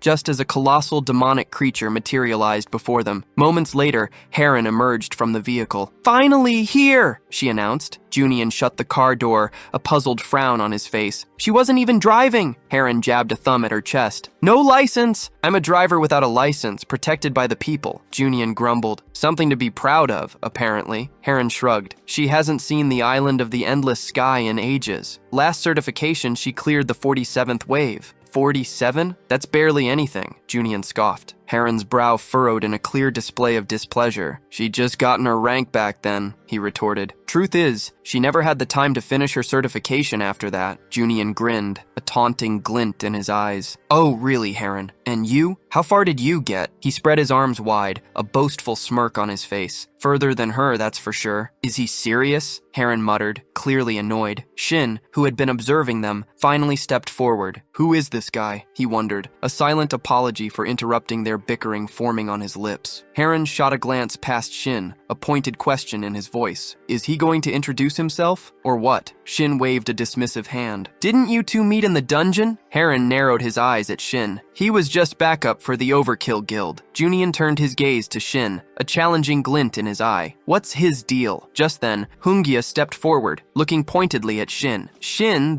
So," Shin began, adjusting his hair, his mind racing for a way to explain the unfolding chaos. The others stared at him, their expressions a mix of confusion and mounting dread. Before Shin could elaborate, Shantae roared, "What are they doing?" His eyes, locked onto the monstrous figures, hardened. "Shoot!" At his command, the fighters snapped their weapons up, a furious hail of gunfire erupting. The massive creature bellowed, trying to shield its bulk as countless energy beams slammed into its hide. "Leader, it's getting away!" the fighters yelled, desperate to hold Shantae back. He frowned, scanning the chaotic scene. "There!" They spun, disoriented. "Where did he go?" one demanded, spotting movement. "There!" another shouted, pointing ahead, but Shantae's finger shot past them. "Behind! Watch out!" The fighters spun, just as another monster closed in, an outstretched hand glowing menacingly. A massive red flash erupted before them, engulfing Shantae. "Idiot!" he spat, rage burning in his eyes. The executive leaped, striking out with a powerful hand. Shantae met him, a grim frown on his face. He swung his axe, unleashing a blinding flash of light as the system window flared. Skill, elemental enchantment, glacier. Shantae slammed the axe into the ground, activating Ice Prison. A massive surge of ice erupted,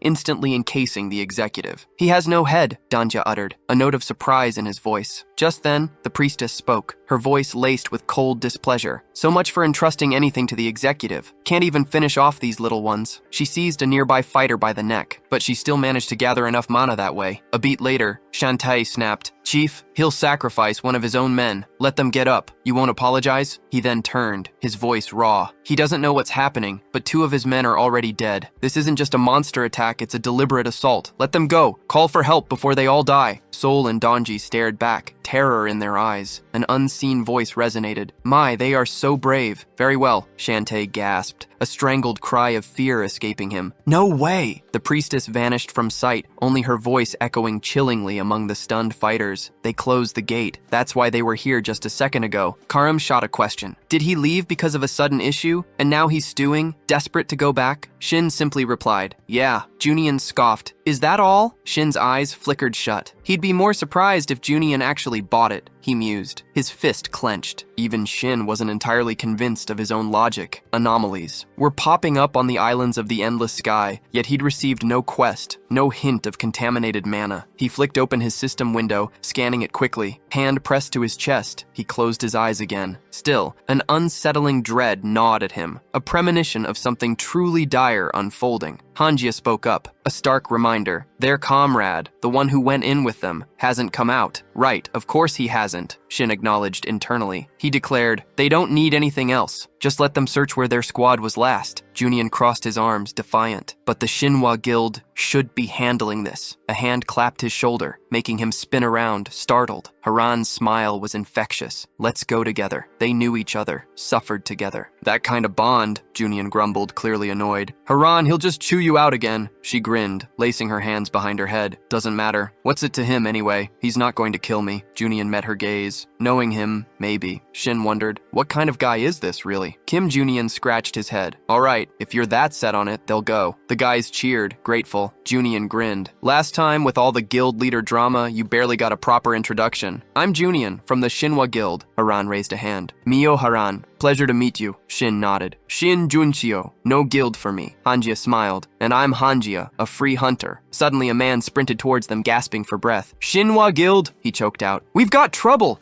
The gates to the islands of the endless sky, they're shrinking. Shin's eyes widened, a cold dread washing over him. Just then, the priestess stepped before the fighters. Now, she taunted, waving a hand dismissively. Who's ready to clean up their new home? A massive surge of energy erupted, blasting directly toward the group. Shantae roared, his axe already swinging. No idea what kind of idiots you're dealing with, but you just made a huge mistake. Never underestimate us. As an energy monster surged toward him, he swung his axe, then instantly manifested a gun, unleashing a rapid volley of shots. Cracks and pops echoed loudly through the air as the beast reeled, breaking off its assault and retreating. But the respite was brief. The monster suddenly dove from above. Shantae whirled, snatching a flask and activating elemental enchantment, Flame. Everyone, close your eyes, he bellowed, unleashing ignition. As the creature bore down on him, he hurled the now sparkling projectile directly into its path. A memory jolted Donju. He spun around, the grim reality hitting him, the system powering the islands of the endless sky. Even an unknown monster couldn't fully destroy the gate until its power grid collapsed. But if that were true, couldn't the gate, even a small one, eventually reopen? The sorcerer, though unconscious, had been right. The portal pulsed, its size fluctuating wildly. Then, for a fleeting instant, it snapped back to its original form, a critical window that some were quick to exploit. The group lunged through the portal, materializing directly before the priestess. They exchanged confused glances, but her gasp of horror cut through the air. Shin lashed out with a burst of energy,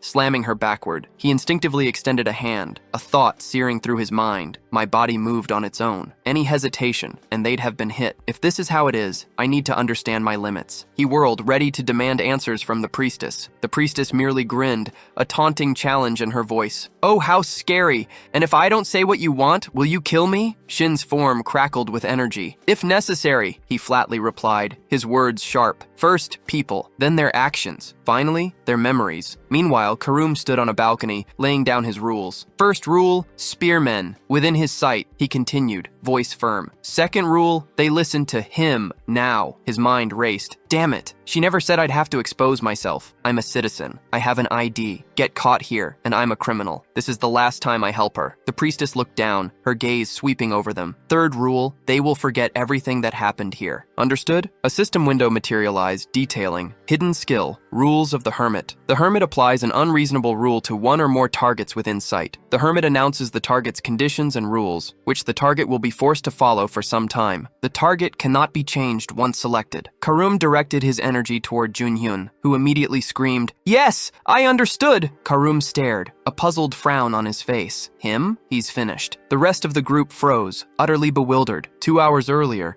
Sayan crouched behind a hulking monster. Are they all gone? He'd overheard them discussing a gate, but their voices were too distant, their words barely more than murmurs. He glanced to the side, a new thought emerging. Maybe I should hide for now. But soon, it'll remember me and give chase. Sayan's eyes widened. What about me? Suddenly, a portal ripped open before him, disgorging a stream of monsters. I thought the islands of the endless sky only had one-way gates. His mind raced. Is this the gate the Guardian spoke of? Just then, a system window flickered into existence beside him. Sion frowned. What kind of trolls are these? They vanished as if someone had summoned them. A sudden surge of energy jolted him, and he spun around, heart pounding. What is that? The system window blared, hidden task activated. A secondary message flashed below, accepting automatically in 5 seconds. Sion's eyes fixed on it, a knot tightening in his gut. A task? This isn't part of the game. And accept? What the hell is this? Am I hallucinating? Just then, Jun sprinted up to him, concern etched on her face. Quan Sion, are you okay? Sion, still reeling, shot back. The Guardian, can she see this too? Jun's brow furrowed in a puzzled stare. Excuse me? What are you even talking about? Before Sion could even begin to explain,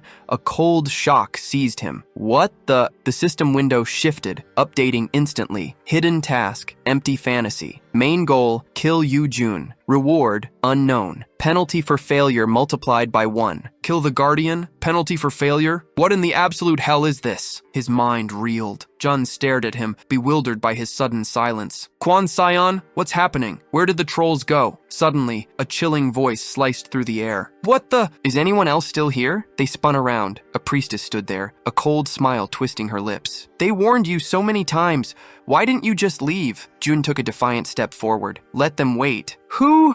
Her words died in her throat as a blinding explosion erupted directly in front of her. With a desperate surge of will, Jun barely threw up a protective barrier, deflecting the concussive blast. The priestess merely tilted her head, an amused glint in her eyes. Wow. Impressive, throwing up a shield that fast. She can't even perceive the infected mana yet, but she's definitely capable enough. Jun dropped to one knee, chest heaving. That close. Too close. If I hadn't reacted, I'd be dead. Who the hell is she? The priestess sighed, shifting her gaze to Sion. And he's already seen the corrupted mana. This early? He hasn't even fully awakened. An empty fantasy then. Sion just blinked. What? Quan Sion, snap out of it. We need to move now. Jun's voice cut through the tension, sharp and urgent as she slammed her hand down, activating a rescue skill. The priestess merely smirked. Oh my, her grin widened, a predatory glint in her eyes. A useful skill indeed. Sion could only stare, eyes wide with terror. Jun's hand shot out, seizing his. Quan Sion, listen close. I don't know what she just hit us with, but it's at least rank A. I know nearly every certified hunter, but before she could finish, a blade erupted from her chest. Jun gasped, blood bubbling. What the executive had struck. Guardian! Sion screamed. He lashed out, a wild flurry of punches fueled by pure, unadulterated horror, desperately fighting the attacker. But then, a sudden surge of energy enveloped him. Jun, even as life drained, pressed her hand to the ground, a wave of mana rippling outwards beneath her. Sion's voice cracked. What the? The system window flashed, searing itself into his vision. Skill, Atonement. It read, activates when the user's life is in danger. The designated target will be surrounded by a barrier and transported to the safest location, determined by the user's emotions. Jun's eyes locked onto Sion's. What? He asked, her grimace already answering. Once you're out, report to the Hunter Association. Immediately. An unregistered awakened is out there, killing people. Sion's voice hitched. What about you? Jun clutched her stomach. I'm fine. I'll last. For now. Sion saw her barrier pressing tight against the wound. He nodded, a grim resolve settling on his face. Okay, I'll come back. Jun stood watching as the shimmering portal closed behind Sion, leaving her alone. The priestess, arms folded, chuckled. Oh my, an anchor skill, I presume. Quite unstable. Jun scowled. She's awakened, but I've never encountered anyone like her. What exactly is she trying to achieve? The priestess took a step closer. I need a base, and the islands of the endless sky would be ideal. A dismissive wave of her hand followed. She was just unlucky. Jun smirked, a dangerous glint in her eyes. Does she think? At that moment, Hanjia rushed to aid Donju. Jun's gaze flickered, a soft mutter escaping her lips. I've been lucky so far. The priestess sighed, an impatient sound. Yes, enough talking. Her skills are a pity, but my child is hungry. Jun felt a surge of energy, her body starting to glow. She paled, a tremor in her voice. What is this? The priestess merely raised a hand. Die! 2 hours later, Junian roared into the fray, spear blurring. Hanjia yelped, leaping back. Dodge! Heron's voice cut through the chaos. Gather! From the sidelines, Shin frowned,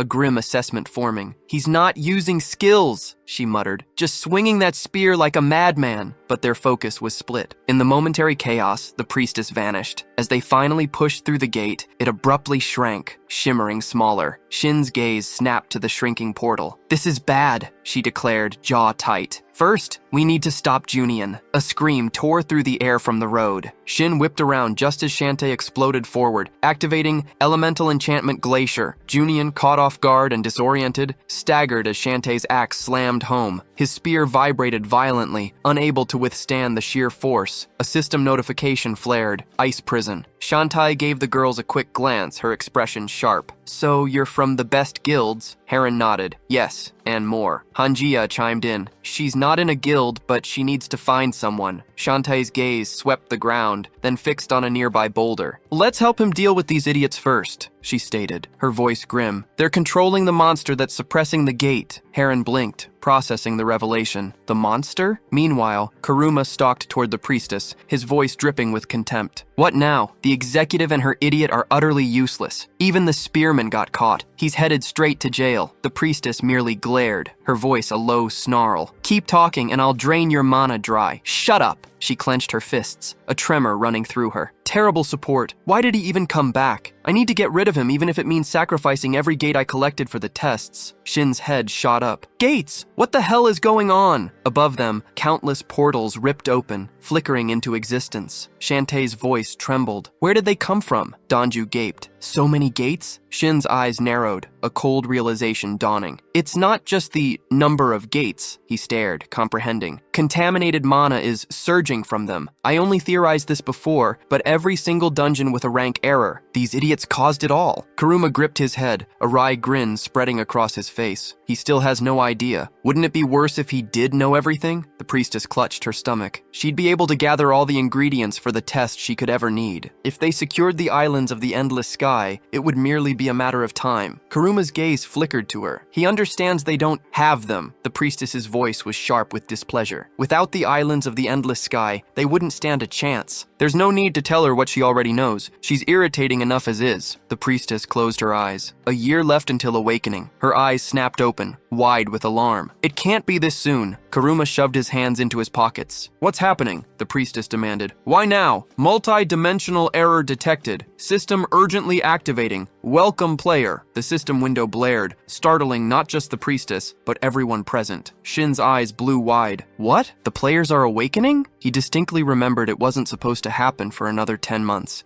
and even then, only a select few were meant to experience it. Sile stared at a similar bizarre window that had materialized before her. Something felt off about this sudden phenomenon. "Welcome player Mayoharan?" Heron gasped, then shrieked in fear. "What the hell?" Her own system window flashed. Main task: protect the islands of the endless sky. Main goal: defeat 10 waves of monsters. Reward: unlock new skills. Salvation from the islands of the endless sky. Shin's mind raced. Had other players already awakened? And how? Before he could process it, Donju's urgent shout cut through the confusion, his finger stabbing forward. "Look there!" Huge, grotesque monsters were already pouring through the shimmering gate. "The monsters are coming!" he screamed. They scrambled, grabbing their weapons as the system window flared again. First wave: 100 gremlins, 80 kobolds, 60 goblins. "Where in the hell did these come from?" Donju muttered, bewildered. Sile, her voice trembling, pushed. "Donju, what do we do now?" Shin sprang to the side. "Everyone this way, hurry!" He waved them forward. The group sprinted, Shantae yelling a final, "Be careful!" as they fled. Donju charged ahead. "Sayol, faster!" Sayol cried back. "Pick me up!" Massive monsters closed in, their heavy footsteps shaking the ground behind them. Just then, Heron surged forward, leaping directly into the path of the oncoming creatures. She raised a shield. "I don't know what any of this is," she muttered, glancing at her system window. "But if we can handle these waves, it'll let them go, right?" Then she roared, "Enlargement!" The system responded, "Giant's Shield." A true giant's creation, capable of shifting size and shape to match its user's build and needs. The ice groaned, spiderwebbing with cracks. "Hey!" Shantae yelled, pointing. "Force them this way. Block the escape route. We need to pin them down." Shin strode forward, he commanded, his creation skill already activating. He stretched out a hand, raw energy flowing outward. Across the cracking ice, multiple shields shimmered into existence. Heron gasped, taken completely by surprise. Shantae stared. Did he just create that? How'd he make so many shields? Shin wiped sweat from his brow. Now they've only got one narrow passage left. We box them in. Heron sprinted forward, yelling, "Got it!" Shantae turned, his gaze snagging on a downed fighter splayed on the ice. "We've got enough here!" Heron called back over her shoulder, already moving. "If he's a close combat type, revive him. You're the best for large battles, understand?" Shantae knelt beside Junian, who lay still against a jagged ice block. "A spearman?" he muttered, "but he specializes in large-scale battles." The monsters howled with derisive laughter, pointing forward. Hanjia's eyes narrowed. Perfect timing, she thought, and activated her golden meteor skill. A massive surge of energy erupted,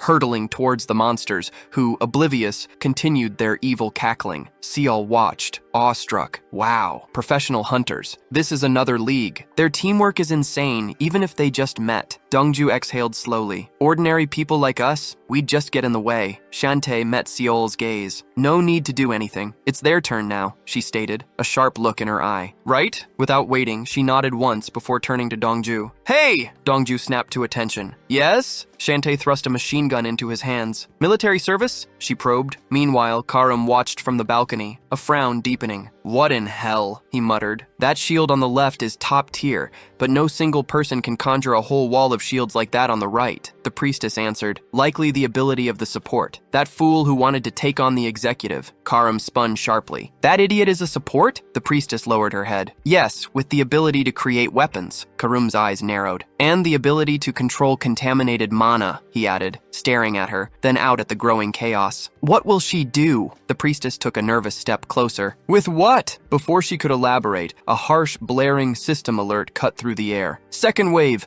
300 zombies, 200 skeletons, 100 ghouls." As if on cue, monsters ripped through the gate, surging forward in a monstrous tide. Karam muttered, "With the gate, didn't she plan to unleash all the monsters at once and wipe them out?" The priestess shook her head. When the system activated, it was too late. Her child opened the gate, but she can no longer control it. Karam's eyes sharpened. They might just let them go. "The islands are their target, not them." The priestess's voice was laced with bitterness. "She loathes the option, but it just might work." Donju tossed his phone to Chial, snatching up the machine gun. "Assuming they don't do anything stupid, of course." Just then, the monsters charged. Hanjia drew back an arrow, a grim thought flashing through her mind. "My mana's dangerously low." The brawl with the trolls had clearly taxed her more than she'd realized. She wasn't sure she'd controlled her reserves properly. Heron sprinted to her side. "Hold on, she'll help." Hanjia grimaced. "It's difficult, but she's the only ranged hunter." Heron's brow furrowed. "Who said that?" Hanjia blinked, bewildered. "Sorry?" Heron crossed her arms, and a shimmering barrier flared to life. Hanjia gasped. "Heron, what is she?" Her eyes went wide as a loud, growing sound began to rumble,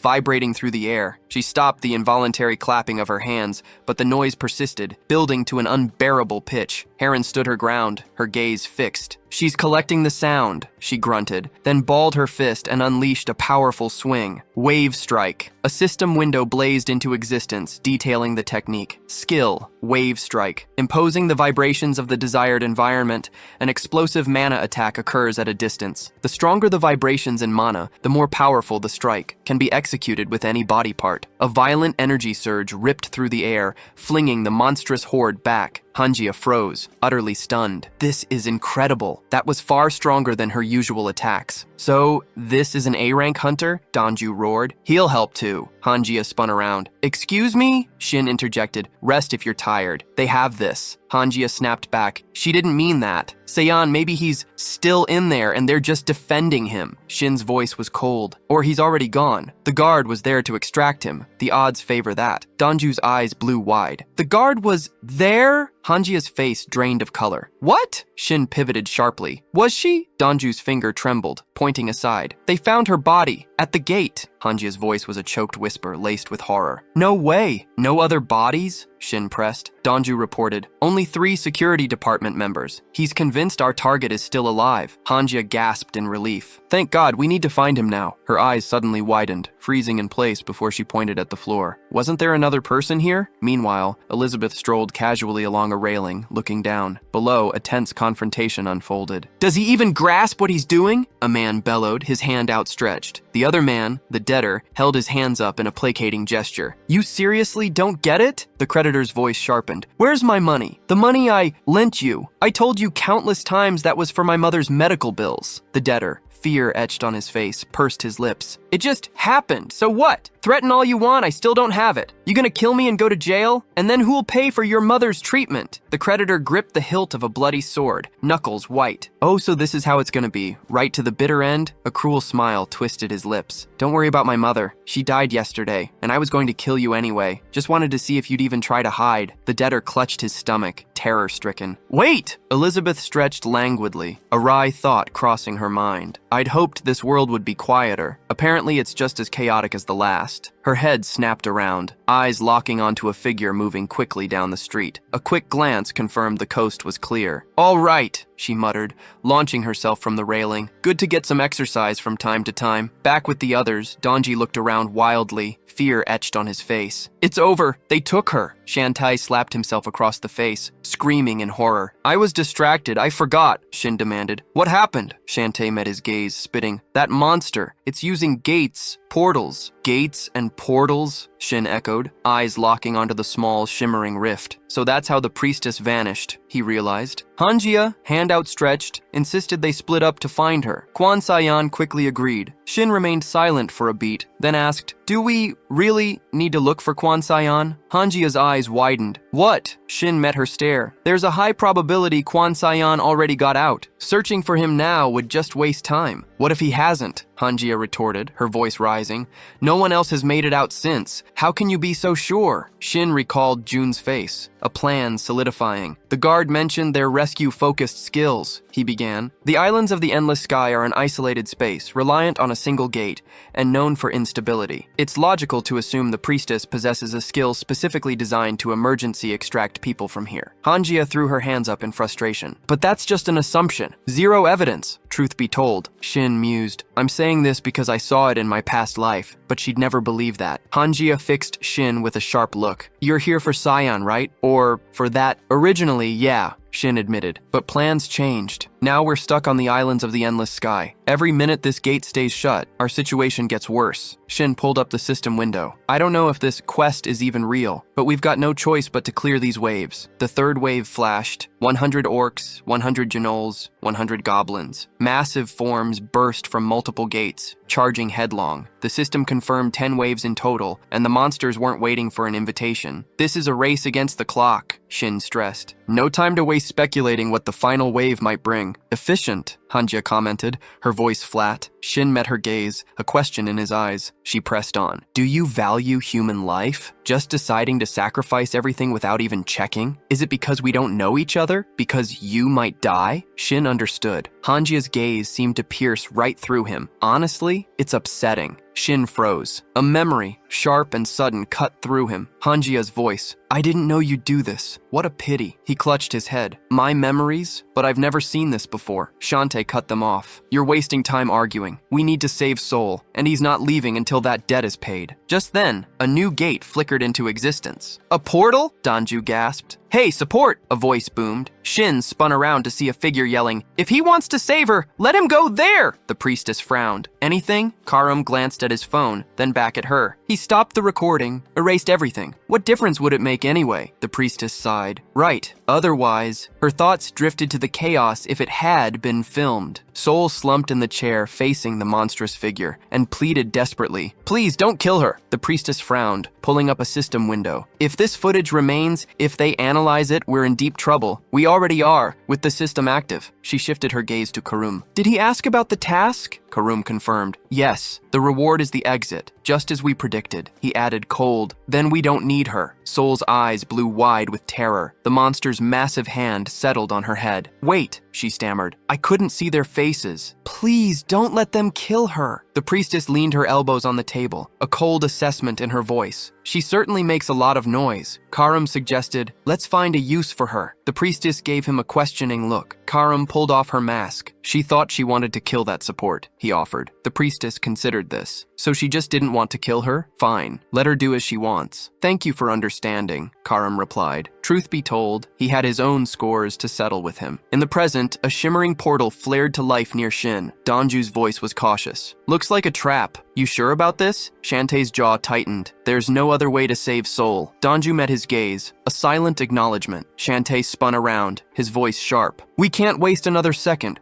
Donju, you and I are covered. There's a man out there fighting hundreds of monsters alone. We need to help her now. Meanwhile, Heron was deep in the fray. A system window flashed. Fourth wave, incoming. 80 orc warriors, 100 goblin archers, 20 skeleton knights, 150 skeleton warriors, 100 skeleton archers. Heron thrust her hands forward, a grim declaration. Just not the archers. Shin, however, moved decisively towards the portal. Hunjia stepped in front of him. Shin, don't! This is because of her. Shin turned to face Hunjia. It's okay. It's not her fault. He lifted his gaze, a silent resolve settling in his eyes. Unexpected, yes, but they'd have to see his true abilities eventually. This just moved up the timeline. No matter. They would proceed as planned. Shin turned back to the others. A warrior? Indeed, Shantae confirmed. He is. His name is Li Shantai. Shin materialized an energy weapon, extending it. Take it. Shantae shook his head. I'm already armed. Shin's voice cut through the air, sharp and urgent. Throw it into the portal in a minute. Shantae's brow furrowed. What? Shin spun, a question in his eyes. Can he promise him one last thing? He activated the plat skill, stepping through the portal. The priestess stared, a whisper escaping her lips. He really came? Shin's reply was curt. What does she want? The priestess's smile was unsettling. Stop acting arrogant. One awkward move and they'll smash her head. Her hand rose to her lips, a gesture of mock contemplation. He understands she's not going to just kill him, so he should stand still. In the corner, Karum sat casually on a chair, a single finger raised. The first rule. Junhun's scream tore through the air, followed by furious punches against unseen ice. What is this? Let him out! Shantae's gaze fixed on the shimmering portal, Shin's command echoing in her mind. Let him throw it into the portal! A decision hardened her resolve. I guess it's time, she thought, and with a powerful swing, hurled the swords into the swirling abyss. Shin, meanwhile, felt a strange unease that had clung to him ever since leaving the islands of the endless sky. Karum's voice cut through the tension again. The third rule, he will tell them everything he remembers. Understood? Shin felt a pull, a sense of incompleteness, as if he'd missed something crucial and couldn't simply return. He activated his World of the Net skill, focusing on Hanjia's image. Thanks to her, he now understood this power, this connection, and who Karum truly was. Karum's eyes widened in fear. How did he know his name? He demanded. Swords erupted from the portal, carving a sharp triangle into the floor before shooting forward. He doesn't know how it's connected to the priestess, Shin stated, though his grin betrayed his confidence. The priestess shrieked, scrambling back. Shin's smile widened. But that won't be enough to catch him. The priestess merely smirked, a predatory gleam in her eyes. This had been her plan all along. She thrust her hand forward, a shimmering barrier snapping into existence. A cold smile played on her lips. I'd forgotten I could simply lop your head off, she murmured. Behind Shin, a monster's clawed paw was already mid-swing. He reacted instantly, throwing up his own barrier just as the strike slammed into it. But then,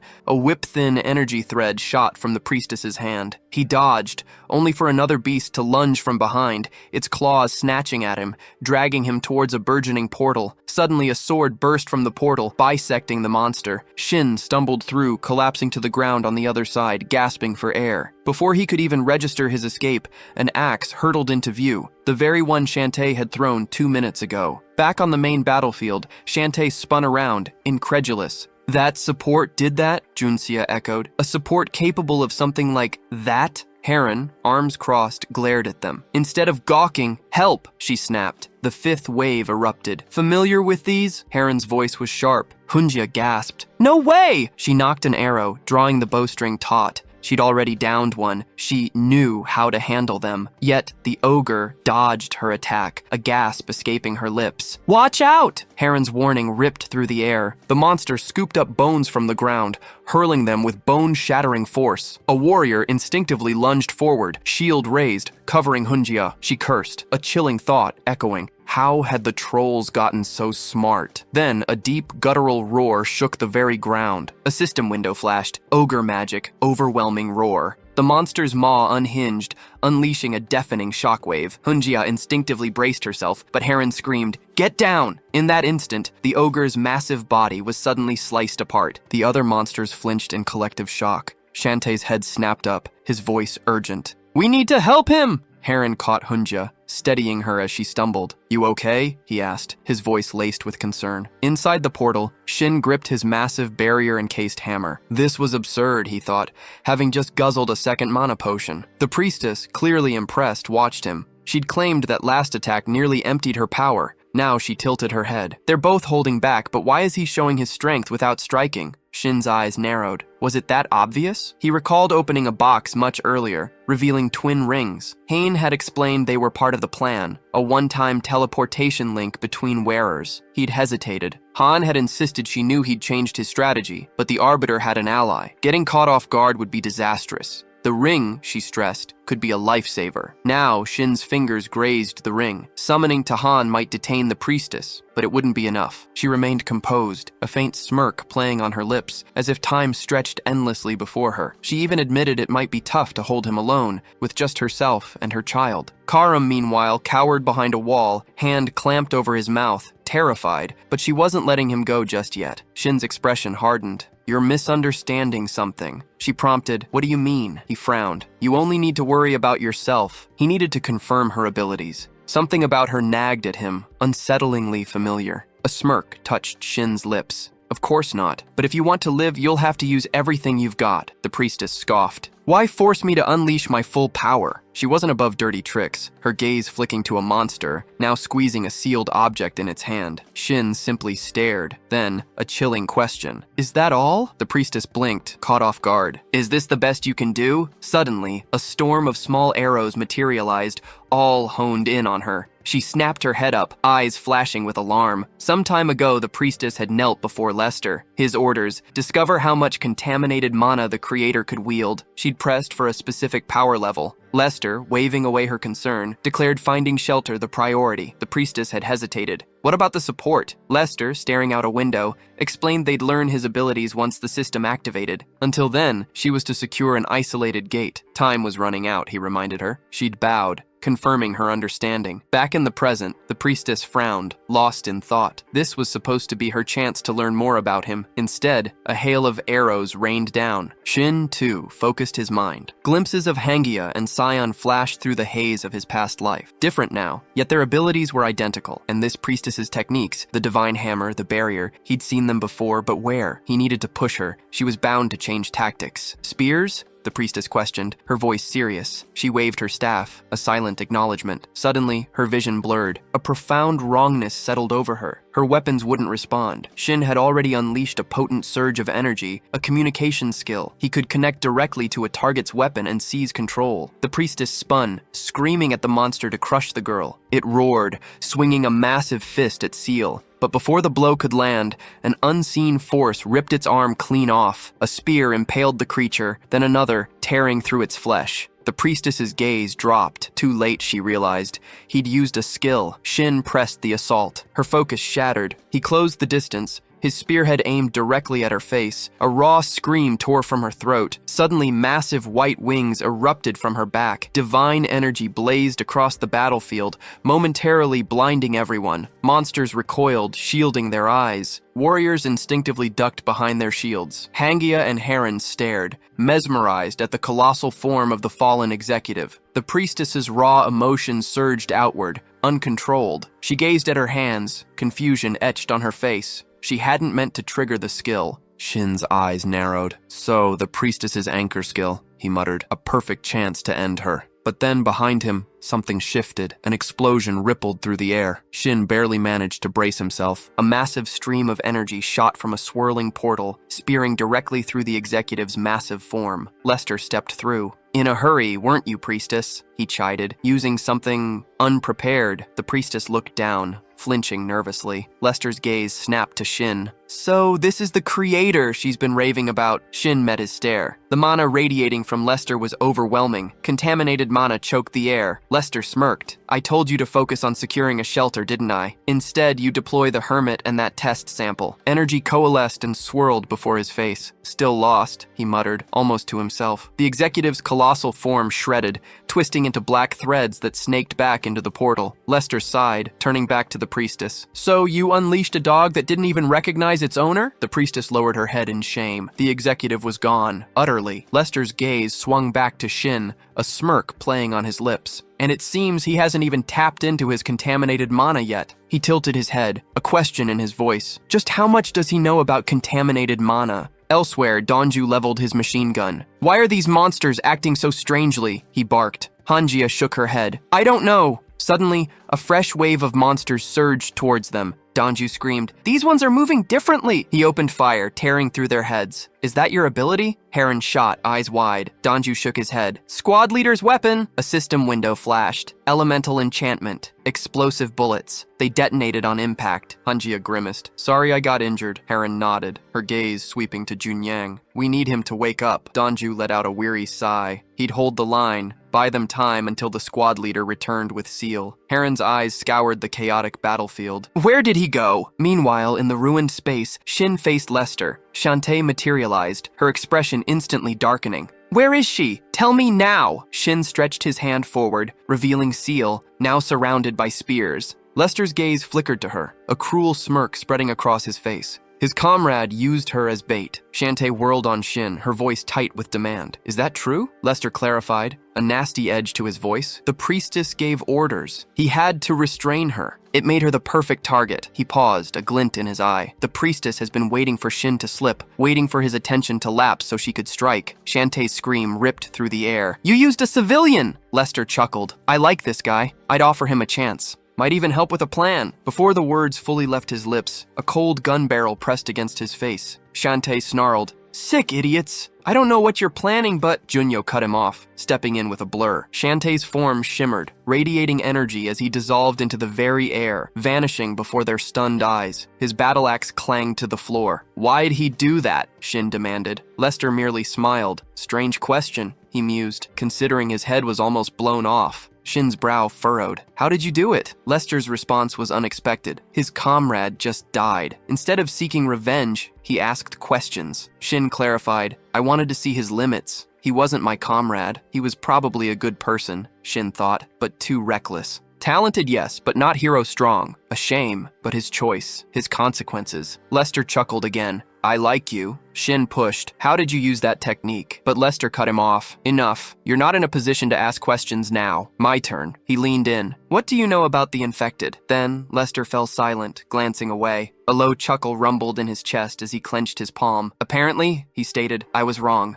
Puzzled, Shin watched him. With a dismissive swing of his hand, Lester declared, First, we deal with these annoying kids. No! Shin's thought screamed, turning in dread just as Lester's sword flashed, a booming command of, Down! A massive surge of energy erupted, sweeping through the room, cleaving through monster bodies. What did he say? Dongju gasped, but Hanjia was already yanking him to the floor, even as more monsters continued to fall apart around them. A nearby warrior raised a shield, screaming defiance, just before a thunderous explosion rocked the space. A beat of stunned silence followed. What just happened? Hanjia finally whispered. Haran, eyes wide, pointed. It flew out from Shin's side. He then spun, gasping at the sight of the warrior's body, cleanly bisected. What the hell is going on? Dongju demanded, scanning the chaos. Lester simply stretched out a hand. I assembled this gate because I needed it, he stated. But I can no longer control it. It's pointless now. Fighting is out of the question. Shin realized, a cold dread settling in. Could Lester do this even with contaminated mana? There's absolutely nothing I can do. He squeezed a flask, forcing himself to focus. Replenish mana, first priority. He emptied the bottle, noting it was his third. The potions were losing their punch. Addiction symptoms were already setting in. Lester's definitely got the priestess under his thumb, Shin deduced. But I can't beat him just by calling to Han. I have to survive first. Outlive him. Shin spun around. It wasn't just about him anymore. He had to protect Hanjia and the others. True heroes. He gritted his teeth. The how, a burning question. Lester might be interested now, but he'd toss Shin aside like Shantae the moment he grew bored. A system window blared. Contaminated mana. Usage blocked. Interference detected. Shin's nose started to bleed, a searing pain, and he cursed. If only he could use it. Just then, Lester pivoted. Are we seeing this? Hanjia's voice was sharp with confusion. Yes, Heron confirmed. Massive energy flows are surging towards the portals fast. Has this ever happened? Heron pressed. No, Hanjia stated. We'd have noticed something like that. She glanced at Shin, a grim resolve settling. Forgive me, she muttered, but I need to get to Shin. You're wounded, you can't shoot, Heron protested. Hanjia ignored her, barking, Dongju! He spun, answering her call, and she extended a hand. Weapon, now! He slapped a machine gun into her grasp, and she surged forward. Heron, meanwhile, stared at the flickering system window, her brow furrowed. What in hell is going on? She whispered, then flinched back, a gasp escaping her lips. Bloody cracks spiderwebbed across the air before her. Are the gates being destroyed? Lester exhaled slowly. Now we can talk calmly. Shin remained silent, his gaze unwavering.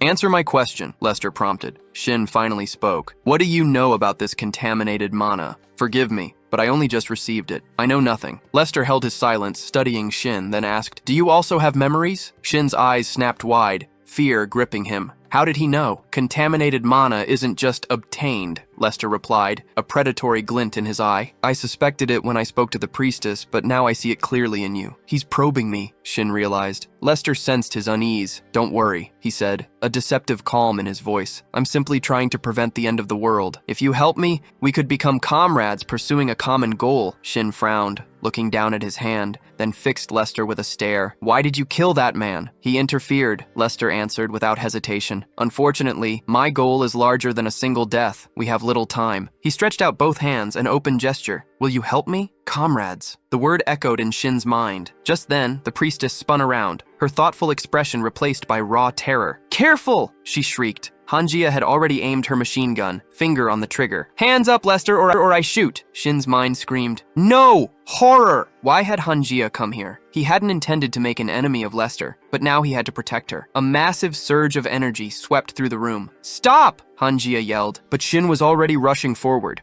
a blade manifesting in his hand. He had to thrust it, distract Lester, before that contaminated mana reached Hanjia. Hanjia dropped her machine gun, a choked scream tearing from her throat. Lester spun, fist clenched. Too slow! He struck, and Shin crumpled, a scream ripped from his own lungs. Lester stood over him, fists still balled. You use skills, Shin, but you're utterly undeveloped physically. Shin gasped. What are you talking about? You must know skills boost strength, Lester scoffed. But it's not enough. You've gotten by on skills alone until now, but you lack true physical prowess. You'll hit your limit soon. Shin stared up in stunned surprise, freezing as Lester loomed over him. Develop physically first, Lester advised, almost casually. There are many ways, especially with the system active. Why are you telling me this? Shin choked out. Lester's gaze was sharp. Because I've confirmed you have memories, and since I don't yet know if you're an enemy or an ally, I'm curious. Hanjia looked up, clutching the machine gun, fear etched on her face. Lester turned from Shin. My offer still stands. You'll answer later. He glanced around, puzzled. Where is the contaminated mana? Just then, a huge rift tore open above them. Lester stretched out a hand, his expression grim. This was a mistake. I didn't think she would go all the way. He pulled back his hood, revealing his face. My name is Lester, he told Shin,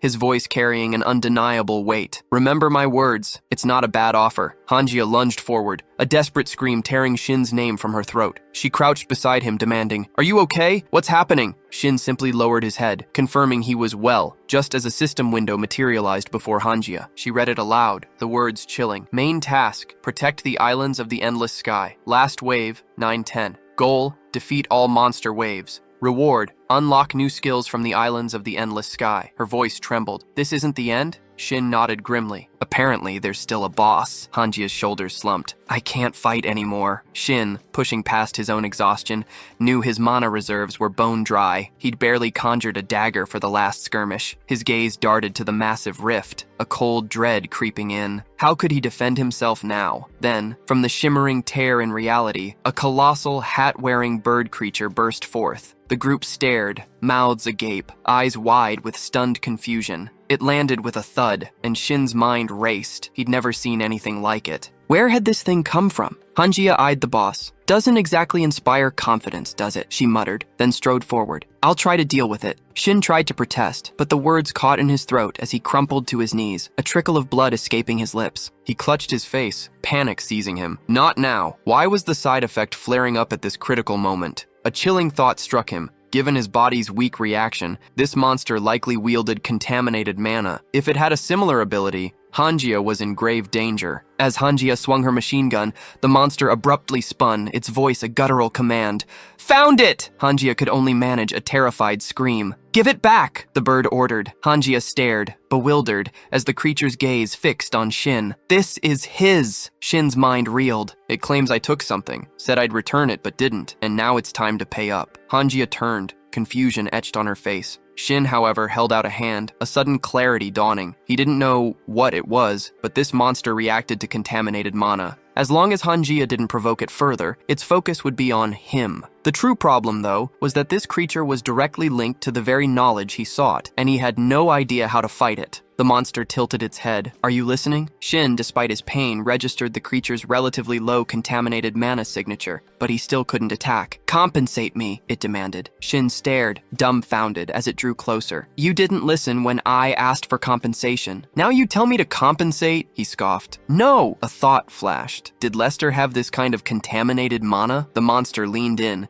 its voice a furious growl. Mine! This one had a lot, almost all of it, but he has almost none now. Where did it go? There seems to be a misunderstanding, Shin began, convinced. It was the one mistaken, but the monster cut him off, unwavering. No misunderstanding. Shin stared in surprise as it insisted. It was definitely used here. The stockpiles of it. Frustration boiling over, Shin slammed his hands against the ground, roaring, It's not mine! The bird creature shrieked, launching itself into the air. Immediately! Give it back! Immediately! Give it back! Just then, Heron's fist, crackling with energy, slammed into the monster's head. She glanced around, exasperated. What kind of nonsense is this? I don't need to defeat this. Shin, however, gasped. No! Good job! Instantly, new system windows materialized before them all. Main task. Deal with the last wave of the islands of the endless sky. Task completed. Rewards for completion will be granted. Shin stared, stunned. What about these two? And the corpses? If rewards were coming now. He spun around. All the guys, his teammates, the other awakened, had been instantly compressed into a single chaotic space. Cries of pain erupted from them, mingling with the confused murmurs of bystanders. What's going on? Does anyone understand? I'm not the only one seeing this, right? People were already reporting to the association, asking if only the awakened had witnessed this bizarre event. Shin placed a hand on his knee, a grim realization settling in. Instead of a reward, he murmured, we've been released. A police officer pointed frantically. People outside are reporting strange windows appearing to them too. A man scanned the chaos. The association's just as lost. Nobody understands this. Another officer asked, what was that? A robed figure calmly replied, my skills are written right here. Hanjia rushed over. What's happening? Shin shook his head. I don't know. As though the sudden system window and ensuing pandemonium made it clear something monumental was happening. Hanjia, hurrying past, apologized again, still demanding answers. Shin turned, wondering if even the unconscious had been transported. It seemed everyone had received a reward. He spotted Donju and Sale among the crowd. They were back too. Everyone returned, but not the dead. He could only hope the association would find a way to retrieve the bodies. Guards rushed towards Shin, offering profuse thanks to all who had returned alive from the isolated gate. The hall's initial confusion quickly gave way to a strange mix of relief and renewed responsibility. During the ensuing investigation, Shin learned critical details. The rift had shown a weak reaction moments before their return. The awakened had also experienced shared visions, and the rift itself had briefly dimmed. He observed an association member, a new understanding settling in. The task had been completed just seconds before they materialized.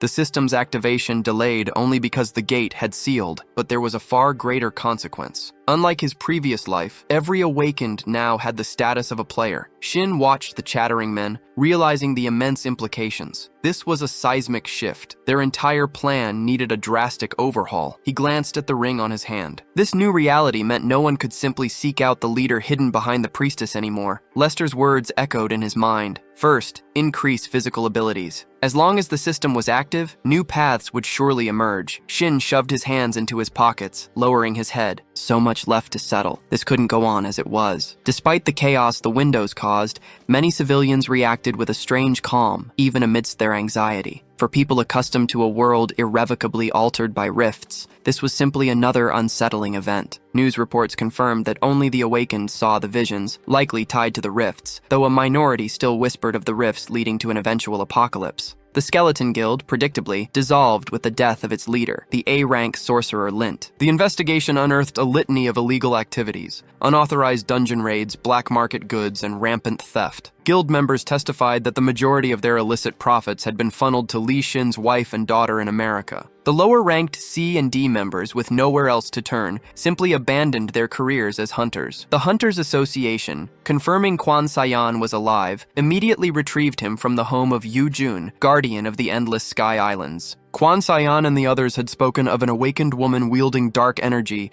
and the association was now actively hunting her down. With Guardian Yu Jun having no blood relatives and her husband and family deceased years ago, the association began deliberations on who should receive her compensation. Donju settled into a chair facing Soil's bed. "That's all we know for now," he stated simply. Soil offered a small smile. "A quiet thank you." Donju studied her. "Why share this data? So you remember something," Soil countered. "Even if not everything." Donju nodded slowly. "Right. But will you keep working?" Soil stared at him, puzzled. "What do you mean?" "The association is dangerous," Donju explained, his gaze serious. "There's no guarantee this won't happen again." Soil scoffed. "Is that what you're worried about? I have to continue. Who else will?" Donju clicked his tongue, a soft admission. "Unbelievable." Soil's smile widened. "We manage hunter lists, classify ranks, provide rewards, take reports, write reports on abnormal dungeons. We do so much. We're the department of everything." Donju just turned away, a silent yes. "And what everyone overlooks," Soil added, her voice dropping, "is that we originally posed as an association to clean up the Endless Sky Islands." Donju's eyes narrowed, now fully focused. Soil continued. "I'll look into it. Don't you think there's someone behind the villains? Gangsters, a megacorp,